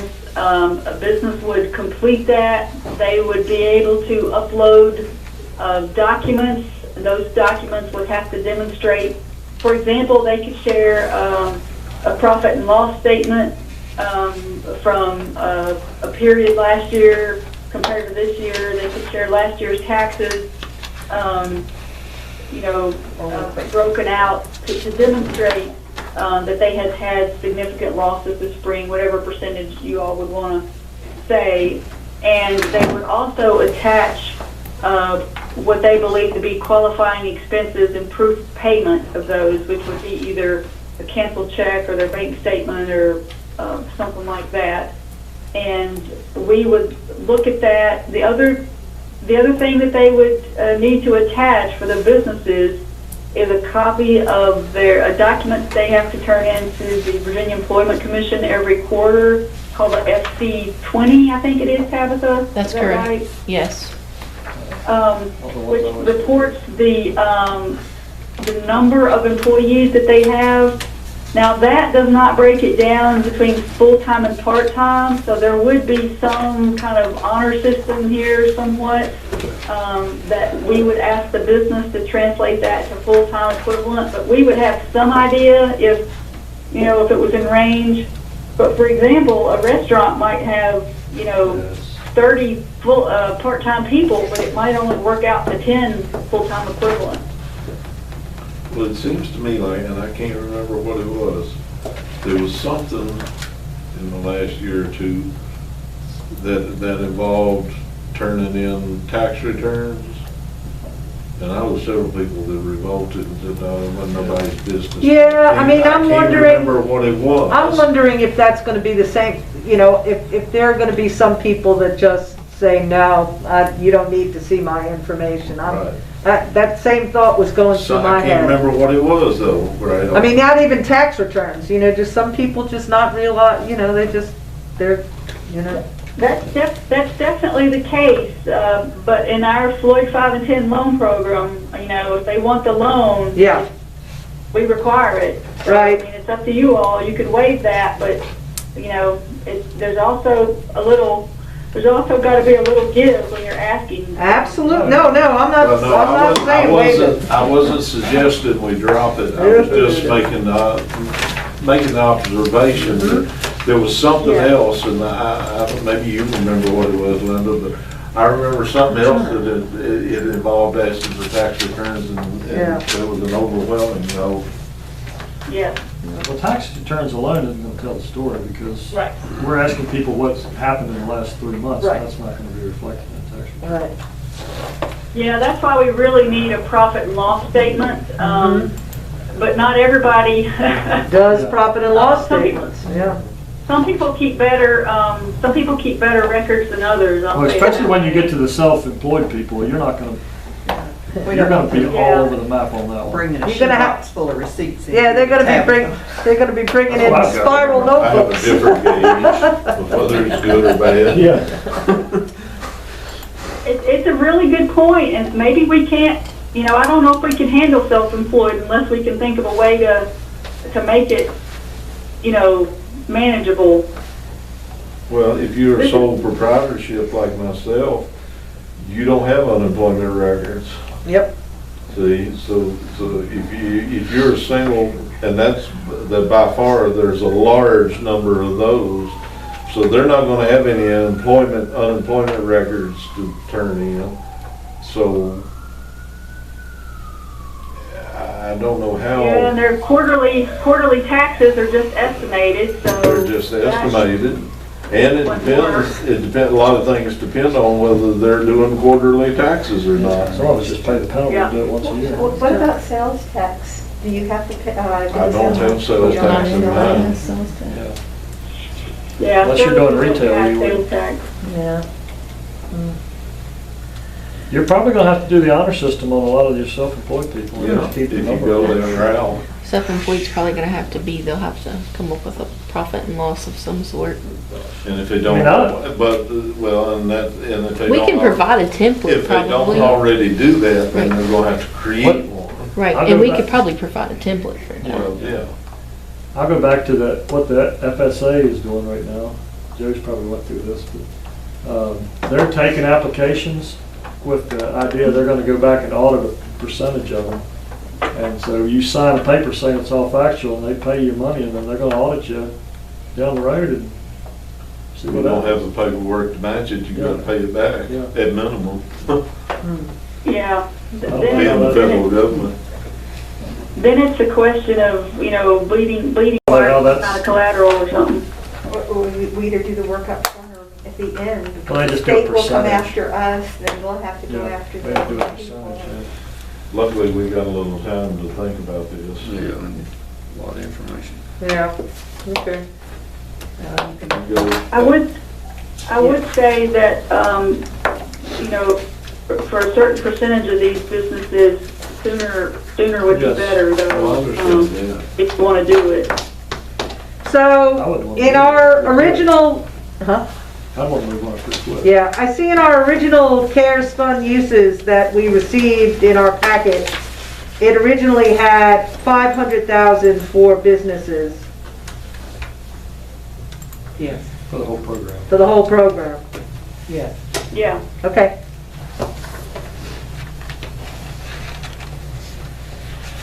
Okay. Terry, part of what we have to think about is the potential for the county to be audited on all of this too. And so just being confident that whatever we decide is robust enough to cover our bases. That's right. Or is there somebody, once it's decided what we're gonna do and how we go about it, before it's announced to the public and we started, there's somebody we can show this to that would give us some kind of preliminary okay in the state structure? Treasury has not really given us much guidance. Yeah, At all. doesn't, I mean, we get updates and, Well, with penalties and interest, it's not in their best interest.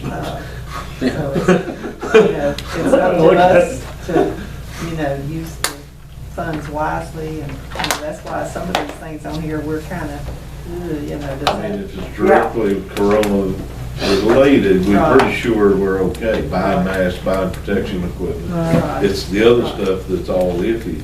Yeah. Or also helping to, like, yeah, we'll That- talk about this That later. last one that I had on here, that one was, That's what I was wondering. a little little iffy. bit. They have, What? I can't hear everything being said, but I just wanted to share that in the FAQs that Treasury has put out, and I know Terry's read these, Yeah, I have two. they do indicate that business support programs are eligible. Absolutely. When they first put it out, it was not helpful, the first document, because it indicated only for businesses that had been closed. But then they clarified it through the FAQs and said if a business had been negatively affected. So I feel like in general we're on solid ground for these types of expenditures. The question in my mind is just what kind of supporting documents do we need from the businesses? Besides I'm just worried saying about the they were. businesses than the self-employed, actually. Yeah, I Is there a agree. deadline? All these funds have to be spent by the end of December. Ladina, one way that we could possibly cover our bases a little bit more too is if you have all the documents and we set up a committee to review everything too, just to. Yes. Yep. Yes. And I agree, and I also have set it up as first come, first serve, meaning that there's just a minimum Yep. criteria, and if you meet it, you're gonna get, and you've got eligible invoices, you're gonna get the money if there's money available. I haven't tried to set it up where there's any picking one person over another. Otherwise, it's check, check, check. If you did this, then you're eligible, and this is an eligible expense. Because otherwise, I'm afraid of getting into it being a very subjective question, decision. All right. I'm going, an example, and we have many contractors here in this county. Let's say you have a contractor that applies, he or she, uses the previous March through May of the activities for their company. And they Yeah. compare that to this March through May, and there's a vast difference. Would that satisfy what you're talking about? Yes. If it was a Because we have a lot of 15 contractors in the construction, contractors, plumbers, electricians, and everything. All right, would the same thing apply to a farming or agriculture business? Could they use the same time frame, the same? That's the Yeah, line we were as far as thinking I know. I mean, I wouldn't know why not. I guess the difference is a farmer can choose when he sells his animals. But at this point, it would be kind of in the past. So I don't think anybody's gaming the system per se. Right. Well, I just wanted to be clear, and for everybody listening, that on those two anyway, that those type of businesses would be able to apply as well. Yes. Yes. Mm-hmm. And some idea of what kind of criteria might apply to them. Yes. Because Yes, and everything's again, not just I've retail just sales suggested- and Farms food would be sales. so hard to, Absolutely. because last year I may have sold all my calves in February, and this year I sold them all in March. Well, all of a sudden, I made You more made money in March, but I didn't make as yeah, much I for the know, year. that's what I'm saying, that. Yep. That's a hard Yeah. one. because And it's weather like- comes into play Yep. too, in the construction trade of when It's a you little can bit- do something and not, so, Yeah. I mean, At some point, you just gotta set up guidelines and go. I mean, you can't just, Yep. That's true too. you can't. I mean, the FSA set up the Yeah. guidelines, and if you sold cattle from January 15th to April 15th, you make over $100 a head. Well, some people were holding them thinking, we'll sell them after the pandemic, and they're getting completely hosed on this deal because the ones that just dumped them are making, so it's They made money. they made the money because they. And usually in a let's get rid of it. presidential election year, along about September to October, you usually see a big drop in cattle Yeah. prices too, so.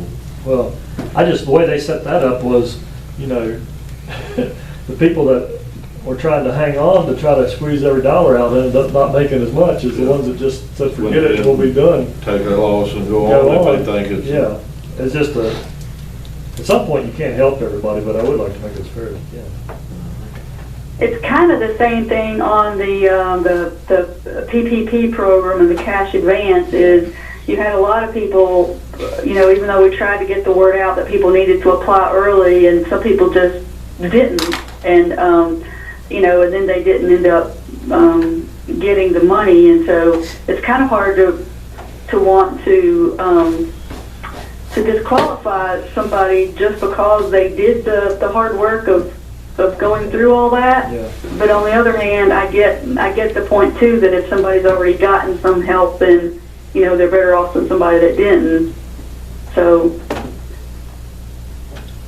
another thing we haven't talked about that I just wanted to point out is that the cash grant amount they would be eligible for is based on the number of full-time equivalents, and I've got that, you'll see where I've got it listed there under cash grant offered, that I've got it set where they could choose which quarter of 2019 they wanted to use to determine their employment numbers.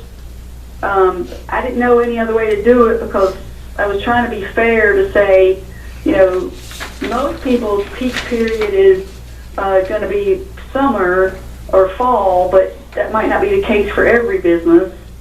So we could do whatever y'all wanted on that, but right now I'm just letting them choose which quarter.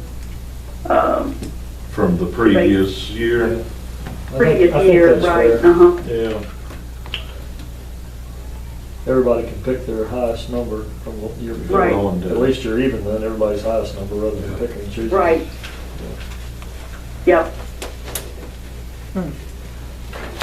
I'd like to see it happen pretty quick, in my opinion, because I think there's businesses out there that are needing it. We can do it. I would feel comfortable being able to move on the business establishments sooner, and maybe we need to give some more thought on the second round in terms of what documentation y'all would be comfortable with. And just because we have this money doesn't mean if it all doesn't go, then we reinvest it in the second program. I'm not saying that that's going to be the case, but you just don't know. Or it could be moved to another need. Or in our, yeah. Yeah. Right, yeah. In fact, I think we should set a hard Deadline. Absolutely, yeah, that was going to be my follow-up. Exactly, you kind of knew where I was going with that. I like the deadlines you have on here. I think they're good. June 25th to July 16th. Yep, I think that's, Like 3 or 4 weeks, fine. yep, I mean, people got to move. If you don't move fast, you don't need it, probably. And I don't know about round 2. I mean, I think we see what we do with round 1, and then we decide on round 2, just to try and. The best part is this kind of puts some money back into the community. Absolutely. It's going straight into it. And Yeah. Were there any other things you all thought of? Or? Yeah, I did. Hold on. Well, are we comfortable lumping all that big amount into the first round? Is that a comfortable number? 400,000? That's your all's call. So I talked to Vaco yesterday, and ambulances or boxes for the ambulance they said that they are, because they're directly related to helping through the COVID crisis. That we could do, that's what they said at Vaco. That's what Dean said. He said, absolutely. You might want to call him and check with him, but he said absolutely. So you're asking if we do 400,000 or something? Yeah, is that, are we comfortable doing that much in the first round, or For the rises? should we back off a little bit and see what happens? Yeah, I mean, we've always do it, our second round could be an identical first round. Correct. Just Yeah, true. Maybe start with 250? not give out so much and just see what happens. Well, you could give 50% of what they're eligible for and tell the money runs out and see what goes out. Maybe start 250? Getting anxious. I don't know. I think I'd be more comfortable with 250 than I would 4, at least starting out. Yeah, I mean, we can always fund more if we see the need. I mean, since if we're moving on this quick, we'll have time to do a round 2. Right. Some adjustments, Right. see what else comes about. So do it on the guidelines that our staff has worked out here, but just have less funding, and then if we run out of funding, then there's a waiting list and we can reevaluate. Correct. Yeah. So who else knows what may come out? I mean, Well, there's a lot can happen. Yeah, a and lot all can happen in every still. direction. Yep. Yeah. Absolutely. Now, I was looking at this list. I think we should definitely go ahead and jump on the additional testing. Yeah. We're working on that. I mean, that, for me, that was, you know. I'd like to see it here too, the additional testing. Well, it'll be. I know. It'll be, they I keep know. moving around. Right, I mean, in Floyd. I mean, I want to see But it. this from Floyd. will help do No, that. Mr. Floyd. But you say you are moving on that one? Yes, sir. Now, 250,000 on PPE, that's like, that's a lot of PPE. That can't We're be. really gonna stock up. I mean, I'm being serious because we feel like another round of this is coming. I agree, Yeah. but 250,000? Now, when we stock up, is that covering EMS, fire, and Sheriff's office. Sheriff's everybody, office, us. waste, us, I everybody? mean, we've been blessed right now because we have, you know, folks out in the community that are making masks that I've been giving out to Right. employees. But that's not courthouse. gonna last forever. No. Agreed, I got you there, but How many masks is that though? that's, Well, look at Well, what it's- masks are costing. It's masks, gowns. like I Who's say, wearing goggles, gloves, you know. Mounts up real quick. The only problem with masks is that stuff like that, and even gloves and those things, latex in them, if they begin to dry rot. yeah, they do. They do have an expiration. I mean, Yep, that's probably the Not problem. quick, but. I mean, we have until December. Could we make a kind of a timed purchase? Sure. It would seem to me that way I mean, I don't know, if all of a sudden You something do that. hits though, then Then we're Then gonna be we're- yeah, regretting right. not having Yeah, I it, know. like we were before. Well, you know, it's like, you know, when Kevin started reading about this in January. Right. That this was going on in China, he started trying to order stuff in, couldn't get it. Couldn't get it. right. You know, So what is this, what's this 250 reflect? I mean, is the formula based off of the number of employees and so many sets per employees countywide? I don't know that we had a formula, it was just, Well, my thinking with that is if that is, then we could say, all right, we're gonna buy so much like in sections Yeah. and see how it unfolds throughout the Sure. rest of the year. Right. And that way, if we get to the point where we wanted to allocate money other places and say, hey, this thing's, or, you know, vaccine comes about and we don't have so much, I mean, just any number of things. Just- It would be nice Right to now, the have, majority of the people, whenever this vaccine comes out, the majority of the people are gonna wait, they're not Sure, gonna jump yeah. on it. That was just Yeah. a. No, just I a know, thought. but I was just. Outward saying. expression of it. Would, And if we say. would you be comfortable with 150 instead of 250? sure, I mean, these are just, I know, but I don't wanna short it. I don't either. I mean, it's wise because this is, I mean, this is equipment that we use for any number of things. I'd just like to know what we're actually buying. Yep. Yeah. That would be what I mean, is it Like, who uses like 5 the cents per gallons? person, or, yeah? Right, yeah, to have an idea of what. A breakdown to. Does EMS use the gallons? Oh, yes. Yeah. You know, and they're using every call now. So- Yeah. Yeah, I mean, you wanna. Yeah. Because not only that, you're protecting, you're trying to protect the. Is The it- patient. Is any of these like goggles or face shields or anything like that? EMS uses they use both, the face shields or goggles. Our guys at the recycling center, when I talked with them the other day, I was trying to talk them into using gowns too, but they don't want to use them. They said they're just too hot. Yeah. They'd rather have, you know, the safety glasses, gloves, and masks. They'd probably tear them down. Gowns pieces up, anyway. yeah. Yeah. If they're lower, Yeah, Because they're not. do it last night or what? yeah, In that job. Face shields be more comfortable than them goggles. yeah. So, you know, different groups use different things. Right. So, but it'll be a combination purchase Yes. of all that kind Yes. of stuff. So what did we say, 150? So that was my suggestion, but now, yeah, It's like it's cutting it off the road. I thought that was a tremendous amount of money to spend. I thought so too. I mean, I'd just like to kind of know Yeah, 150's fine. what's in that. yeah, before I spent $150,000. Yeah, exactly. I mean, what does the mask cost? I don't know. Depends on what kind you get. yeah. N95s are very expensive right now.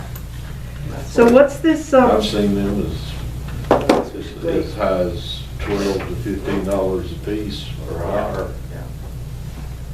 Which, I guess, in reality, if we're purchasing and handing out, we should be trying to hand out, especially EMS and sheriffs, and we need to be in that N95 range. N95s, I mean, you'd And have that's 3,000 masks at $50,000. Uh, You'd have 3,000 masks at $50,000. But if you're lucky enough to get it at that price, it's been a while since I saw that price. That's a lot, I'm just saying, that's a lot of masks. I mean, I don't know how often you throw them away after one use, or do you? EMS does especially, You have to.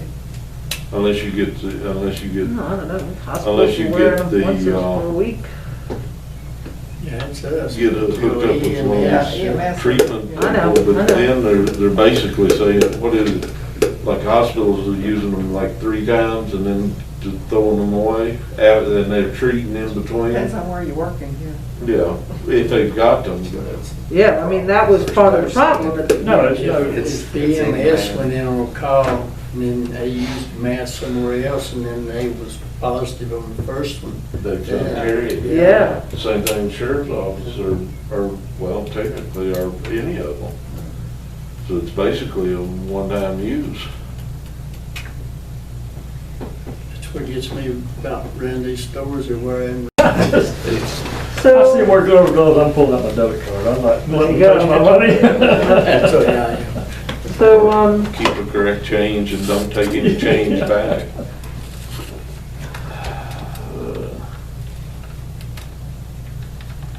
I don't want short changes. that's a lot of money. That's fine to get us started. Let's go with the 150 and see where we're at and what they get you. I don't know, I you mean, wanna that- go to 100? Just don't keep cutting, you know, just, oh God, next thing you know, we won't be buying nothing. Well, if you start off with 150, once Ladina and Tabitha start getting the applications in, then they might have a better sense of what dollar amount people are saying they need.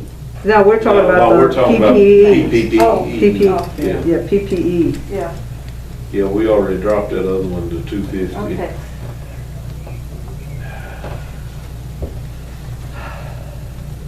I'm still comfortable with 150, but that's just me.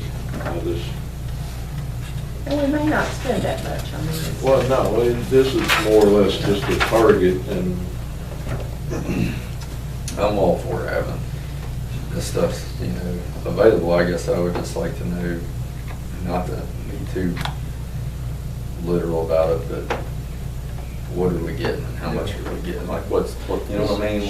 What's Could maybe you just send out an email, because I'm the same way. Yeah, I'm not at I all feel- opposed, I want to yeah. have our employees protected. Exactly. Absolutely. And I want Yeah, some for 250 is for the what's- next thing, because this is stuff that bodily fluids, everything. yeah, This is stuff that absolutely. we need. It's, Even on a good day, even without the pandemic, we Yeah. probably could use more of it. Yeah, Yes. I agree. how much? And And if we need the whole 250, that's fine. I'm not exactly, yeah, opposed to exactly. that. I'm not either. I just want to get there. I mean, that's money that, you know, if we say, hey, Nothing's set in stone. Yeah, yeah, These were exactly. just, I mean, I just want, before you, just something to before start you, with for your all's discussion. before you spent the money, if you just send an email out to Yeah, us and get sure. at least a consensus. I mean, that may be, wow, we're getting this much for that, man, we can shift that over to the small business plan. Right. Do a better Wherever rate too, it's or Wherever. wherever, yeah. So what was the technology upgrades? Oh, that was, if we needed more things, if we were still having meetings in here. Or or camera. Well, you'll need Yeah. Like I a, would love to be able to set it, if we're gonna do this, to, like a tripod for the yeah. iPad, and there's been comments about closed captioning, and so we're gonna look into like Right. a software or something Okay. for that. I've seen some of those that don't get anything right. Right. He said that. Right. I'm like, they're paid for that. And what it would, well, that's another day. And then the credit debit ACH machines for, Well, we have two here in this building and one for the treasurer's office. We have been needing for a long time. oh, so we're gonna move in that direction, huh? Pay by credit card? And there's a lot of people used to would have paid if we'd had that. I remember even when Mary was treasurer, there was Razor Cane because they didn't have a, Yeah, And two here? yeah, one for building official and then one over on Tabitha's side. She takes a lot of rent payments and different things like that. Make the feds pay for it. Now, if an ambulance or a box ambulance could be purchased with this money, I'm trying to remember what the estimated cost on that was. what was the box? It was, the Box box was was, over. yeah. Box It was seemed like 100? it was, Close to- Almost the same as a, I thought it was about 3/4 of a new unit. Yeah. And I just don't know if that works out mathematically. yeah, you might as well get a new, yeah, might as well get a new unit. Personally. Well, they redo the whole box. Yeah, they redo, they put all new, it's a new, they just use the metal structure. Right. So that's the only thing they're saving. So that's why, I mean, you, to walk in it, you'd think you walked into a brand new. Yeah. so like But what you're saying is, redoing the house. Drivetrain. should take- Okay. oh, Okay. It's, the box is stretched, they're just using that metal frame. So what I was getting at was the drivetrain side. Yeah. Okay. Yeah, they don't just take the box off and set it over, they go through it again. So it's a new, they're just saving fabricating that box, you know. Shame on me. No, no. but I didn't I've know done this a few more years, I mean, But I'm still. I asked the same questions when I was on that committee. Huh? I'm still thinking it's around 200,000. I do too. I thought it was Well, like, it says one, comparing the cost to of the new one. lease, Or a little. capital outlay for the ambulance says for lease was 190. Yeah, but this is just the box. Right. An estimated cost on, are we too far off? I'm thinking I just thought- under 200. 175? 180 something maybe? Seemed like to me it was near 3/4 the cost of a new unit. I was I like, think it was, but 8 years ago, or whenever we first, 5 years ago when we started, it was 160 or 175 for a new unit and 100 for a box. Right. so it's- We had 190 in for new Yeah, unit. yeah. And it was That's what I said, probably yeah. 140 or something. for a- Right. I mean, if it's a covered expense, we can look at Yeah, I it. think Yeah, I'll it's. look- Maybe look at some prices and. I'll find out about it, but I didn't see that in any of the. yeah, I specifically, I got this printed off and I Goes read back to through cash it flow. and then I called and I said, and he said You think we that, do it, set ourselves up for the Rock- next 2-3 years? yeah, Rockbridge County is buying one and other counties are doing the same thing, so. Yeah, I called up there when I started reading through this, so. Look at you go. I mean, That'd yeah, be great if we could get some. if we can get an ambulance or a box, that'd be fantastic. We'll sure check on it. I mean, it's COVID-19, I mean, your caring for people, possibly. Can you see if we can get a COVID-19 edition? New administration bill. Uh-oh. Watch out, it's gonna take more than 1.3 Yeah, though. this one was compatible. We might be able to build her something for 1.3. Well, and I don't know if it qualified in this, we still don't know what all it's gonna cost us involved with the technology problems we recently had. So I don't know if any of that might slide in and qualify. Not with this. Not with this, no. Virus is a virus. Hopefully insurance. Right. Right. I'm just worried about that one, whether they're gonna pick it up or say they're going off on their own, we have to cover it, so.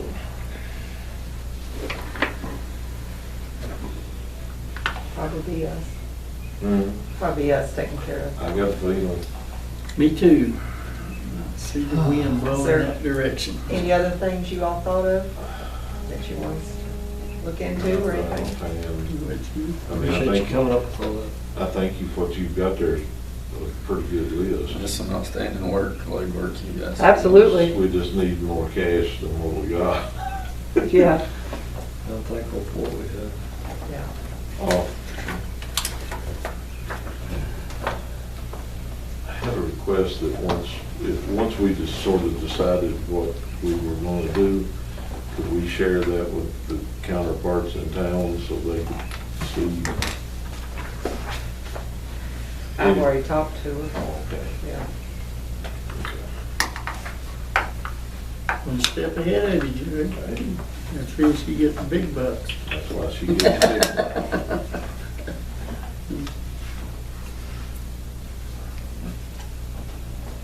So Danny, you're mighty quiet. I'm just listening.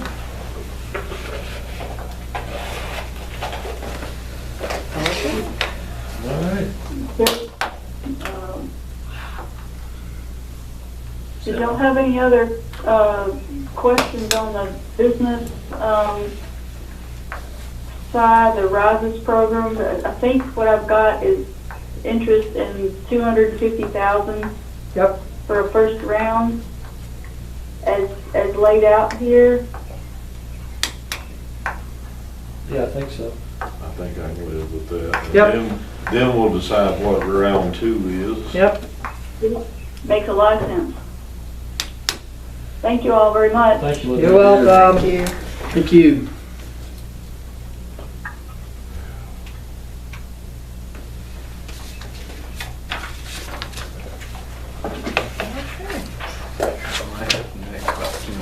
This might be the longest day meeting we've ever done. Really?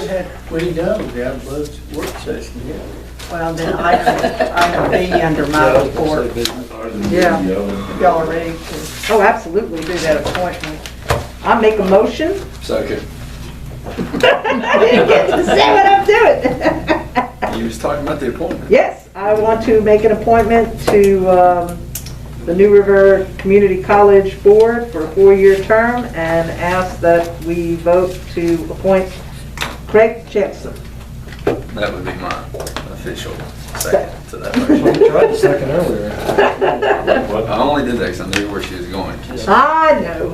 You should have left us on a different direction. Throw him off. Yeah, right. Liquor rather drinking any milk. Or better yet, appointed him. He's ignoring us. Third call to vote. Ms. Cookham, Yes. Mr. Yoder? Yes. Mr. Coleman? Yes. Mr. Booth? Yes. Mr. Turner? Yes. Motion carries. I enthusiastically vote yes. I think he'll make a, That's what I was getting ready to say. With his background, I think he will be an addition to that. an amazing asset. I really appreciate Mr. Chancellor wanting to step up and help the county on that board. That's a very important board. Absolutely. So, y'all wanna work on the budget any, or I'm ready. after you heard Can we have a bit of a break, just a 5 minute? Mr. Rose's A break going to Hayfield, I think. comments? It's been 4:30. We've been here since 8:30. Good point. I don't know what about y'all, but my back's already killing me. Nick is fine. So do y'all want to set up one between now and the night meeting? That'd be good. That's it, I mean, I'm kind of like to know, I guess preliminarily, what everybody's feelings is as light of our new. Well, I'll tell you what, I Preliminarily. think the great news, absolutely, but I am very afraid of a state budget shortfall of $1 billion. And I am very afraid that if we don't continue to make some cuts, we may find ourselves in a world of hurt. So I spent this weekend going through a lot of stuff, and I was prepared, so I would like to have another meeting to talk. I think we have, I don't know, I think we'll do a disservice if we don't. I mean, if it turns out that everything just recovers and it's wonderful and there's no problem and sales tax come back and meals tax come back and the state somehow figures out a way to not be $1 billion short, and that would be wonderful, but I just don't know that that's happening, and I think we owe our constituents some hard work and looking at it very, very hard to see about saving money. That's just my feelings. I don't think that we've splurged and spent all that much still, you know. No, we didn't. Logistically, we're talking about public hearings on the 23rd, and then we come back on the 30th to pass it. Yep. Budget, That's right. Set the tax rate. set the tax rate. So we've got 2 meetings that we've already know that we're going to be scheduled. And the budget, as it is now, is going to be advertised on Thursday. On Thursday. So this budget is the budget we have to have on the 23rd. That's how I would I mean, take yeah, it, that's because why I would that's what's take it. being advertised.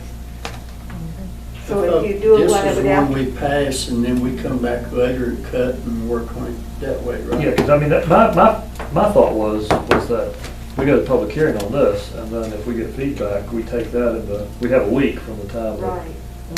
from the 23rd to the 30th, that if we wanted a budget meeting in the middle, we'd set But I up figure we'll have to have. we'd set up our budget meeting during that time. Because I just think it's kind of a disservice to the people who come to the budget meeting if we work on Find it. out. If we work on it next week, and then they come speak to a budget, and we say, well, we've already cut that program that you were Right, talking, yeah. you know, Right. I see what at some you're- point, that's, Yeah, I see where you're coming from there. I mean, you want to, the whole point of the public hearing is to get feedback on what we prepared, so. But I know that puts us down into a week time crunch, which, I mean, it's not really our fault because, you know, the pandemic back Yeah, in right. April, we didn't work on it because we were unsure of the safety of it, so. So you're saying we'll meet sometime between the 20th and the 30th? 23rd and the 30th, yeah. I mean, at the end of the night, at the 23rd, people may come out and say that's the budget we want, and then we don't want to meet. And maybe, I mean, we just pass that budget, but I think that's when you get the feedback on whether or not you have. Y'all have any idea how much we're gonna have on the 23rd? Yep. We have the tax rate public hearing and we have the budget public hearing, but I don't know anything else offhand. You'll have the documents to sign for the refinance, Right. or to approve anyway, so that'll take. We do it that way. So if the agenda stays, that's what you're getting at, I guess if the agenda stays light, and depending on feedback, maybe we work that night. Right, we could Exactly. work that night. I mean, if I'm good we don't with that. do And then if we back, needed we can another just- one, we could do it in between then and the 30th. I think we all just have to. And then Agree that we would have that's decent. then on the 30th, we would have a time to still tweak it. I'm not trying to put it off, I just. No. Yeah, I I think understand it's a valid exactly what point. you're saying. Yeah, but that's a valid point you made. That's what we agreed to go to public hearing with. This is what the public has to work with. We should hear what the public has to say Yeah. on what we have so far. Okay, and so you all want to have your next meeting I do. in your boardroom? Absolutely. Okay. I think so. I mean, And all of you are gonna sit up on the dais? I'm all right with that. do that. They put Jerry down in front, I don't know. I got no problem with that. Is there anything wrong with anybody, I mean, if you have ideas, would you want to share your budget ideas in a group email? Yeah, I mean, I could.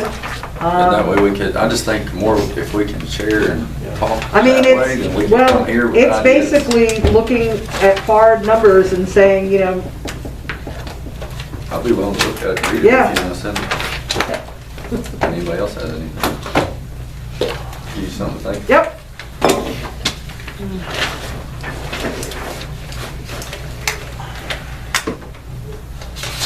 So, Motion to adjourn? anything else? Anything else? Going once, going twice, I took a motion to adjourn. I'll make that 23rd. motion. I'll make that motion. How about that? Motion All in second, favor? said aye. Is that better than one more thing? One more time.